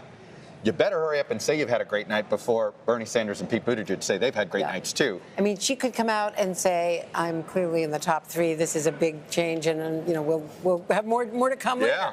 Yeah. They may be waiting to see how high it can go. Well, I can tell you this: the reason we haven't called this race is a lot of the vote that isn't counted. James Pindell is here. This guy knows his place. We want to see some of these more Republican precincts, townships that are coming in, these late voters that you were talking about, that could, when you saw the exit polls when they first came out at 5 o'clock today, you're like, whoa. And this is not going to get younger. This electorate could get older. And more conservative. Yeah, that's right. And that's what we're waiting for. I'm thinking it's a lot of people, too. It's not just like, oh, this interesting area, this interesting area. Yeah. Two-thirds. Population. I mean, literally half the population lives in the 2 counties in southern New Hampshire. So, I mean, this is a lot of voters here we're talking about. By the way, we we do know some delegates here already. We know Amy's won at least 3, being in 3rd place. Buttigieg has won at least 6. Bernie's won at least 7, 24. It's possible we 8-8-8 out of here. You know, I don't think so. It's probably a 9-8-7. Well, I was just talking but that's a 3-way delegate tie. That's wild. I was just talking to Congresswoman Annie Kuster, who's the only member of Congress in this state who has endorsed someone. She says she chose Pete because she thought that he could go the distance and that he was mounting the kind of campaign that could be a national campaign. She says there's still a lot of vote out in the southern tier that she thinks could be favorable to him. She's pleased with the results from Hanover, from Dartmouth, which is obviously college students who... And I'm a Vermont voter. The Hanover, I've heard these words too. Now, we haven't reported anything out of Hanover, but I know the campaigns, and I've heard this from multiple campaigns. She sent me some raw numbers She said look good. That they've been getting. And James, Hanover's a huge, this is Dartmouth. Bernie won it big. They claim, I think the Buttigieg people claim that they're going to win the Hanover. Well, they spent a lot of time there. Yeah. The bigger number is the town next to it, which is Lebanon. It's a city. That's where the hospital is. That's where a lot of the Dartmouth community is at. But Dartmouth itself, in Hanover, is a smaller town. But yeah, there's one of the 3 H's. You would like this. It's one of the Hanover, Hopkinton, and Henniker, and those are the 3 liberal hamlets that you kind of got to watch. Hardly ever happens. And you threw in a Hamlet in there, Casey. The H for the Hamlets, yeah. And they actually technically are not hamlets. Actually, my family's in West Lab. Well, and Chuck, West Lab. Yeah, there you go. We were talking too on Iowa caucus night about Pete Buttigieg and his ability to kind of appeal to a cross-section of voters in a way that other candidates seem to be struggling to do. Bernie Sanders has an obvious appeal with young people. Joe Biden was obviously appealing to older voters, but Pete Buttigieg did seem to be grabbing a chunk of that younger vote, which could be interesting in a place like Hanover. Let me say something also about gender. What Congresswoman Kuster is also pointing out is that there is a pent-up desire among women, Democratic women, she now thinks, looking at these results, to vote for a woman. Now, you've had 2 women governors here. You've had an entire women delegation in Congress. The entire delegation was female at one point. I think 1 cycle, right? Yes, for 1 cycle. Changed every cycle. 2012. So she said the women were looking for a strong woman. They saw that debate, and Warren wasn't it. Warren, in her very, partisan view, because she's a Buttigieg person, she felt that Warren was giving the same stump speech. You know what's interesting about that? You make a very good point. In the months leading into this, there were a lot of women who wanted to vote for a woman, and they were not ideologically comfortable with Elizabeth Warren, but she was the only option for them. She was the only real deal woman. So they did it anyway. Now that Klobuchar is there, she's a Shaheen and a Hassan person, David Plouffe is still with us. So David Plouffe, the Klobuchar campaign is going to, one of my favorite campaign cliches is you have to build the airplane as it takes off. You missed Garrett Hick using that cliche. He already used that cliche. It's a great Build the airplane in midair. Build the airplane in midair. First of all, are you surprised? I assume if you were advising her, you'd be like, hurry up and declare your victory, Amy Klobuchar, tonight, whatever you believe that looks like. Oh, yeah, I'd be out right now because at the end of the day, she did amazingly well, but she still came in 3rd. So you want to get as much as you can out of that third. Send out your fundraising emails, maybe, head out to a state so you're somewhere else in the calendar tomorrow morning. So, yeah, it's a tactical question, but I am surprised they're not out there right now. Because I really am by that. And to your point about building the plane, that's what they have to do. I mean, Mayor Pete's in a little bit stronger position financially. He's got to do it too. But, there's like 100 airports now, between now and Super Tuesday. So, there's not enough. Buttigieg and Amy, I mean, even Sanders to some extent, are going to have to make really hard decisions about resources, candidate time, surrogate time, money, staff. You can't cover the whole playing field. And so what's fascinating with the Klobuchar campaign, you need to begin to model out how much money do we think we can actually raise over the next 7 days? How are we going to spend that? They've had a bunch of staff in New Hampshire. Where are they sending them? So, again, I think there's going to be some candidates who may say, you know what, I'm planting my flag in these 3 or 4 states on Super Tuesday. They're not going to be the nominee, in my view, because they're not going to then do well enough elsewhere. So but that'll also be interesting because that could affect, the people at the, top of the ticket if they've got a couple of candidates really burrowing in a state and keeps their delegate haul down. Joshua Johnson, if you're the Pete Buttigieg campaign, you gotta, on one hand, you look at this and you think, oh my God, if it wasn't a pile-on me over the last 3 days at the debate, the digital attack ad from Biden, I might have won this thing. At the same time, you're still standing. Amy Klobuchar hasn't taken the proverbial campaign punch. Buttigieg took his first punch. What do you make of it? Well, I don't know. I mean, Buttigieg didn't do that bad. I mean, if you look back at the Quinnipiac poll that came out before this election, Pete Buttigieg was in single digits with a number of the demographics who were involved. He was nowhere near the top of what at least the poll would have projected that he would have done. He maybe kind of peeled off a little bit from a number of different demographics across the board. He doesn't seem to be solidly appealing to any one group, but maybe a little bit in a variety. I've been hearing from a number of people about an array of reasons why they liked Pete Buttigieg, whether it's his policies or, being more moderate and being able to peel off some former Obama voters who went to Donald Trump. I think this is probably not only a good night for Pete Buttigieg, but also for Amy Klobuchar. I think in the last debate and the debate before that, at least just my reaction to her performance, she elicited a lot of pathos for herself. Like I think I said this Abraham Lincoln quote a million times, this is 1,000,001, with public sentiment, nothing can fail, without it, nothing can succeed. And I think that Amy Klobuchar has succeeded maybe in a way that Elizabeth Warren hasn't. I don't know. But I think she's succeeded in some ways in just making people feel her, making people empathize with her, connect with her. There is an earnestness about her. There's an eagerness about her that seems to have won some people over in addition to her policy. Somebody who wrote in to me on Facebook mentioned, her heart about just the way that she connects with them. And that may have augured well for her tonight. And she also just simply defended Washington, right, Casey? She defended the hard work, saying, look, it's easy to run against Washington. Yes, she did. She did, and she was willing to kind of make those jabs in a way that I think, voters clearly found appealing as opposed to off-putting. And frankly, it's a difficult line to walk, especially when you're a woman candidate. The other thing I will say, Chuck, about Klobuchar is she has been a very careful steward of her resources all the way along. She's had to be because she hasn't had the most money or the biggest organization. And I think it's why she's in this race when Kamala Harris and Cory Booker and Beto O'Rourke are not in this race. And it's paying off. Shout out to that campaign team. I mean, you do what you got to do to stick around, and you wait for these moments, and they grabbed it. We're moments away from hearing from Joe Biden. It's a set of remarks that a lot of people are going to be interested in. Let's check in with Mike Memoli, who's in South Carolina. Mike, it's a good crowd that they got there, so I got to think that might give the vice president a little bit of energy tonight. Yeah, absolutely. We've covering Joe Biden all these years. One thing I've noticed is that probably no other politician feeds as much off the energy of a crowd as him, and that's why we kind of knew what we saw coming in Iowa when he was not drawing very good and very enthusiastic crowds.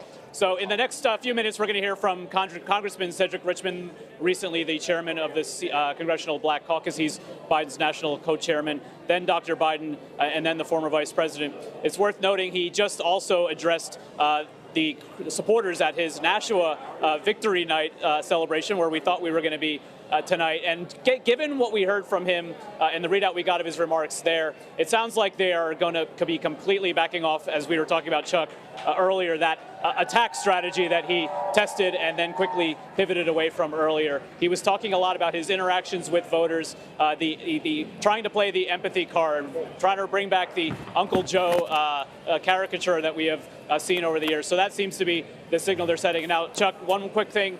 I may be physically in South Carolina, but part of my brain is still in New Hampshire. I just wanted to mention, I talked to our old friend Bill Gardner, the Secretary of State. He said that he expects the turnout in New Hampshire to be what he was expecting, which is about 450,000. And part of that is because of what he expects to be a record turnout in the Republican primary, a record turnout for a presidential or re-election year in a non-competitive race. So just a little tidbit I thought you'd want to hear. Very interesting, Mike. And we while you were speaking, we've lost temporarily Chuck Todd. He will be back with us momentarily. But can I ask you, Mike? I mean, the what's going on behind you in that room in South Carolina is so different from what we've been seeing behind Mariana, your our embedded colleague who is still here in New Hampshire. Can you kind of describe the scene that you've got going there and how it's different or the same from what we saw in New Hampshire this past week? Yeah, I would say it's certainly a more lively crowd than we were seeing over the course of the last week. One of the first people I saw when I walked in here, a longtime Biden supporter, came up to me and joked. He said, "I forgot to wear my firewall shirt." So if there's any sort of bedwetting, to use the term that we often hear ascribed to Democrats worried about the political fortunes, there's none of that here. I should also note, Casey, a much more diverse crowd, of course, than what we've seen in Iowa and New Hampshire. And just now, the program beginning, we are getting the first introductions, Casey. Mike, thank you so much. I know we were watching to see who was going to start off this program. I can see Dr. Jill Biden there through that crowd. Do we have this, guys? Can we take her, or? Yep. We're going to listen into Dr. Jill Biden for just a minute. An incredible welcome here. We found friends and mentors in your cities and in your towns. We found respite on your shores. And when we lost our son, Beau, we came to South Carolina, to the Low Country, to find a sense of peace. After months of heartache, watching our son slip away, after the devastation of losing him, South Carolina was the place we were first able to take a breath again. And this state opened its arms and embraced our family. You helped us heal.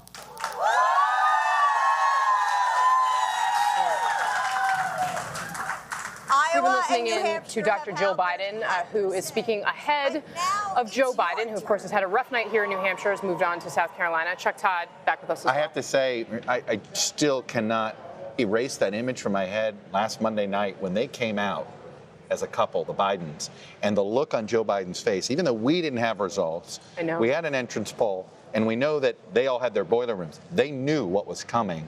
She looked as if she had seen a ghost. I think, you could read a lot into the body language there. And frankly, you've seen it on the trail between the two of them. I mean, she has been one of, I think, his most effective, advocates, surrogates, being the campaign speak we used for him to run on the trail. And she in the did. Family were worried about it, but he looked awful this morning when I saw him here. I, ran into him. He's a competitive guy. He is a competitive guy. Of course he is, and this is tough. Mark Murray, it's not lost on me that Warren and Biden together wouldn't be able to get third place. Yeah. Chuck, to me, when you look down at the exit polls, this is still Barack Obama's party. And that's actually going to be really challenging for Bernie Sanders. I do think, and for all the conversations, that there is a path for Bernie Sanders to get the nomination, just like Donald Trump did, win by pluralities, keep on having your percentage bumped up, win the delegate halls, then break the opposition until it's reduced to one person. But again, when I look back at the exit polls on how Trump was able to do that in 2016, when you look back at New Hampshire, his he had crossover appeal. He was winning among moderate Republicans, very conservative Republicans, old, young. And when you look at Bernie Sanders right now, and you end up seeing someone who's really propped up by very young and very liberal voters, and he hasn't broadened his coalition since that 2016 campaign. Let me ask you a question. Amy Klobuchar doing so well tonight and showing that she could be a viable alternative, but then someone from another campaign said to me, but what does she do in South Carolina? How does she broaden her appeal? Look, she's got the same issue Pete Buttigieg has. Right. No history with minority vote herself. Right. And some challenges in her record, too. That's right. As a prosecutor, I remember when Kamala Harris was getting taken to the woodshed by some activists over her record as a prosecutor, you started to see Amy Klobuchar had to answer some questions when she was a prosecutor, and things that were good politics 15 years ago when she entered state politics, not so good politics, perhaps, in the primary. Or 20 years ago when Joe Biden was sponsoring the crime bill. Right. All right, we're going to sneak in another break here. Much more ahead. You're watching NBC's special coverage of the New Hampshire presidential primary, only on NBC News Now. Don't go very far. Just trust me, don't go far.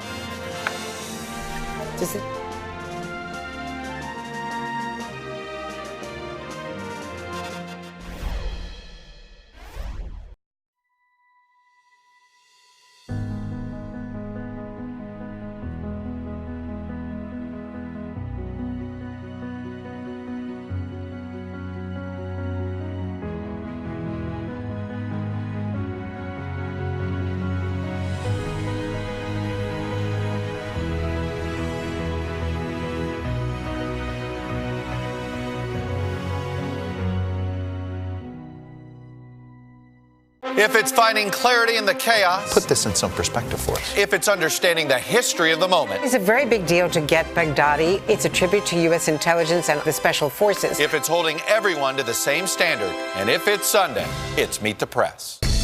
Need your true crime fix on the go? Dateline episodes are available as podcasts. Mysteries with a twist from the True Crime Original. Wow. Listen to Dateline wherever you get your podcasts. You're watching NBC News Now. We've got some breaking news. This is all I've got left. Who brought more to the caucuses? It's news made for your streaming world. Live weekdays, 3 to 11 p.m. Eastern.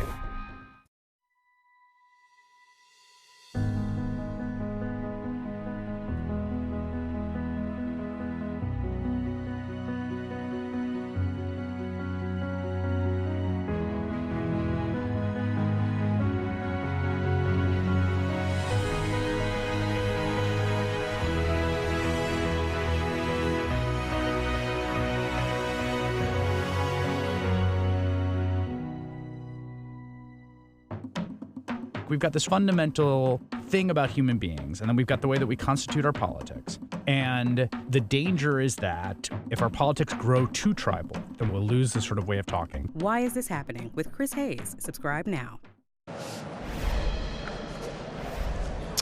We're cutting in early. Here is Joe Biden speaking to supporters right now. I've been coming here a long time. When I die, I want to be reborn in Charleston, actually. I like the low country, you know what I mean? Look, I hope, thank you. Please sit down if you have a seat. Thank you, thank you, thank you. I'm Jill Biden's husband, and I work for Cedric Richmond. And David Mack is taking me to school. Well, look, I know some of the other senators came over. They came up to see me. They're in session right now. And I thank them for making the effort. There's so many people here for me to say thank you, thank you, thank you. So I just spoke to our folks up in New Hampshire, and they did a good job. But I want to tell you, the people of Nevada are watching, and I want to make it clear we praise their diversity as a state, and I'm going to be out there seeing them very soon. Tonight, though, we just heard from the first 2 of 50 states, 2 of them. Not all the nation, not half the nation, not a quarter of the nation, not 10%, 2. Now, where I come from, that's the opening bell, not the closing bell. And the fight to end Donald Trump's presidency is just beginning, just beginning.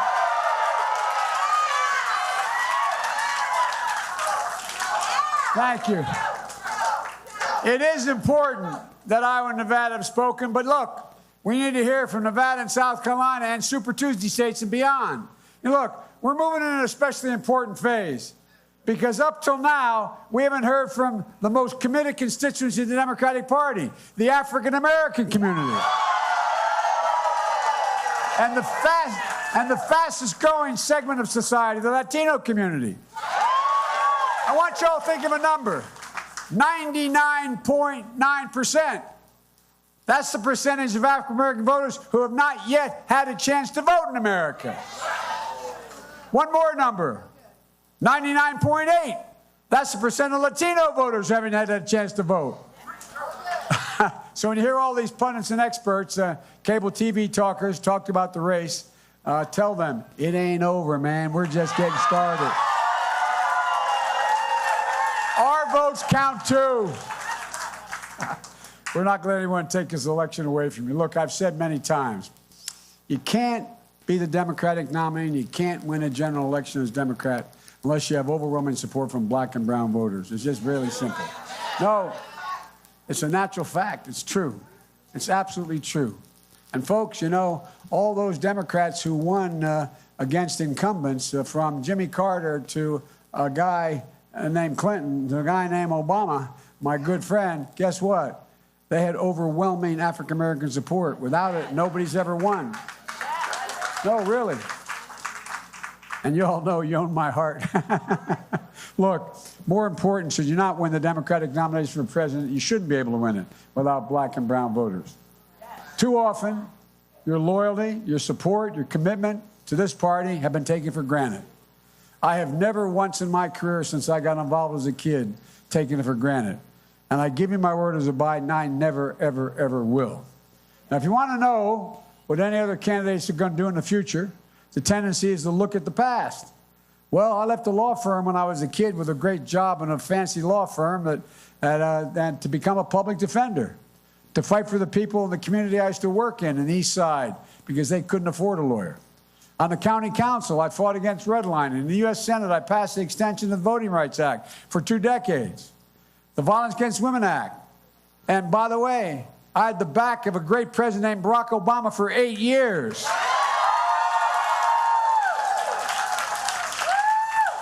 And by the way, we increased access to capital for African-American entrepreneurs. Let's get something straight. Given a chance, they do just as well as anybody else, and quite frankly, better, and they build neighborhoods. They build all communities. Barack and I were able to reduce the federal population, and speaking HBCUs, I got $70 billion coming to HBCUs. Not a joke.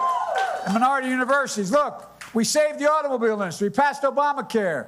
We stopped insurance companies from discriminating against people with pre-existing conditions. And on top of all of that, we built an economy that Trump is bragging about.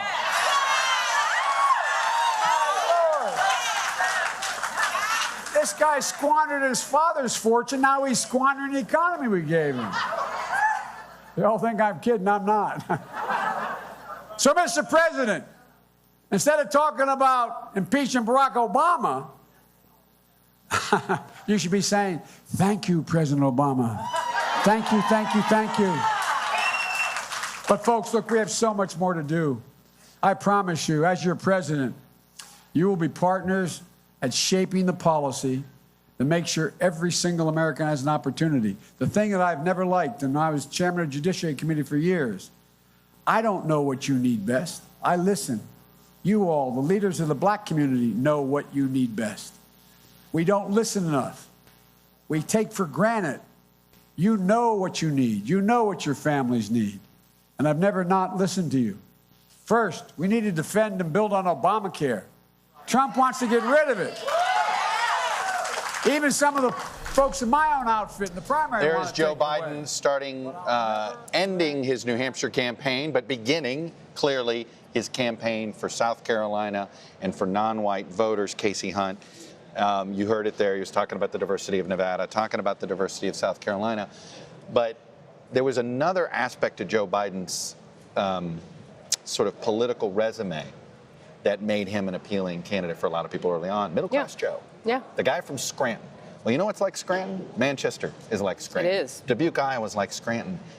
That is something, I get that he's saying for some reason, he lost, and he's losing those voters to Bernie Sanders. He is losing them to Bernie Sanders. And, this is really the challenge writ large for the Democratic Party because, when you talk about the general election, and this primary is all about electability, who can beat Donald Trump, you're looking at voters in those Midwest states, Pennsylvania, Wisconsin, Michigan. That's a combination of two things. It's white working class voters that fled the party to Donald Trump, and it's also African-American turnout.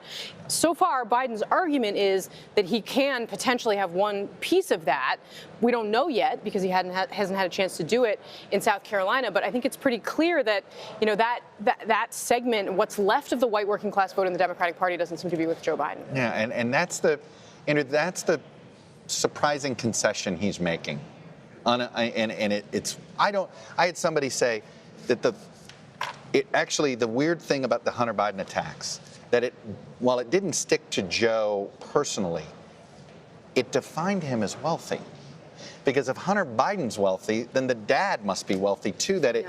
He was never that guy. Like, this is a guy, one of the few guys that didn't figure out how to become a millionaire while serving as a United States senator. In fact, I've known him so long because I was covering Pennsylvania politics, and he had his roots there next door in Delaware. He was working class Joe, and Scranton was really the family home. And that is what created his whole being, his whole sensibility. That's why Obama picked him. Not just the experience, it was working class Joe. It was certainly not compatibility at first. Sure. And, that was my question going into, frankly, as I've been covering impeachment in Washington for all of these weeks. It was clear to me, and has been clear, I think, to all of us, that, Donald Trump's campaign was running the same type of campaign against Donald Trump, or against Joe Biden as they did against Hillary. I wasn't sure it would stick because of his past, but it seems like maybe it has. Amy Klobuchar is about to come out. This is a big moment for her. It's a big moment for her at the debate. Mark Murray, by the way, likable enough in 2008, was a big deal, combined with the humanity that Hillary Clinton showed towards the end of that New Hampshire campaign, really sort of redefined who she was for these voters here.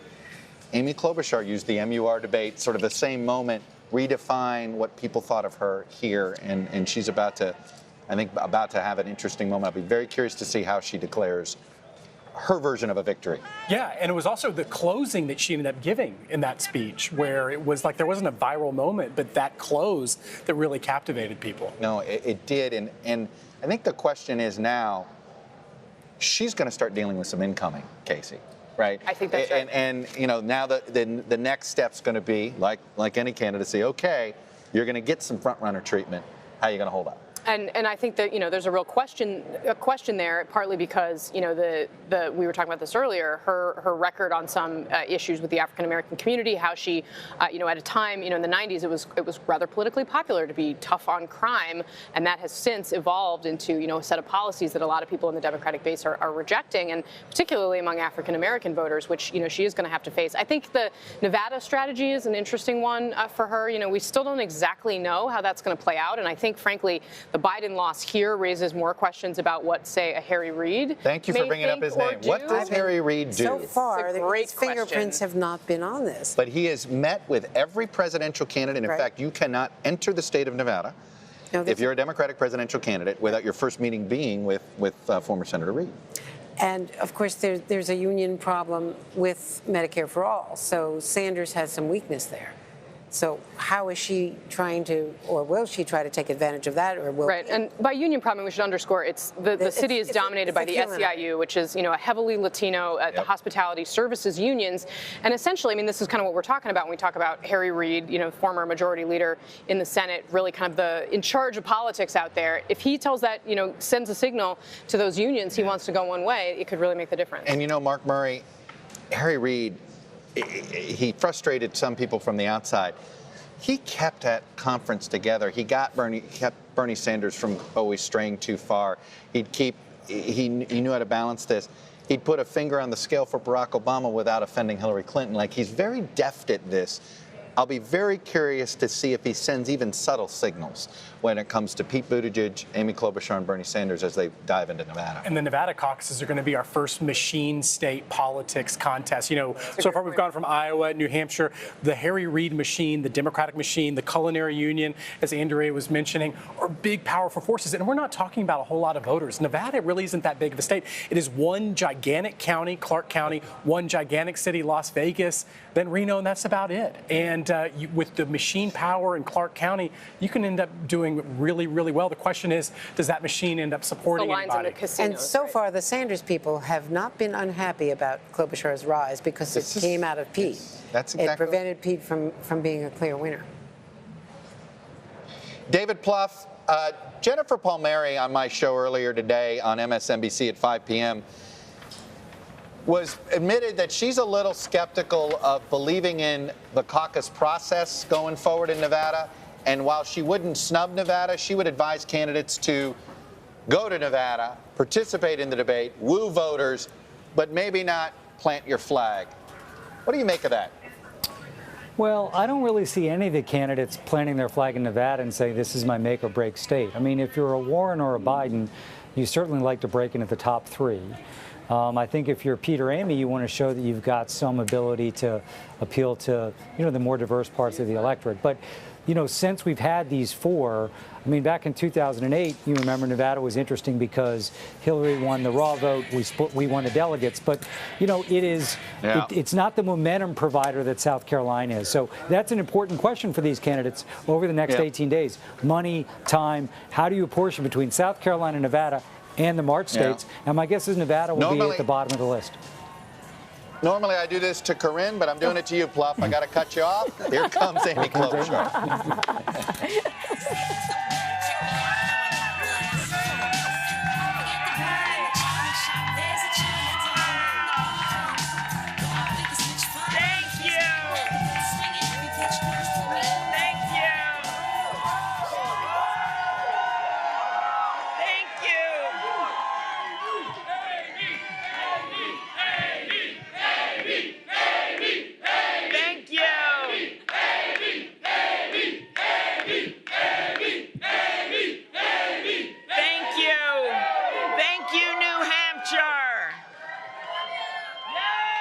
Thank you, New Hampshire. We love you, New Hampshire. Hello, America. I'm Amy Klobuchar, and I will beat Donald Trump.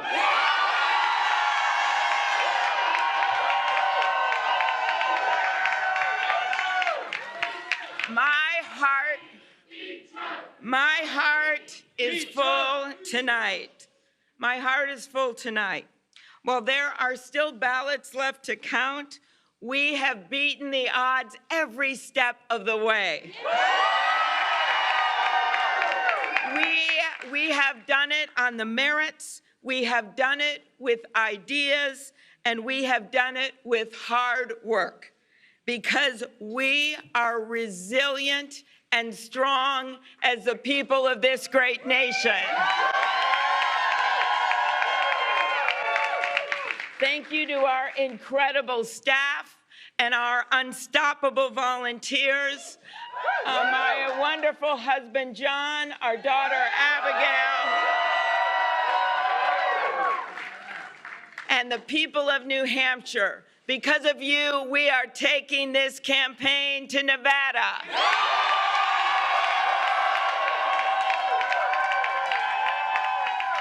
We are going to South Carolina. And we are taking this message of unity to the country. Because we know in our hearts that in a democracy, it is not about the loudest voice or the biggest bank account. It is about the best idea and about the person who can turn those ideas into action. We know that we cannot win big by trying to outdivide the divider in chief. We know that we win by bringing people with us instead of shutting them out. Donald Trump's worst nightmare is that the people in the middle, the people who have had enough of the name calling and the mudslinging, have someone to vote for in November.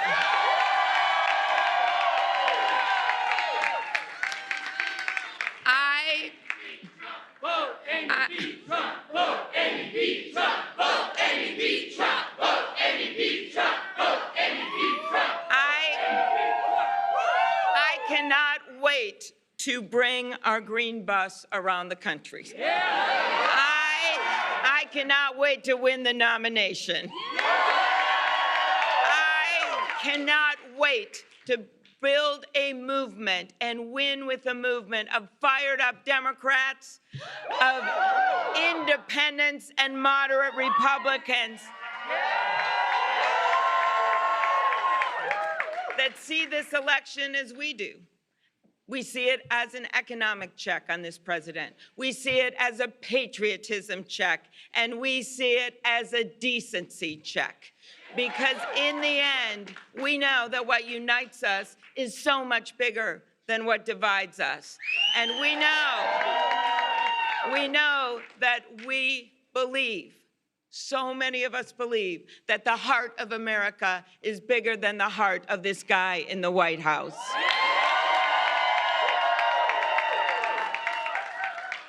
Tonight is about grit. And my story, like so many of yours, is one of resilience. I announced my candidacy in the middle of a Minnesota blizzard. And there were a lot of people that predicted I wouldn't even get through that speech. But not the people of my state and not the people of New Hampshire. Except then they predicted that we wouldn't make it through the summer. We did. Then they predicted we wouldn't make it to the debates. And man, were we at the debate in New Hampshire. What we've been is steady, we've been strong, and we've never quit. I think that sounds pretty good for a president. But across the months and months and miles of this race, we redefined the word grit. You see it with our Happy Scrappy campaign. You saw it in our 10-county, 30-hour tour in the middle of a nor'easter. Let's not forget that. You saw it in our early morning diner stops, on our late night rallies, and yes, you saw it on that debate stage. Just like so many of you out there, I know a little bit about resilience. My grandpa worked 1,500 feet underground in the mines in northern Minnesota. He never graduated from high school because his parents were sick. He had 9 brothers and sisters, and he had to help raise them. And every day he would go down in that cage in that mine carrying a lunch bucket that my grandma would pack. His youngest sister, Hannah, was only 8 years old when they put her in an orphanage, and he vowed after his parents died that he would go and get her. And 2 years later, he borrowed a car, he went to Duluth, and he brought her home. He and my grandma saved money in a coffee can in their basement to send my dad to a 2-year community college. My dad then became a newspaper man. My mom, she was born in Milwaukee, the site of our next convention. And she came to Minnesota and taught 2nd grade until she was 70 years old. And I still meet people that say she was their favorite teacher.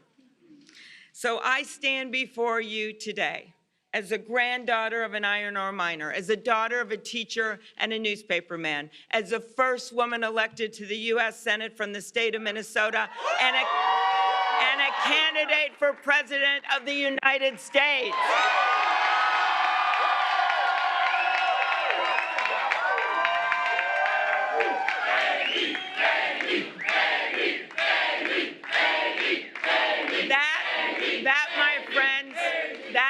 because we live in a country of shared dreams, that no matter where you come from, no matter who you know, no matter the color of your skin, no matter where you worship, no matter who you love, that you can make it in the United States of America. I didn't have a perfect life. My dad struggled with alcoholism his whole life, and by the time John and I got married... We have been listening in to Amy Klobuchar essentially declaring victory here in the New Hampshire primary. We still have not projected a winner yet here at NBC News. We know she is in the top 3, but so far what we have been able to count shows her trailing at least Bernie Sanders, possibly Pete Buttigieg as well. But if this, of course, a tactical move on her part after a late post-debate surge here in New Hampshire. We had been picking it up anecdotally all throughout the last couple days that this was potentially in the mix for Amy Klobuchar at the end of the night. David Plouffe, let me go to you on this. You've obviously been through nights like this. What's your view of how Amy Klobuchar framed this, and whether and what her path forward might be?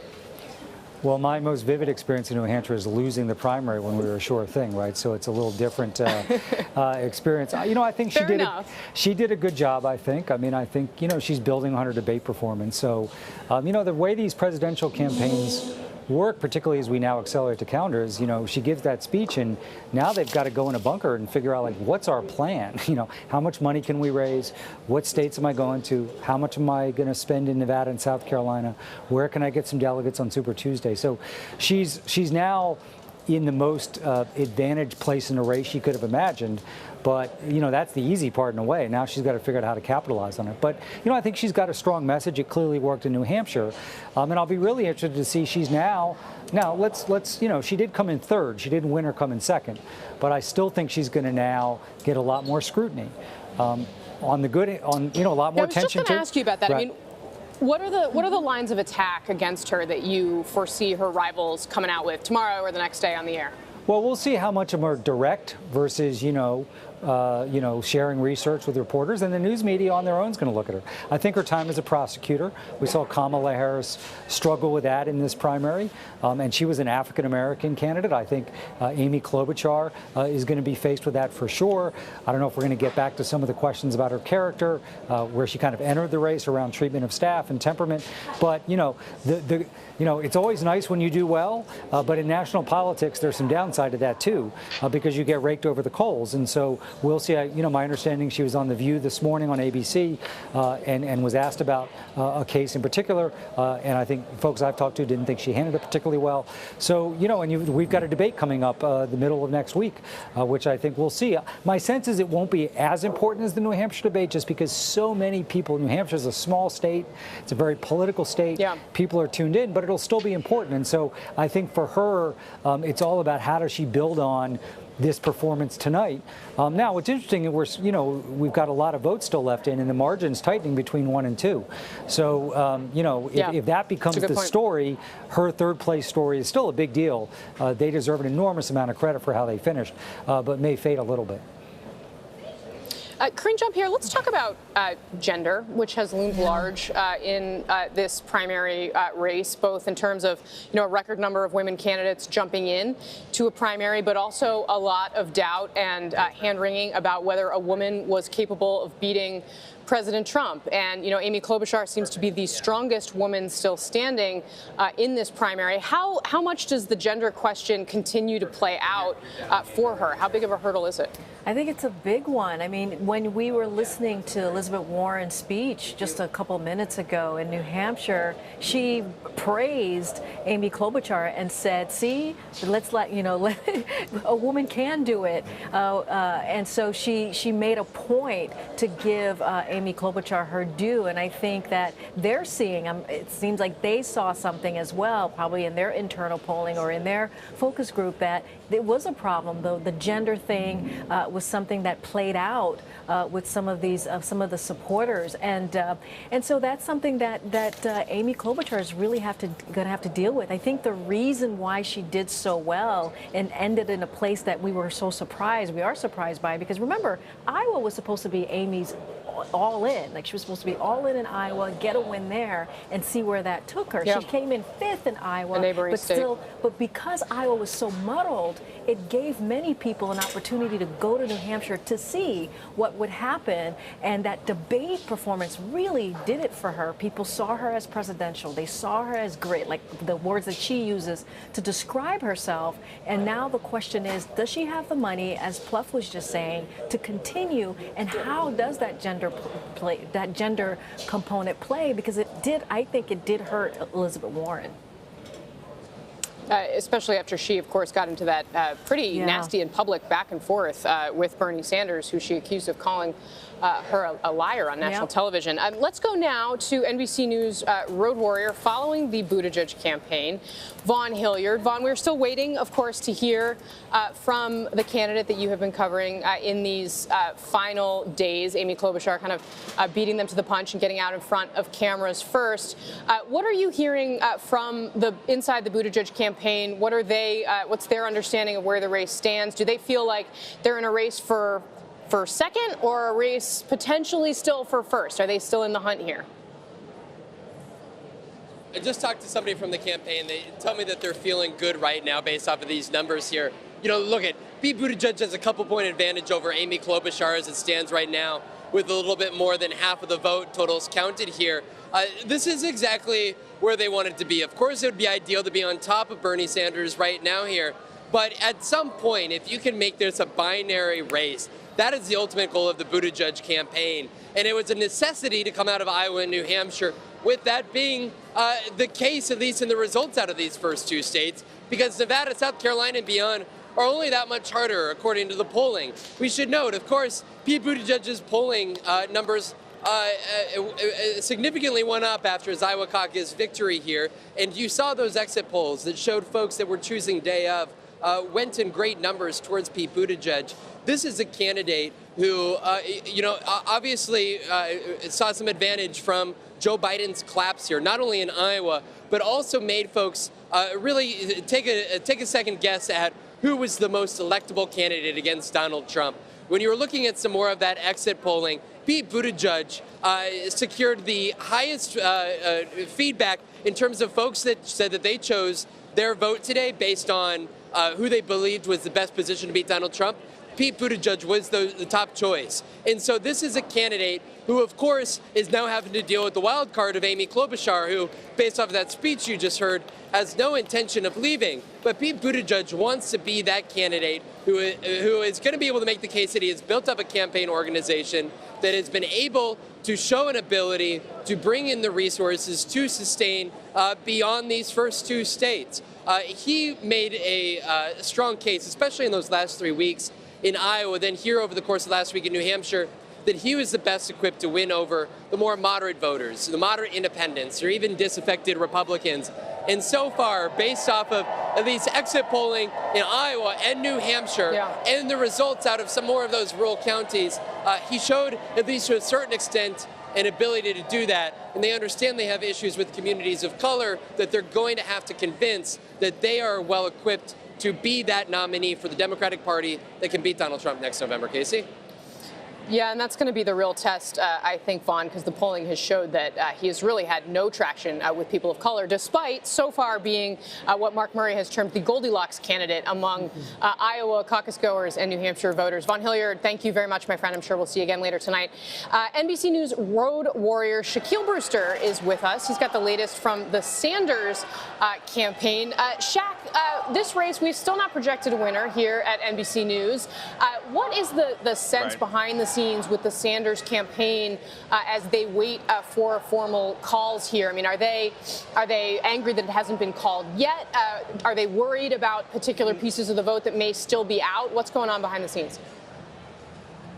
Behind the scenes, you're getting a sense of optimism. They feel like they really have this. They feel like it's really close. Of course, they're going to wait for the official call, but you're getting a sense that people are more optimistic about it. But here at the headquarters, you're hearing the crowd really excited. I don't know if the picture was up, but you just saw his campaign chair people come in to the venue, and the crowd exploded in applause. I don't know if you can see it. I'm looking back there. You might see Dr. Cornel West. You might see some of his hair there. And then Nina Turner, who was his campaign co-chair, did come out.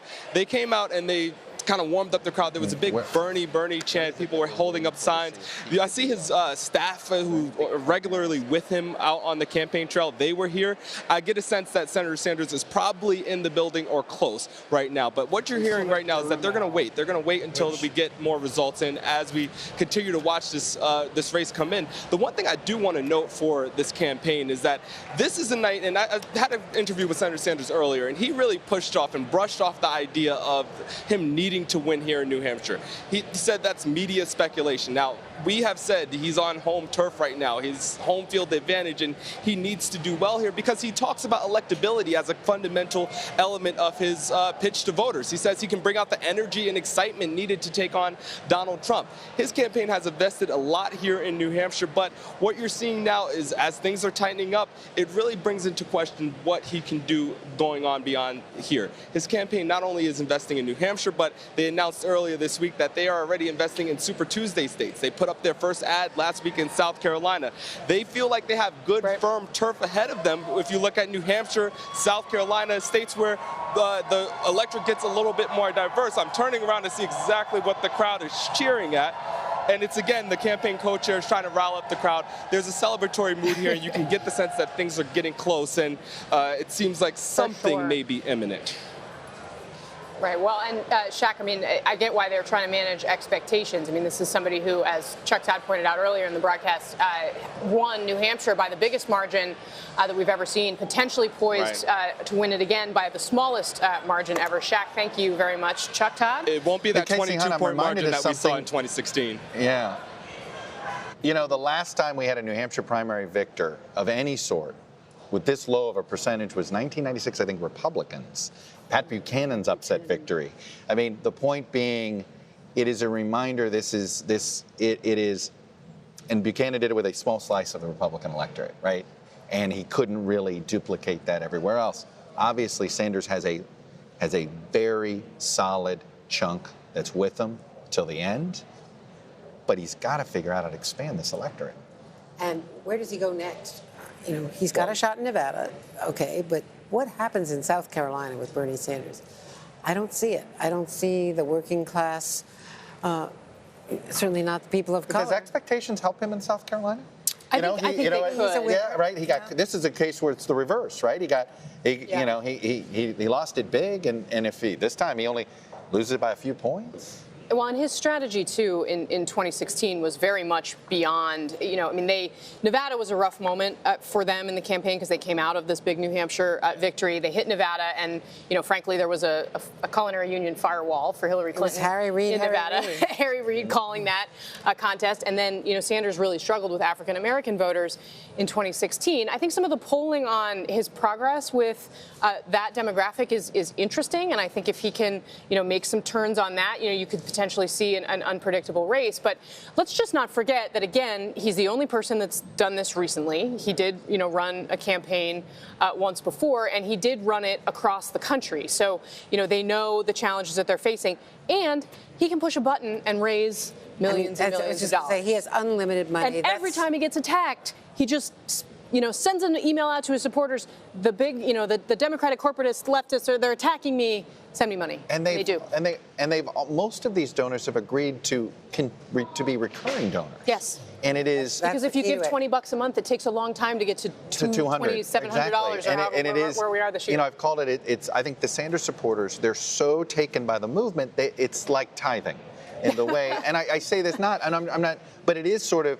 Because there's a lot of working people who you would say, boy, they can't afford to be giving that. And it's like, this is belief. This is bigger than that. And the fact is, what Bernie Sanders says about his movement is true for the people that are in the movement. It is. Right? It's bigger than them. They feel like this is a mission. This isn't, and I think sometimes we're cynical about it, or we're portrayed as being cynical about it.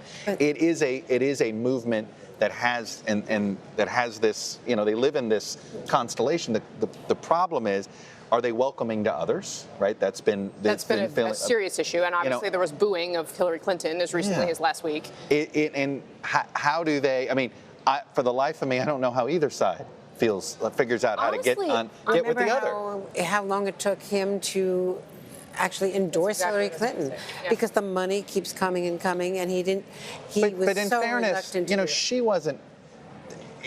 It was one of those. It's always been portrayed as a one-sided story. There's a lot of Sanders people go, you know, she wasn't exactly the best winner, either. Like, you know, and that's always been this.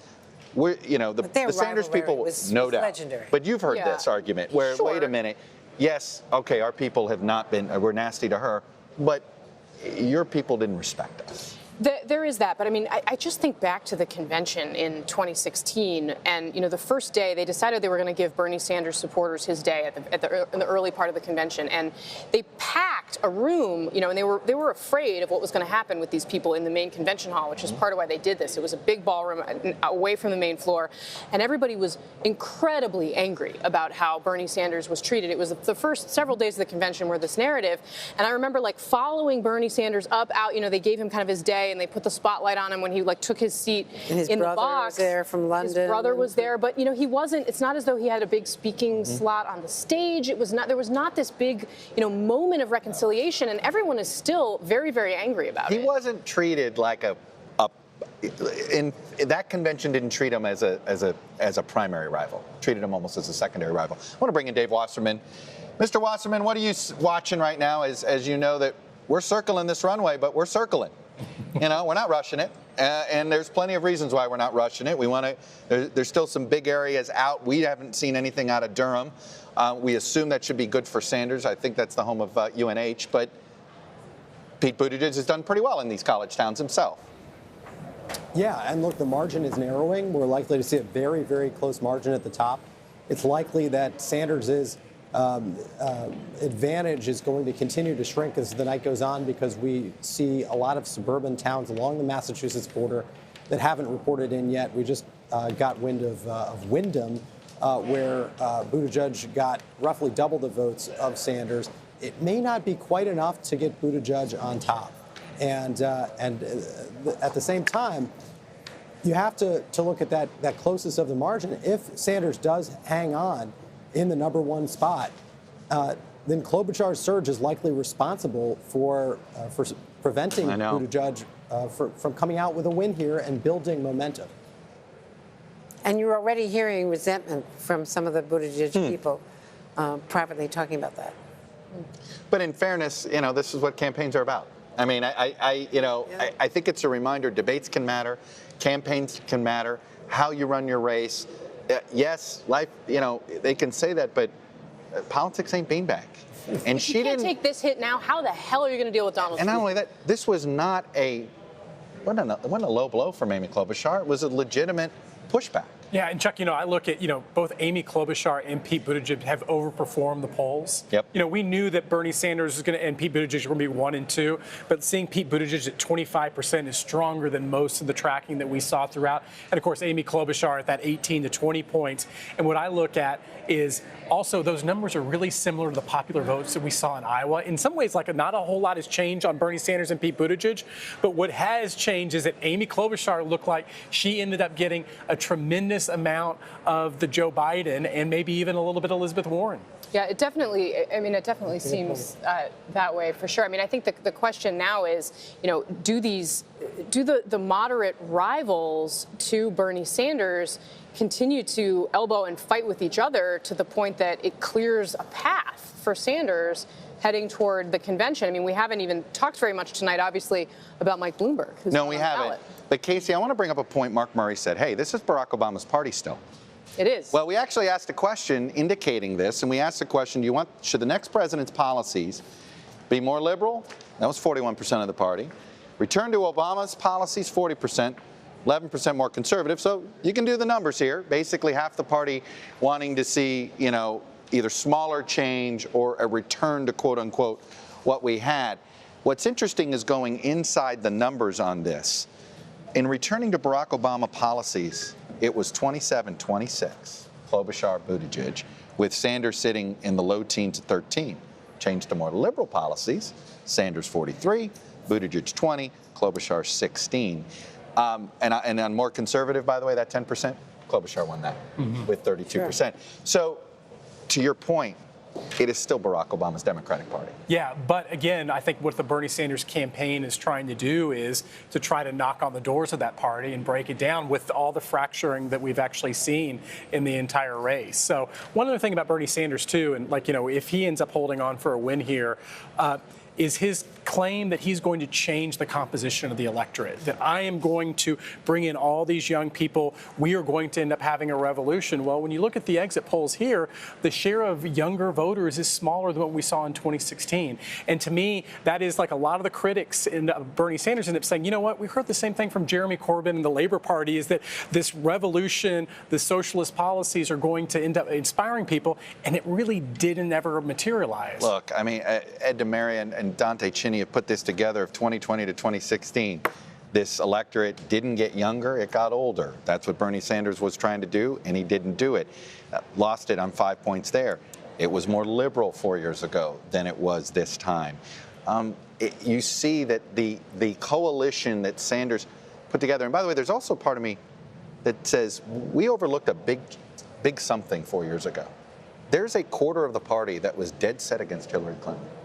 They were willing to be with Sanders, and the minute they had an opportunity to abandon Sanders, they did. Well, and I also am listening to you walk through this, Chuck, and it does make me wonder just how Donald Trump has motivated some of these older suburban voters who perhaps are independents or Republicans. I mean, I see some signs in there that we may be seeing some voters here who, Bernie Sanders has his movement. He's got these, the kids who have come out for him. We're still looking at the overall turnout numbers. I mean, is some of that, people that have been so turned off by Trump that they decided to show up to the polls? I mean, that could be something that works in the Democratic Party's favor in the long run. We don't have a turnout estimate yet. Do you basic facts? It looks like Democrats are going to breathe a sigh of relief here in that turnout. It looks like it's going to at least get close to 08, Andrea. Well, if it doesn't, they've got a real problem. Because what Iowa proved, at least from that one turnout result, was that there's not the enthusiasm, the excitement, the fear of Trump, or the ability to rally around any single candidate, any single alternative that's going to get the motivation going to try to defeat an incumbent president. I'm going to tell the control room, put up the boards here, because the margin between Sanders and Buttigieg is now below 5,000. I believe it's the first time it's been below 5,000 since to win above 5,000 at sort of the start. If you can do the quick math there, it looks like it's about 4,500. This goes to what Dave Wasserman said. And look, it's marginal. But I'm sure if you're Pete Buttigieg, you want to be closer to first than you are third. Yeah, always. Yes, go ahead. And I was just going to say, some of the Buttigieg people are showing some unofficial results. Salem with Pete getting 28%, Sanders 24%, Klobuchar 18%. Different parts of the state. He doing very well with young people in the Dartmouth area, which should have been Sanders by rights. They think they're going to win Dartmouth. And it's a feather in their cap because there's been this hit on him, Casey. Hey, you're the millennial. You can't win the young voters. Right? I know he appeals to an awful lot of older voters for being so young. No, I mean, I think, one of the big divides between Sanders and the rest of the field, frankly, is how he performs with lower income voters and non-college educated voters as well, compared to, where these others stand. And, if you're sending, frankly, the student that attends Dartmouth is a lot. They have some things in common with people who are going to UNH or some of the other schools here in Manchester. But let's remember that the elites versus the non-elites has just been such a driving force in our politics for the last 4 years. And we tend to lump all college-educated people together, but they're not necessarily the same, at least if you're comparing Dartmouth with some of these other schools. Well, and this is such a unique, as James Pendell keeps reminding us, Mark Murray, I believe the highest educated electorate in the country is the New Hampshire electorate in general, and the New Hampshire Democratic primary electorate, I think, it goes up another level. And it's an engaged electorate, too. And this is the electorate, just like we saw in Iowa, that kicked the tires of everyone's message. Going back to Pete Buttigieg, to me, a win is still a win. And if he doesn't end up winning, that is a little bit of a blow. If he beats Bernie Sanders here in New Hampshire, it's going to be a huge story. But Had you told me going into tonight that it was going to be a 2 or 3 point race, I'd just say you got to make sure that Pete Buttigieg's candidacy is for real in these first 2 contests. Yeah. And one tip-off that it was going to be at least undecided and late deciders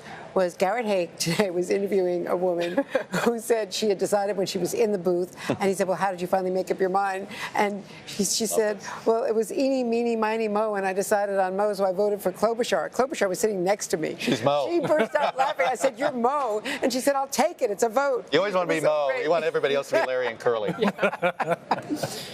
Come on, you got to do a Stooges reference every now and then. This is what NBC News Now is all about. Every once in a while, I can get a Stooges. I don't know, Chuck. I think there's like too much of a generational difference between you and me. Really? Like you're Generation X. Like Yeah, I'm a millennial. I hear you. Okay. I can't really do So it. explain the Pete Buttigieg thing with the millennials.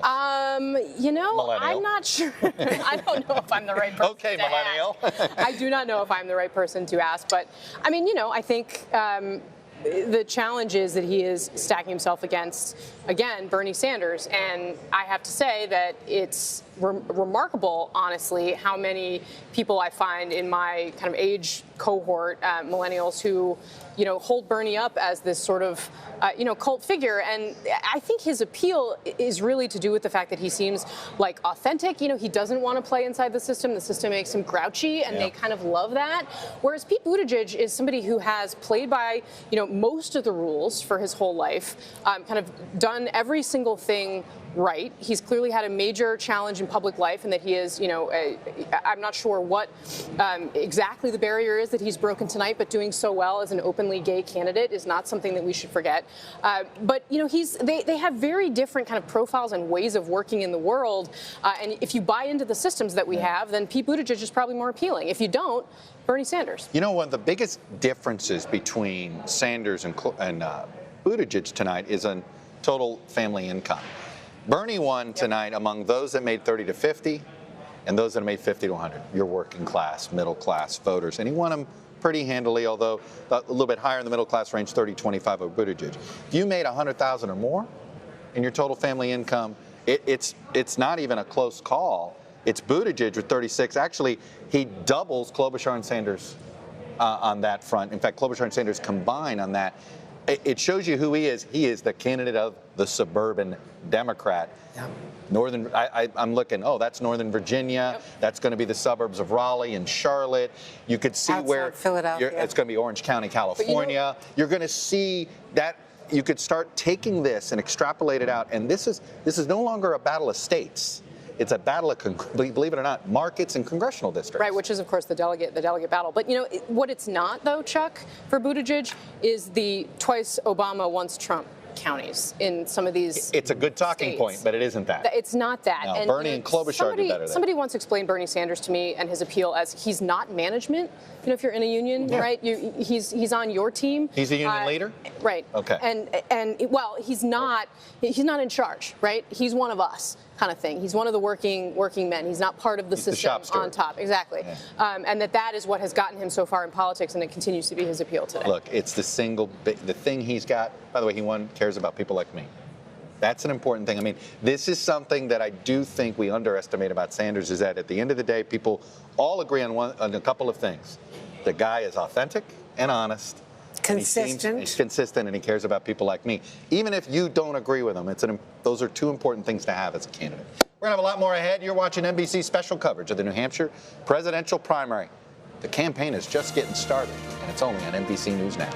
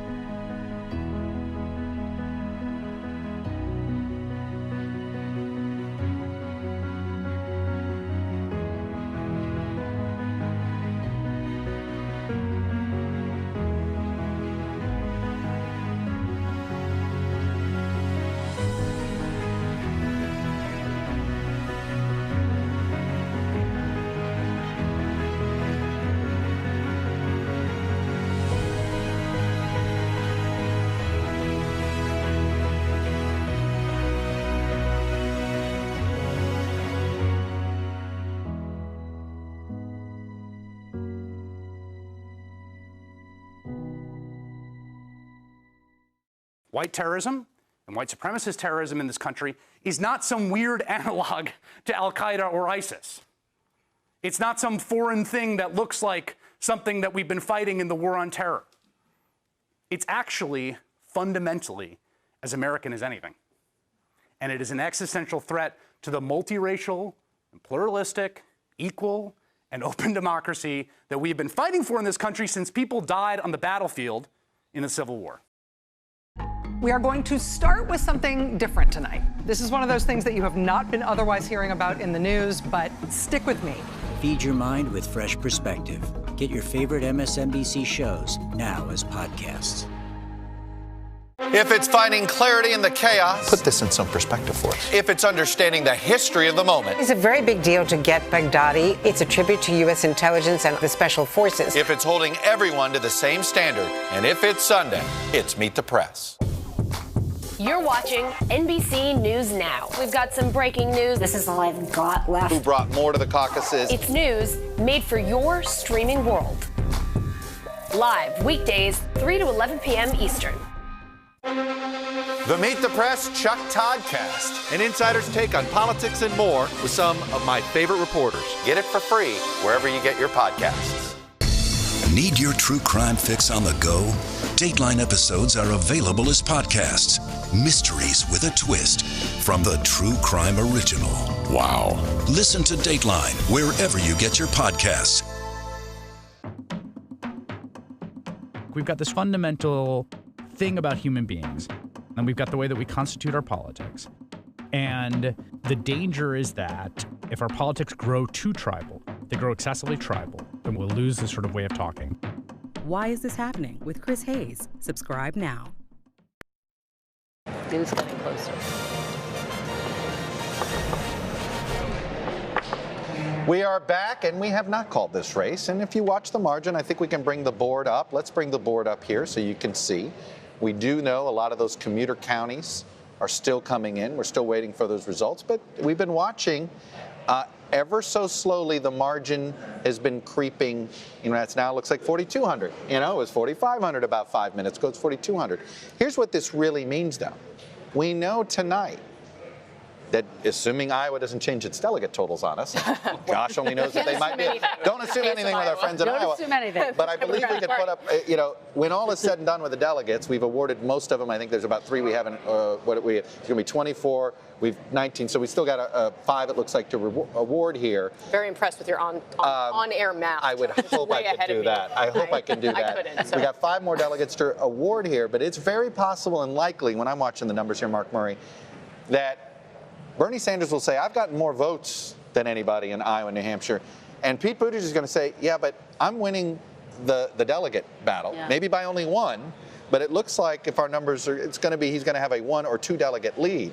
Yeah, it asked me like 2 weeks ago, had we told you for the first 2 contests that Pete Buttigieg would have the delegate lead after this, I think everyone would be very surprised. So, I mean, caps off to the Buttigieg campaign for in Iowa and New Hampshire, and now the burden becomes, can they maximize in states that don't look like Iowa and New Hampshire? I think what's interesting, and I was out at the polls today, and New Hampshire voters were saying, we're really hoping for clarity after tonight. We'd like to really be able to say this person's a clear front runner. Iowa was such a debacle. This is the state that's going to really at least begin to clarify things. And I think what you're going to see, and we still have to wait for the results to be finalized, but again, I think you're going to see Bernie Sanders and Pete Buttigieg and Amy Klobuchar earlier tonight already finding a way to claim victory in some way, shape, or form. Amy Klobuchar essentially saying, America, I'm Amy Klobuchar. I can beat Donald Trump, reintroducing herself to the entire country. By the way, really tonight. Smart line. So smart. Because I can picture the line, the 3 of us have been correspondents, write these pieces.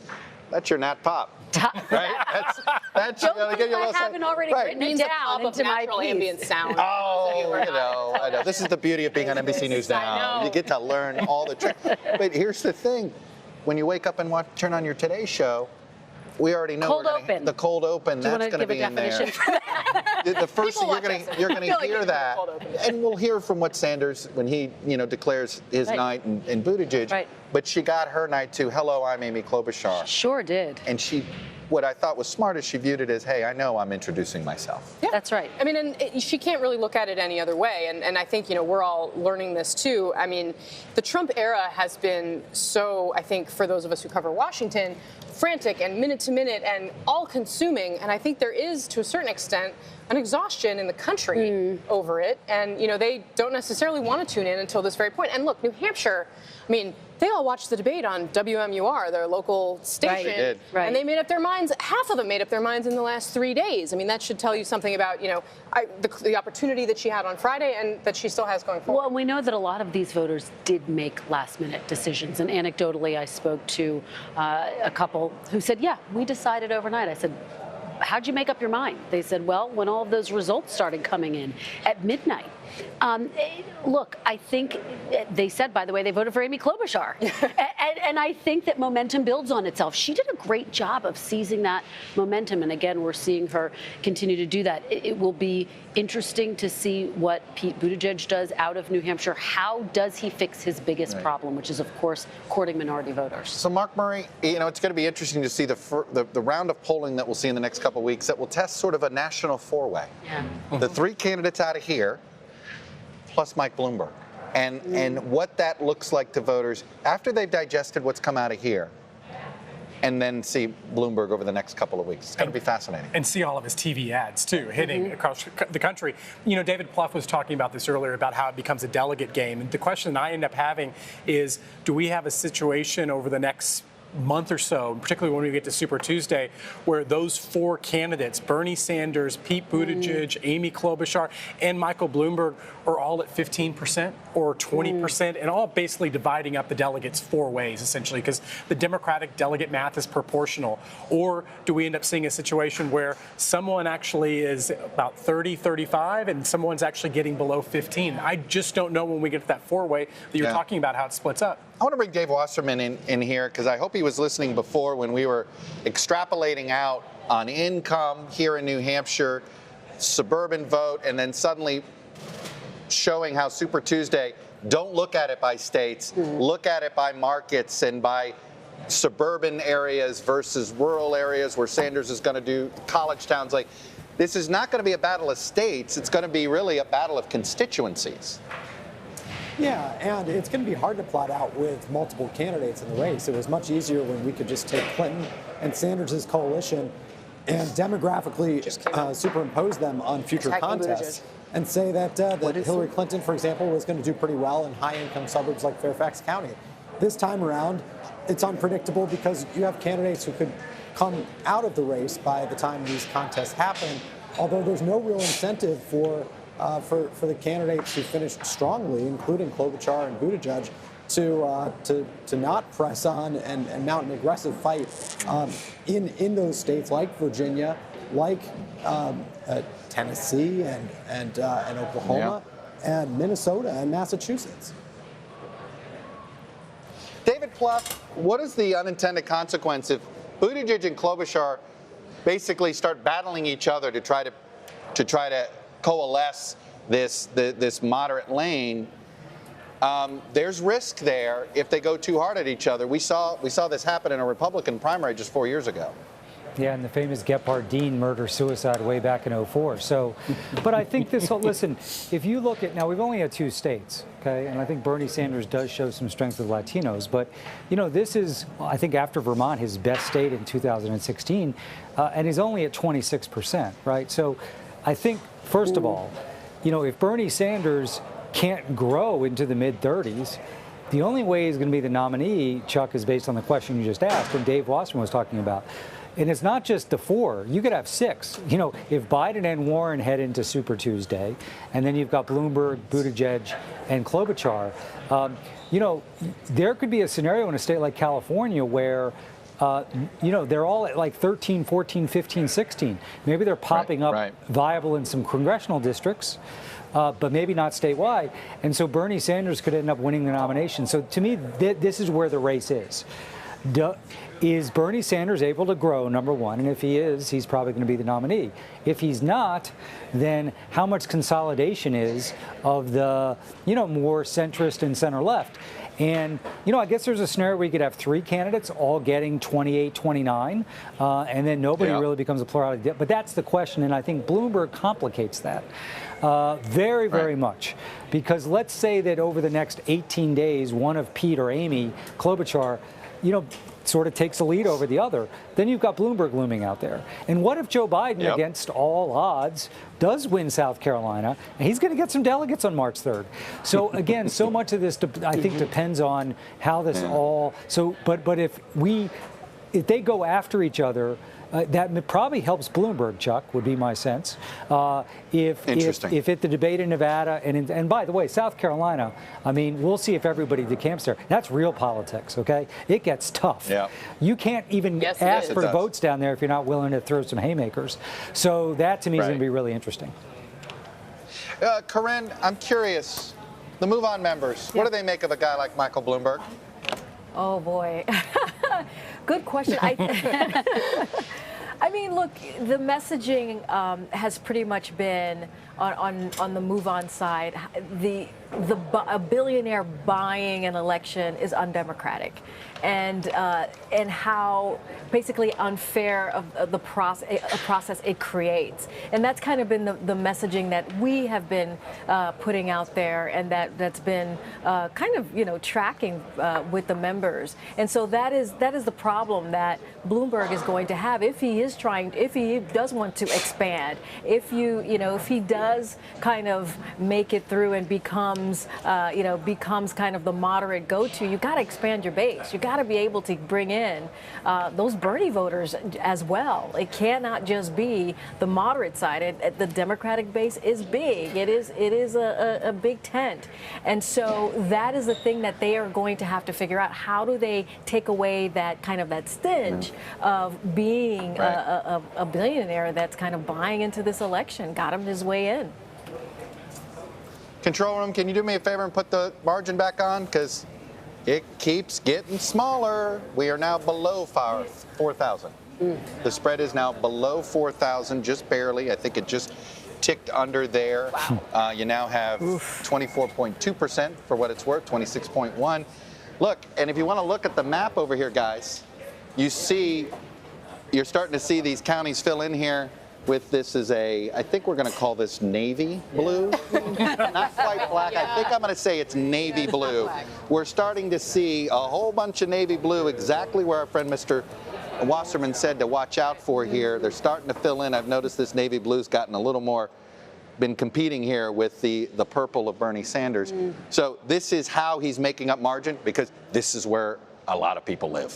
Right. It is where a lot of people live. And it's also typically an area where you would see, it's suburban, right? It's the Boston suburbs. So if we're talking about more moderate-minded, what we would typically think of as suburban voters, whether they be Democrats or independents who decided this time around to vote in the Democratic primary, it's understandable why they'd be breaking for Pete, Mark. Yeah, and even like the navy blue there, Chuck, some of that actually borders Vermont right now, which to me is stunning. And we talked in 2016 about Bernie Sanders' strength. Well, so much of his margins often came from the counties and the towns that bordered Vermont.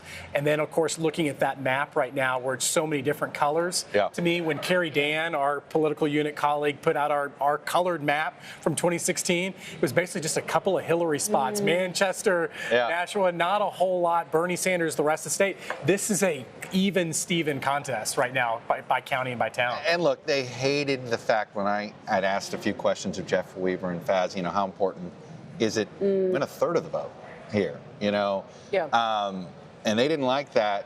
But you would hear some admitting, 30%, we want to do that.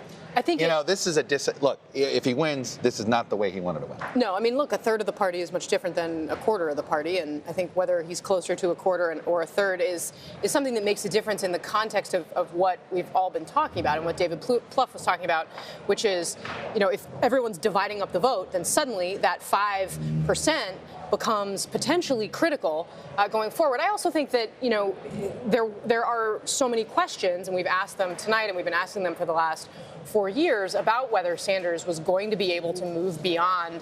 You know, we knew he had a floor, but we weren't sure if he, you know, where his ceiling was. And you know, the results here in a place where he was incredibly strong, where the, you know, anti-establishment vote was so strong against Hillary in 2016, to have his margin here shrunk by this much, I think says something about his ability to do that. And we were talking earlier today, would he break 35%? And he's just not heading in that direction. Notably, President Trump is weighing in, saying... I saw this. He had his first, and he's decided on it's basically his first hit on Buttigieg. It's his first hit on Buttigieg. On Twitter, notably, he says Buttigieg, and he spells it. How did he spell it? Why don't you do that for everybody? B-O-O-T, so boot, E-D-G-E-E-D-G-E. Edge. Edge. Yes. But he seemed to double E. So here's the one thing. He seems to mean this like an insult, and I'm guessing we can't yet put the tweet up on the screen for people, but obviously the president, he talks about Crazy Bernie in the same tweet. He says he's doing pretty well tonight, giving Crazy Bernie a run for his money. Very interesting. What I would say is that Boot Edge Edge is on all the T-shirts up here. Right. So that is like the badge of honor that Buttigieg supporters are wearing. Boot Edge Edge. So it makes me wonder, you know, exactly what he's appropriating it, and he's done that, by the way, at his rallies before. He's at Boot Edge Edge to poke fun at his name. But look, he's clearly taking note of what is happening. You cover this man very closely. Yeah. I feel like I have some insight on how, and you can tell. He knows how he wants to run against Bernie. Yeah. He started to get nervous about Biden for obvious reasons, and he put his presidency at stake. He was so nervous about Biden. He doesn't know what to make of Pete. He doesn't know what to make of Pete. You can tell off the record, on the record, he doesn't have a shtick yet on him, and I don't know what to make of that. So far, we have only really seen him mock his name. And I think that doesn't go very far. There was one other mocking. What's Alfred E. Newman. Remember that attack? That's a good one. And of course, that went over a lot of people's heads, particularly the younger generation. I think didn't Pete say I had to Google the reference? I mean, I think I had to Google it right now, because I'm pretty sure I was out on leave when this comeback, by the way. I mean, it's his way of saying, you're out of touch, and that's my whole reason for running. My whole reason for being in this race. It is remarkable. Pete Buttigieg is half the age of 3 of his Democratic opponents and almost half the age of the president. Right. Yeah. I mean, this is a massive generational distinction that we see here with him and basically everybody else. Well, if you think about it, and before we knew that Pete Buttigieg was even running for president, you thought about, well, who could be a strong candidate against a President Trump? He would have to be sort of the polar opposite's not quite the right word, but the counterpoint, if you will. That's right. And that's what Pete Buttigieg is. Well, and people He's a counterpoint. So would Amy Klobuchar be a counterpoint. So would Amy Klobuchar be. That's true as well. I mean, I think we've seen, or certainly we saw with Republican field in 2016, and I think it's proven true. When you try to beat Donald Trump at his own game, right, like Marco Rubio did, it doesn't go very well. Right. Typically. No one's figured out how to do it, by the way. Some strategists have argued to me that, you know, the antidote to Donald Trump is calm and reason. That's the Tim Alberta theory of the case. Yeah, and Pete Buttigieg lines up with that really well. I think, look, the looming question here is, you know, we've never had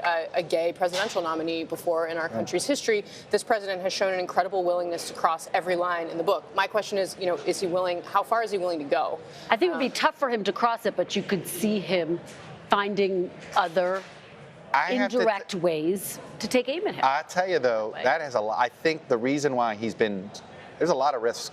I think it could backfire. In a big way in his own party. This isn't like one party is for marriage equality and the other party isn't. Is there a pocket in the Republican coalition among evangelicals that isn't for marriage equality? There is, but it's almost equalized by sort of half of the party that's, you know. But Chuck, you and I talk about 2018 a whole lot, and who was the biography for most of the winning Democratic candidates? It was outsider people, had military credentials, who kind of had interesting biographies. Pete Buttigieg kind of represents that. It'd actually even be more perfect if Pete Buttigieg were a woman, because that to me seems like a lot of the people who won in 2018. But again, what made those people great foils against the president and running against the president in those congressional races was, I am a change maker. I am a break of change, and that's what he could run on. By the way, Buttigieg did win women over Klobuchar. Technically, by 2 points. I mean, it's 25.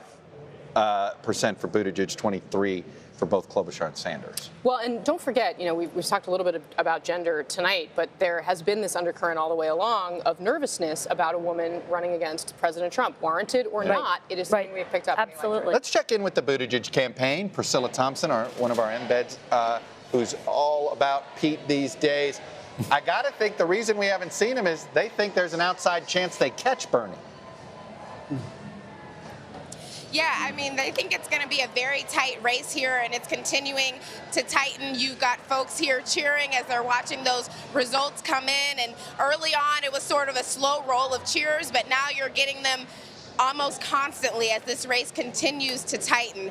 And, the Buttigieg campaign is looking at a number of these exit polls and looking at how people think that he can beat Trump and sort of how well he's doing on some of these issues like climate change. And so we remain to be seen when he'll be arriving here. But we've seen a number of his surrogates come through. Kevin Costner arrived a little while ago. Buttigieg's mom, Ann Montgomery, is now here. And so hopefully we'll be seeing the mayor shortly.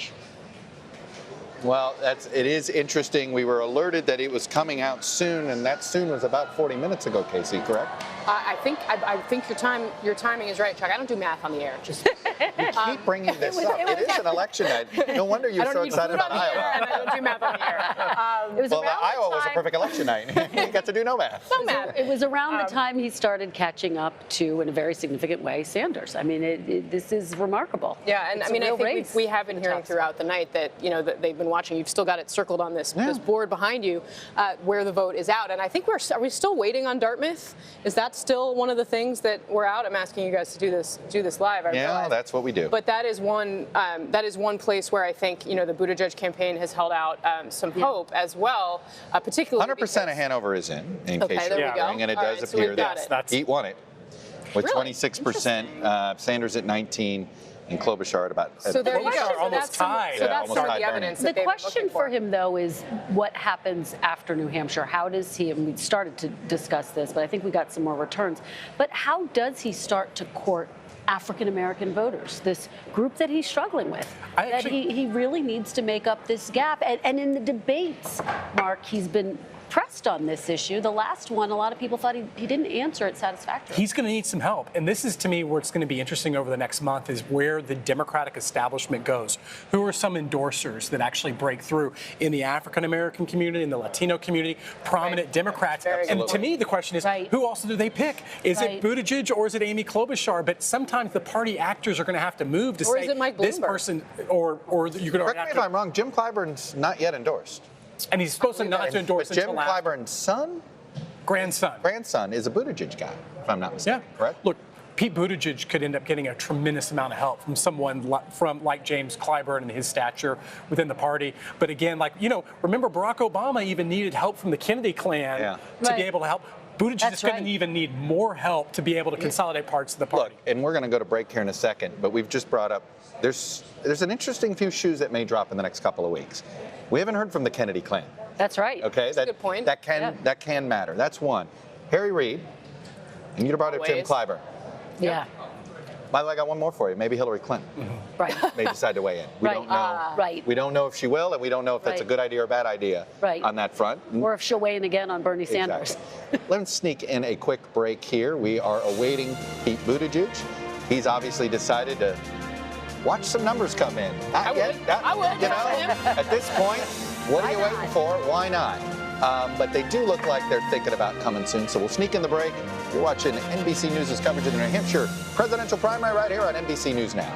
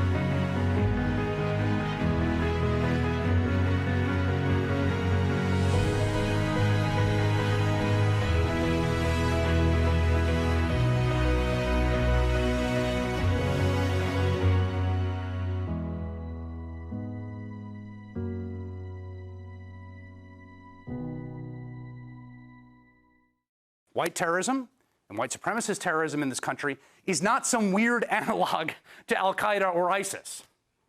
It's not some foreign thing that looks like something that we've been fighting in the war on terror. It's actually fundamentally as American as anything. And it is an existential threat to the multiracial and pluralistic, equal, and open democracy that we've been fighting for in this country since people died on the battlefield in the Civil War. We are going to start with something different tonight. This is one of those things that you have not been otherwise hearing about in the news, but stick with me. Feed your mind with fresh perspective. Get your favorite MSNBC shows now as podcasts. If it's finding clarity in the chaos. Put this in some perspective for us. If it's understanding the history of the moment. It's a very big deal to get Baghdadi. It's a tribute to U.S. intelligence and the special forces. If it's holding everyone to the same standard. And if it's Sunday, it's Meet the Press. You're watching NBC News Now. We've got some breaking news. This is all I've got left. Who brought more to the caucuses? It's news made for your streaming world. Live weekdays, 3 to 11 p.m. Eastern. The Meet the Press Chuck Toddcast, an insider's take on politics and more with some of my favorite reporters. Get it for free wherever you get your podcasts. Need your true crime fix on the go? Dateline episodes are available as podcasts. Mysteries with a twist from the True Crime Original. Wow. Listen to Dateline wherever you get your podcasts. We've got this fundamental thing about human beings, and we've got the way that we constitute our politics. And the danger is that if our politics grow too tribal, they grow excessively tribal, then we'll lose this sort of way of talking. Why is this happening? With Chris Hayes. Subscribe now.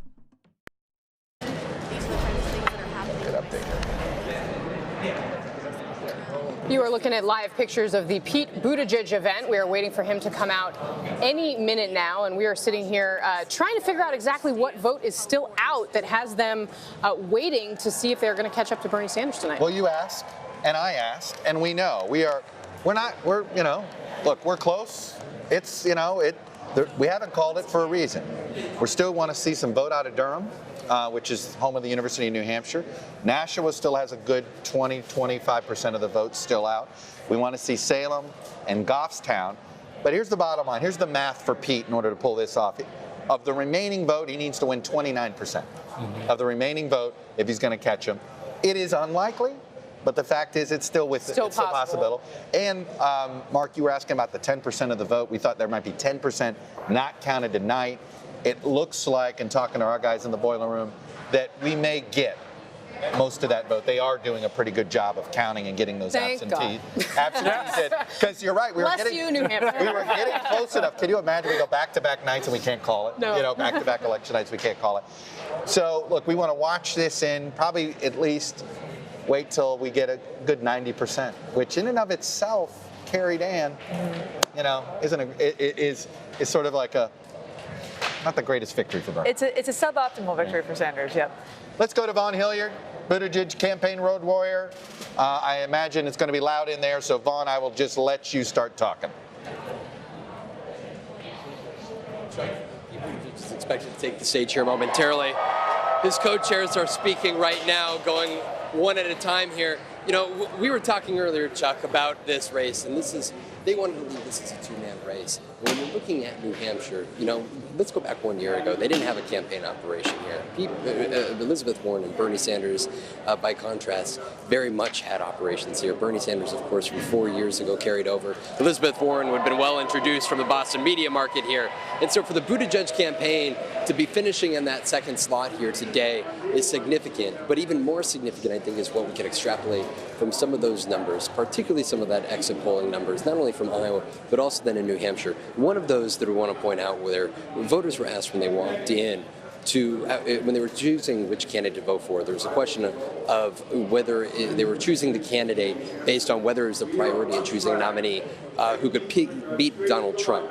And when voters were asked that question, Pete Buttigieg earned 27% of that support. Klobuchar 21%, Sanders 19%, Biden 13%. At one point in this campaign process over the last year, Joe Biden had been thought of among voters as the one most likely to beat Donald Trump. But suddenly, here at least in New Hampshire, Pete Buttigieg taking the largest share, and then Amy Klobuchar the next share. And that's exactly what he's going to need to do in Nevada and South Carolina, is be able to convince not only white voters, but also voters of color that not only in places like New Hampshire and Iowa, but up in places like in Detroit and Wisconsin, Milwaukee area, that electability would exactly what Buttigieg would be able to do. And I think that Pete Buttigieg, I believe here, is going to be taking the stage here momentarily. Chuck?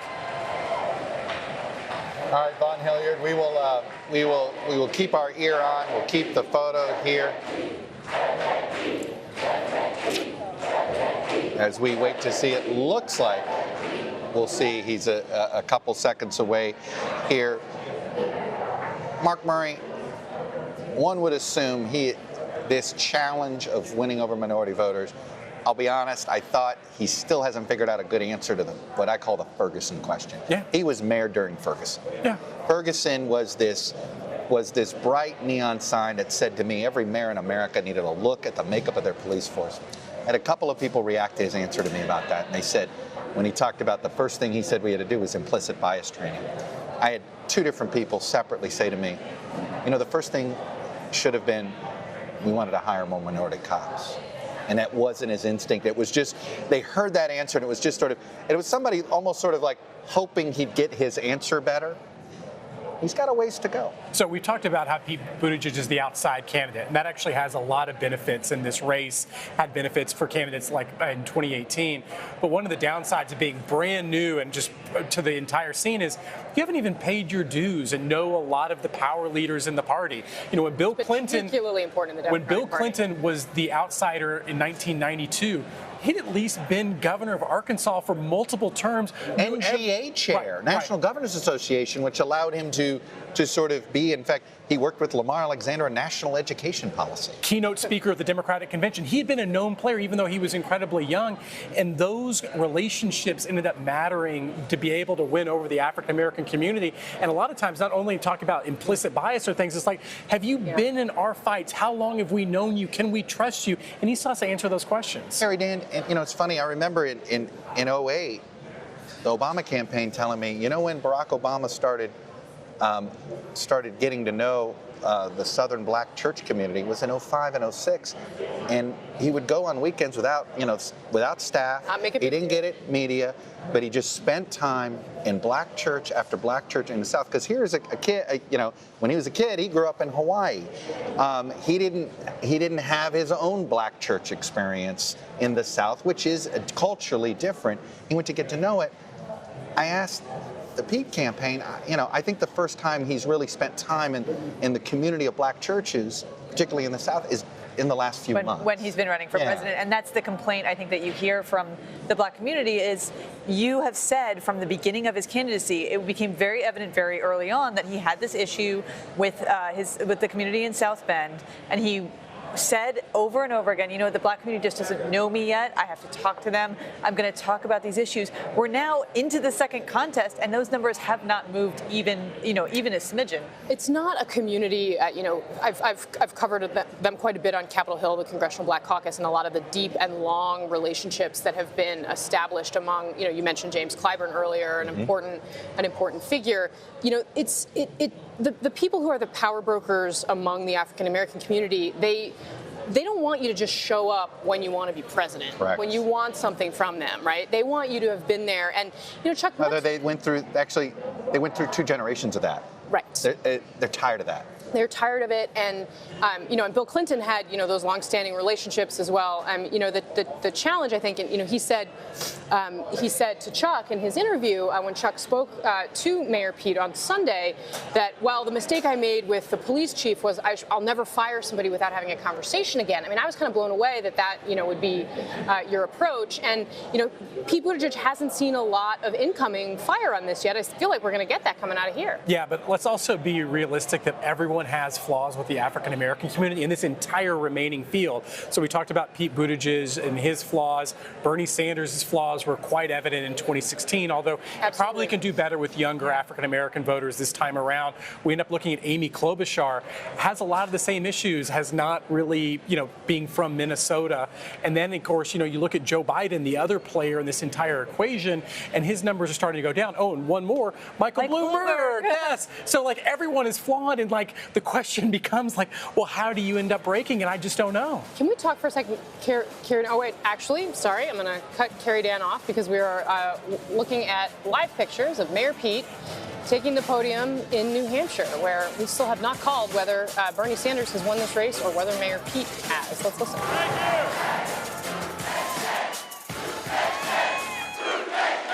Thank you, New Hampshire. Thank you so much.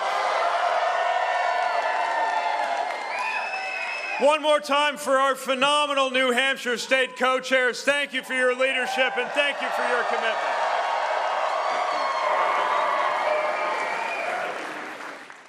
Thank you to our extraordinary national co-chair, Congresswoman Annie Kuster, who knows how to raise the roof and how to get out the vote.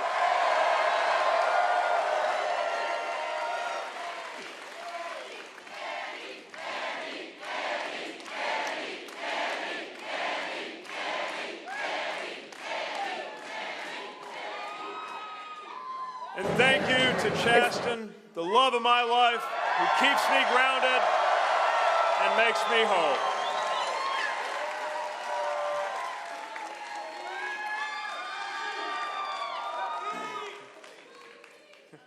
I want to congratulate my competitors and their supporters on their campaigns here in New Hampshire.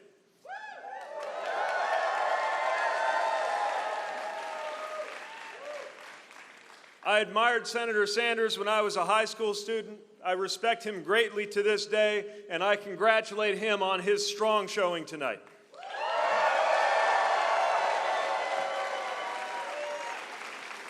And I want to congratulate Senator Klobuchar, Senator Warren, Vice President Biden, and all of our Democratic candidates and supporters.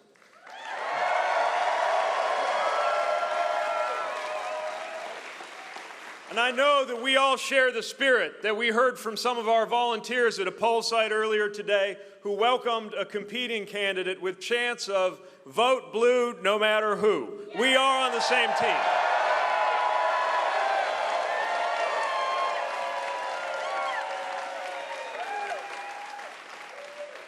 Now, over the past year, some 24 campaigns have crisscrossed this state, each laying claim to the ability to bring people together, turn out the vote, and move Americans toward a brighter future.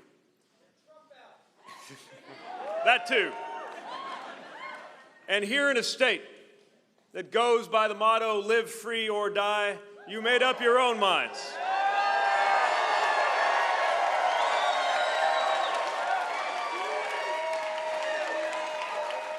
You asserted that famous independent streak. And thanks to you, a campaign that some said shouldn't be here at all has shown that we are here to stay.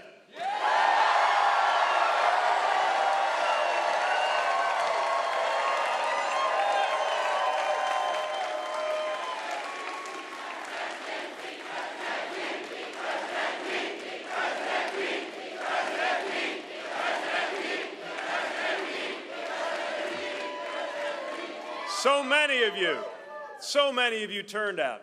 Die-hard Democrats, independents unwilling to stay on the sidelines, and even some newly former Republicans ready to vote for something new.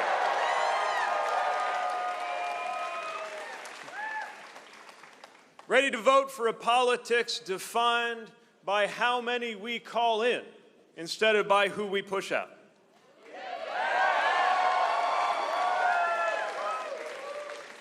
So many of you chose to meet a new era of challenge with a new generation of leadership.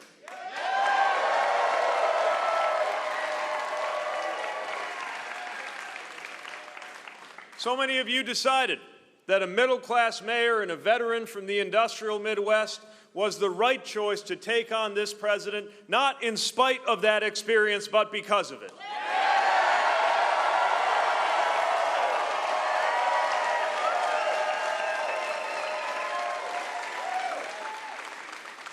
Now our campaign moves on to Nevada, to South Carolina, to communities across our country. And we will welcome new allies to our movement at every step.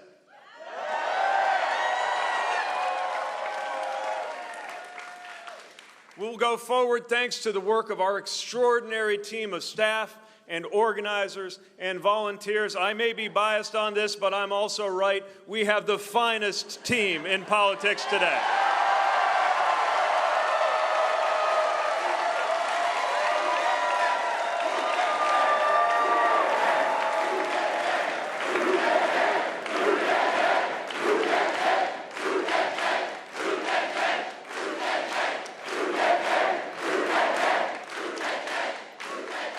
And I want you to know that you don't just represent me well, you inspire me. And I cannot say enough how thankful I am to our extraordinary team.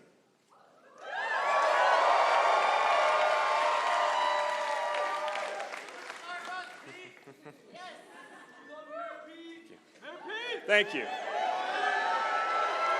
And we know that team stretches across the country. We go forward fueled by hundreds of thousands of grassroots supporters, from the woman in Minnesota who donated in honor of the wife she lost to lung cancer, to the veteran from Connecticut who sent $19.68 in honor of the year that he served in Vietnam.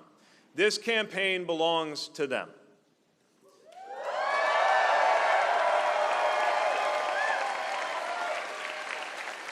And if our campaign moves you, I hope you'll go to PeteForAmerica.com and chip in whatever you can.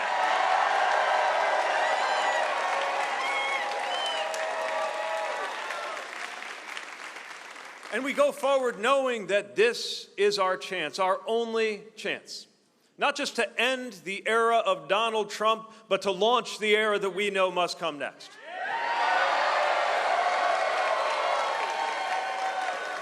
And the stakes could not be higher.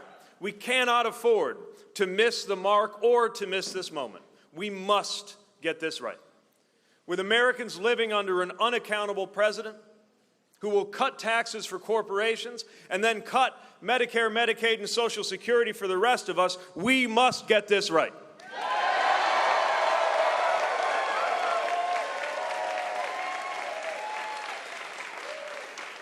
When people of color fear for their own place in their own country, while infants are torn from their parents at the border, we must get this right.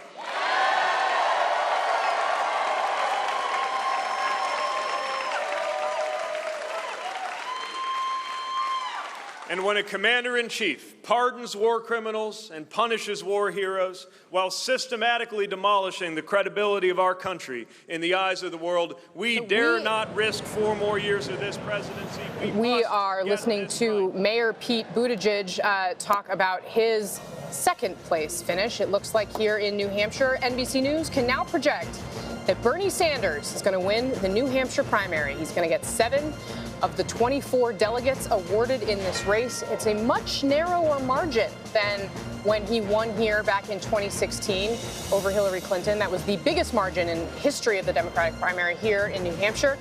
This most likely to be the most narrow right now, with 86% reporting. Bernie Sanders has 26% of the vote. Pete Buttigieg has 24%, just 5,000 or so votes separating them. Mark Murray, Amy Klobuchar at 20% with 49,000 votes. She's 10,000, 11,000 votes short of Pete Buttigieg. So Bernie Sanders winning as we expected, perhaps not by as much as they would have liked to see. Where do we go from here? Yeah, well, we go from here as Nevada, of course, but a 1.8 point lead by Bernie Sanders projected on his victory. And to me, I think you actually have to give credit to Sanders and his campaign. You know, Casey, you've been beating the drum for a very long time on, hey, folks, take Bernie Sanders seriously. And in a lot of ways, I think that we look back in the fall, and right after he had his heart attack, I think that there was a lot of sense of that he was not going to be able to carry on, and he rallied the troops, and look at this victory in New Hampshire. And in fairness, if this continues, I think there is going to likely be more scrutiny over that episode. I think we all expected there to be more of that. Let's bring in now NBC News road warrior Shaquille Brewster. He has been covering the Sanders campaign and is live at their headquarters. Do they know yet that this race has started to be called? Shaq, what's the mood there? That's why I keep looking behind me. They're not playing News Now here on the screen, and the supporters don't know the call just yet. I'll tell you that as Mayor Pete was on screen, and he's still on screen right now, but when he first hit the screen, you heard some of the supporters boo him, and then there was a chant that you heard, Wall Street Pete. That's, of course, goes into that attack that you heard from Senator Sanders connecting Mayor Pete Buttigieg to the billionaire class, and that was one of the closing messages you heard from Senator Sanders, and that part of that pivot that you saw right after the Iowa caucuses. But I can tell you, the crowd doesn't know now. There was a point where they were getting restless. The people that you saw standing on the risers behind me, they were brought in about an hour or so ago, but then about 15 minutes ago, they started giving those people water. People have been laying around a little bit. You're starting to feel the whispers go around, and people are starting to get a little bit more energetic. There's a group dancing and rocking back and forth as they're looking at results and waiting for those results to come in. I will say that this is, I said earlier that Senator Sanders, he dismissed the idea that this was a must-win state for him, and the music is starting to go up right now, so I'm going to look behind me. We're not going to hear we're just hearing introduction from Senator Sanders. There's not going to be any speakers before him, and I do see some rustling going around in the corner. It still seems to be a couple of minutes away, but the point I was going to make was that the Sanders campaign, they have been brushing aside the idea that this was a must-win for them, but this state, without a doubt, was important for them. He is that neighboring senator. People here are familiar with him, and they invested heavily in this state. You know, we have our New Hampshire embeds, the people who are on the ground following all the candidates, keeping track of them. And earlier this evening, they gave me a couple of numbers. They said Senator Sanders made 15 trips to the state of New Hampshire. He spent a total of 35 days in this state, holding about 80 public events. That is a campaign who put and invested a lot in this campaign, and there are chants going on right now. They still don't know. They're just excited. They're just chanting. They're just waiting for things to happen. There's a sense of anticipation that something will be happening very soon. People power. That's what they're yelling. Well, you've been talking to us. We've been getting some reports from Gary Grumbach, who I think is in that room with you. He is our embed that has been your colleague throughout this process. We're expecting to see Bernie Sanders on the stage here, probably momentarily, so we're going to keep listening in there. I just wanted to ask you, you mentioned Pete Buttigieg and boos that were unfolding where you are. Can you just explain a little bit about what you saw and heard? Yes, Casey. Now I'll tell you, his campaign manager, Fad Shakur, just texted me as I was talking with you. He says that Senator Sanders will be coming out at any minute now. He actually said they're going out now. And what I see behind me, there are photographers. There's a buffer area between the stage and between the audience. There's a buffer area where photographers come in. They are filing in now. You can tell Senator Sanders is coming out now. Going back to that point about Mayor Pete, when he came on stage, when he came on stage to give that speech, his picture popped up on the screens here, and there was scattered boos. I'm not going to say it was raucous boos. It didn't compete with the volume of the audience that you hear right now and of the supporters, but there were scattered boos. And then after he got into his speech, which they weren't playing, you didn't hear the full speech, but as they got into the speech, you heard the phrase, Wall Street Pete, Wall Street Pete. Casey, you're familiar with Twitter. You know what many Sanders supporters use, the hashtag that they use. It's not a new chant. It's not a new saying or accusation that they make with Mayor Pete. And the heart of it goes to his traditional fundraising. The fact that he does more traditional fundraising. And they are right now introducing Senator Sanders. I will duck down as not to get in the way. They just introduced him as the next president of the United States, and here he comes on stage. We are, of course, watching Bernie Sanders, who NBC News has just projected is the winner of the New Hampshire primary tonight. Chuck Todd, back with us, points out that we may actually have a delegate tie. We are projecting a delegate tie, and that means Buttigieg will actually be leading in delegates after the first 2 states. Bernie Sanders is going to say, hey, I got more people to show up in Iowa, and I got the popular vote here. Like, doesn't that count for something? You're going to hear an interesting little back and forth on that tonight. But Bernie, of course, with his wife, Jane. By the way, Bernie Sanders making history. Biggest win ever, percentage win ever for a Democratic New Hampshire primary, and the smallest percentage margin. Indeed. On there. Let's take a listen.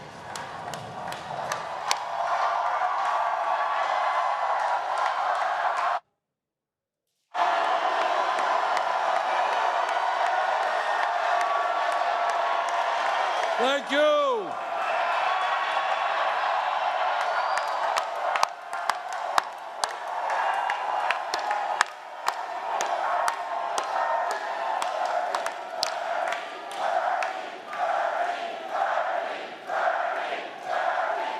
Thank you. Thank you.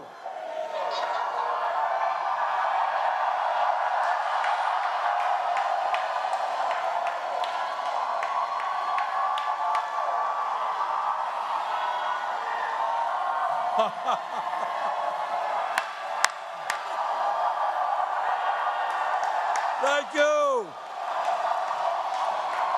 Thank you.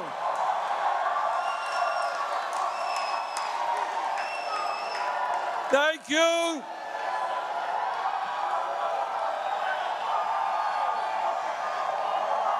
Thank you, New Hampshire.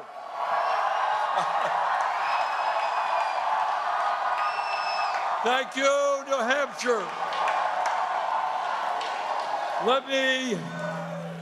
Let me take this opportunity to thank the people of New Hampshire for a great victory tonight.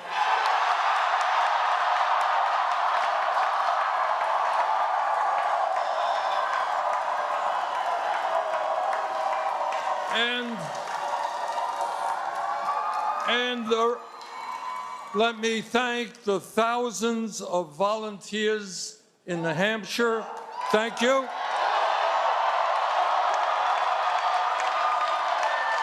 Who knocked on doors in the rain and the snow and the cold.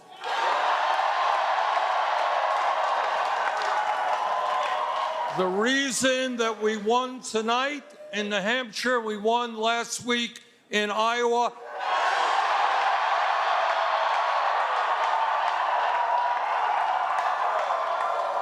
is because of the hard work of so many volunteers.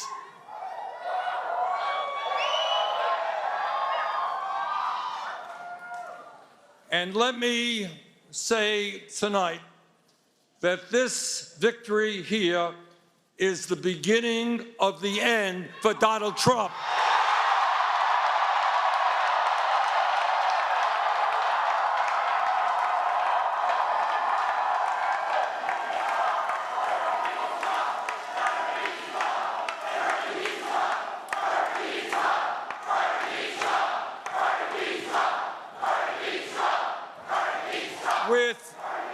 With victories behind us, popular vote in Iowa and the victory here tonight, we're going to Nevada, we're going to South Carolina, we're going to win those states as well.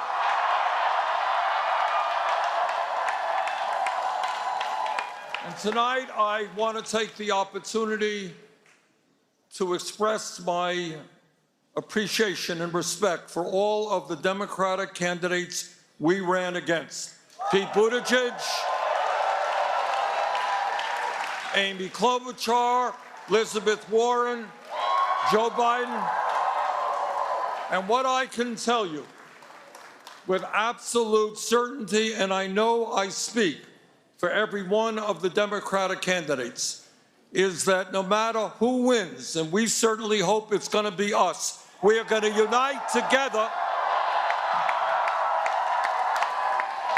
We are going to unite together and defeat the most dangerous president in the modern history of this country.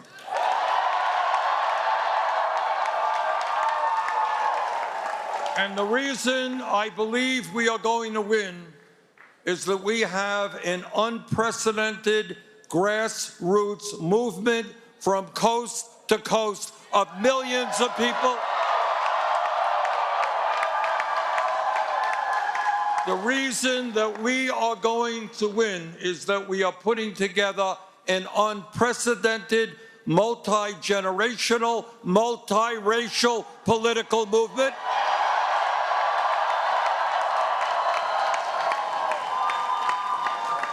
And this is a movement from coast to coast, which is demanding that we finally have an economy and a government that works for all of us, not wealthy campaign contributors.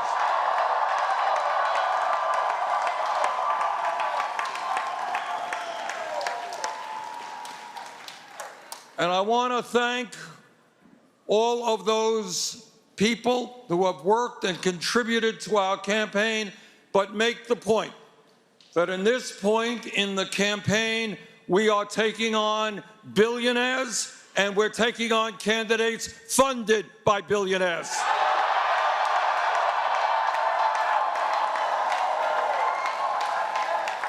But we are going to win because we have the agenda that speaks to the needs of working people throughout this country.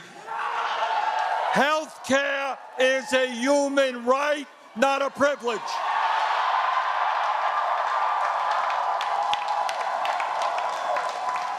The wealthy and powerful will start paying their fair share of taxes. We will make public colleges and universities tuition-free and cancel all student debt.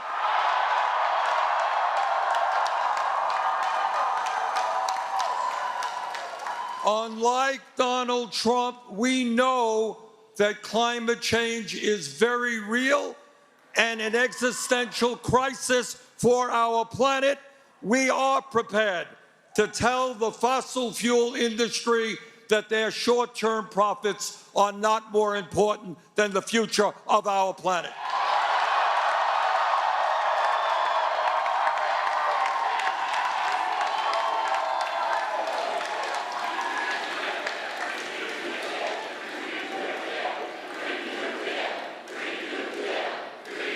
We are going to end a racist and broken criminal justice system. We are going to pass comprehensive immigration reform. Our gun safety policies will be determined by the American people, not the NRA.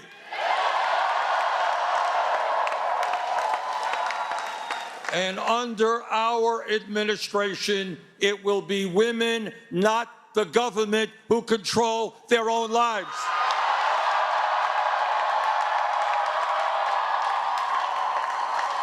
Now, our campaign is not just about beating Trump, it is about transforming this country. It is about having the courage to take on Wall Street, the insurance companies, the drug companies, the fossil fuel industry, the military-industrial complex.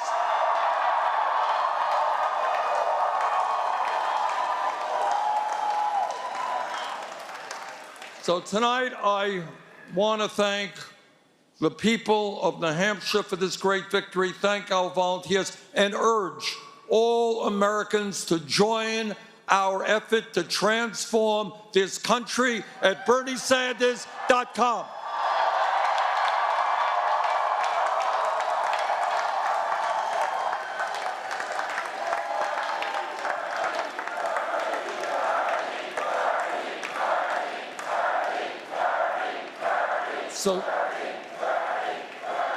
It's on to Nevada. It's on to South Carolina. It's on to win the Democratic nomination. And together,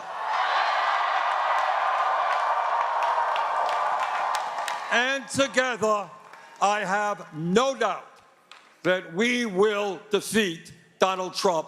Thank you all very much.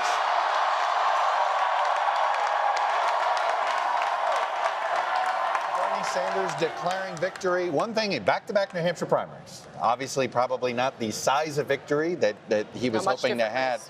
But, you know, I have to say, his supporters, it made him feel like a win. I mean, there is something there that it felt bigger and louder than your Pete and your Amy. And, that, you know, you got to give his crowd credit. There is passion and energy at every Bernie Sanders They're not looking event. at margin. No, they are not. We're getting ready to get going here, but Bernie Sanders is getting greeted with a not so happy news out of Nevada. Our friend John Ralston from the Nevada Independent saying the Culinary Union already passing around flyers that essentially attack Medicare for all. Note that it will gut the health care that they like with the Culinary Union, and essentially saying, we like the health care plans, Carrie Dan, of Amy Klobuchar, Mayor Pete, Joe Biden, and Tom Steyer. It's almost anybody but Bernie.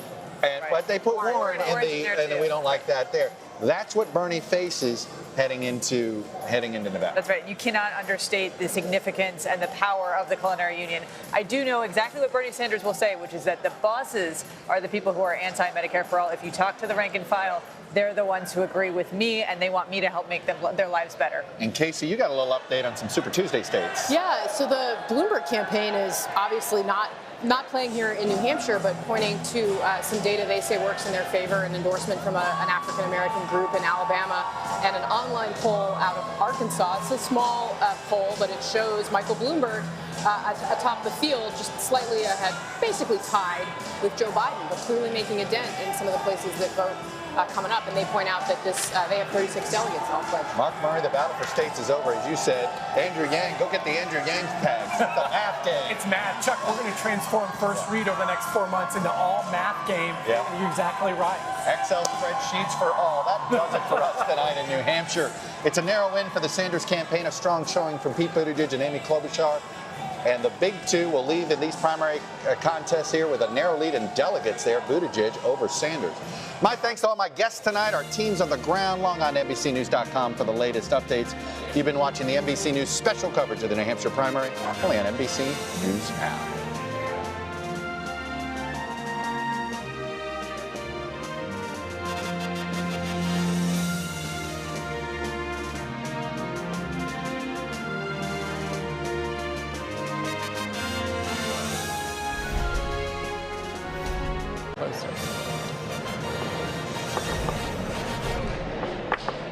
We are back, and we have not called this race. And if you watch the margin, I think we can bring the board up. Let's bring